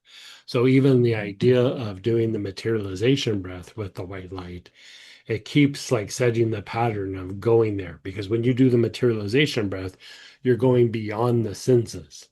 And so going through that door is, you're not only going through that door, you're going beyond your senses. You're going into the intuitive mind. You're going into a realm that's not based on the past. And so, yeah, just Okay, what should all I? all the things we do are helping you to get in that door. Well, I hope so. I've been working your classes. What should I do? The vital center of the thalamus? Yeah, you could add that. Sure. Okay, and so now you sort of ended that discussion about doing the white light. Well, I'm assuming I need to do a process with one of the other, at least one of the other colors I before would I mix it do up. the white light. Is Yeah, that I would mix it up a little bit. Like, I always like the idea of green because it deepens the potential. I always like the idea of violet because it deepens the vagal tone. yeah. I always like the gold because it's the vagal anchoring and really restorative part. And so, you could also throw a little pink or blue in there, but I would say green, violet, gold would be the things that help you get in there.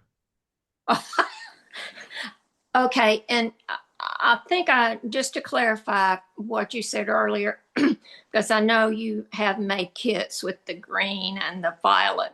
So if we put all those oils on from one of those kits, Oh yeah. and then that will take care of the process of, say, like if I do the green, that would take care of the process for the green, and then I can just do the materialization breath with the white Yeah. light. Okay. Yeah. Okay. Well, thank you so much You're for all so of welcome. this. You're so welcome. And somebody's wondering, can we do 2 packs back to back in the same 15 minutes? To like topical? Yeah, so I- like a health raise pack and then a green healer pack is their example. Yeah. Well, you guys are taking a running with it. Yeah, you could do It's that. like they've met you, Greg. Right, I know. I would say, because you're slapping things on kind of similar areas, like try to like maybe not hit the exact same spots or give it a little more time. 15 minutes might be a little too close, but 45 minutes wouldn't be. Maybe even a half hour. That might not be. Like let the body process the things that you're putting on first. Yeah. All right, guys, we're gonna call it a day, call it a weekend. Glad you Yeah, I'm joined us. glad you guys enjoyed.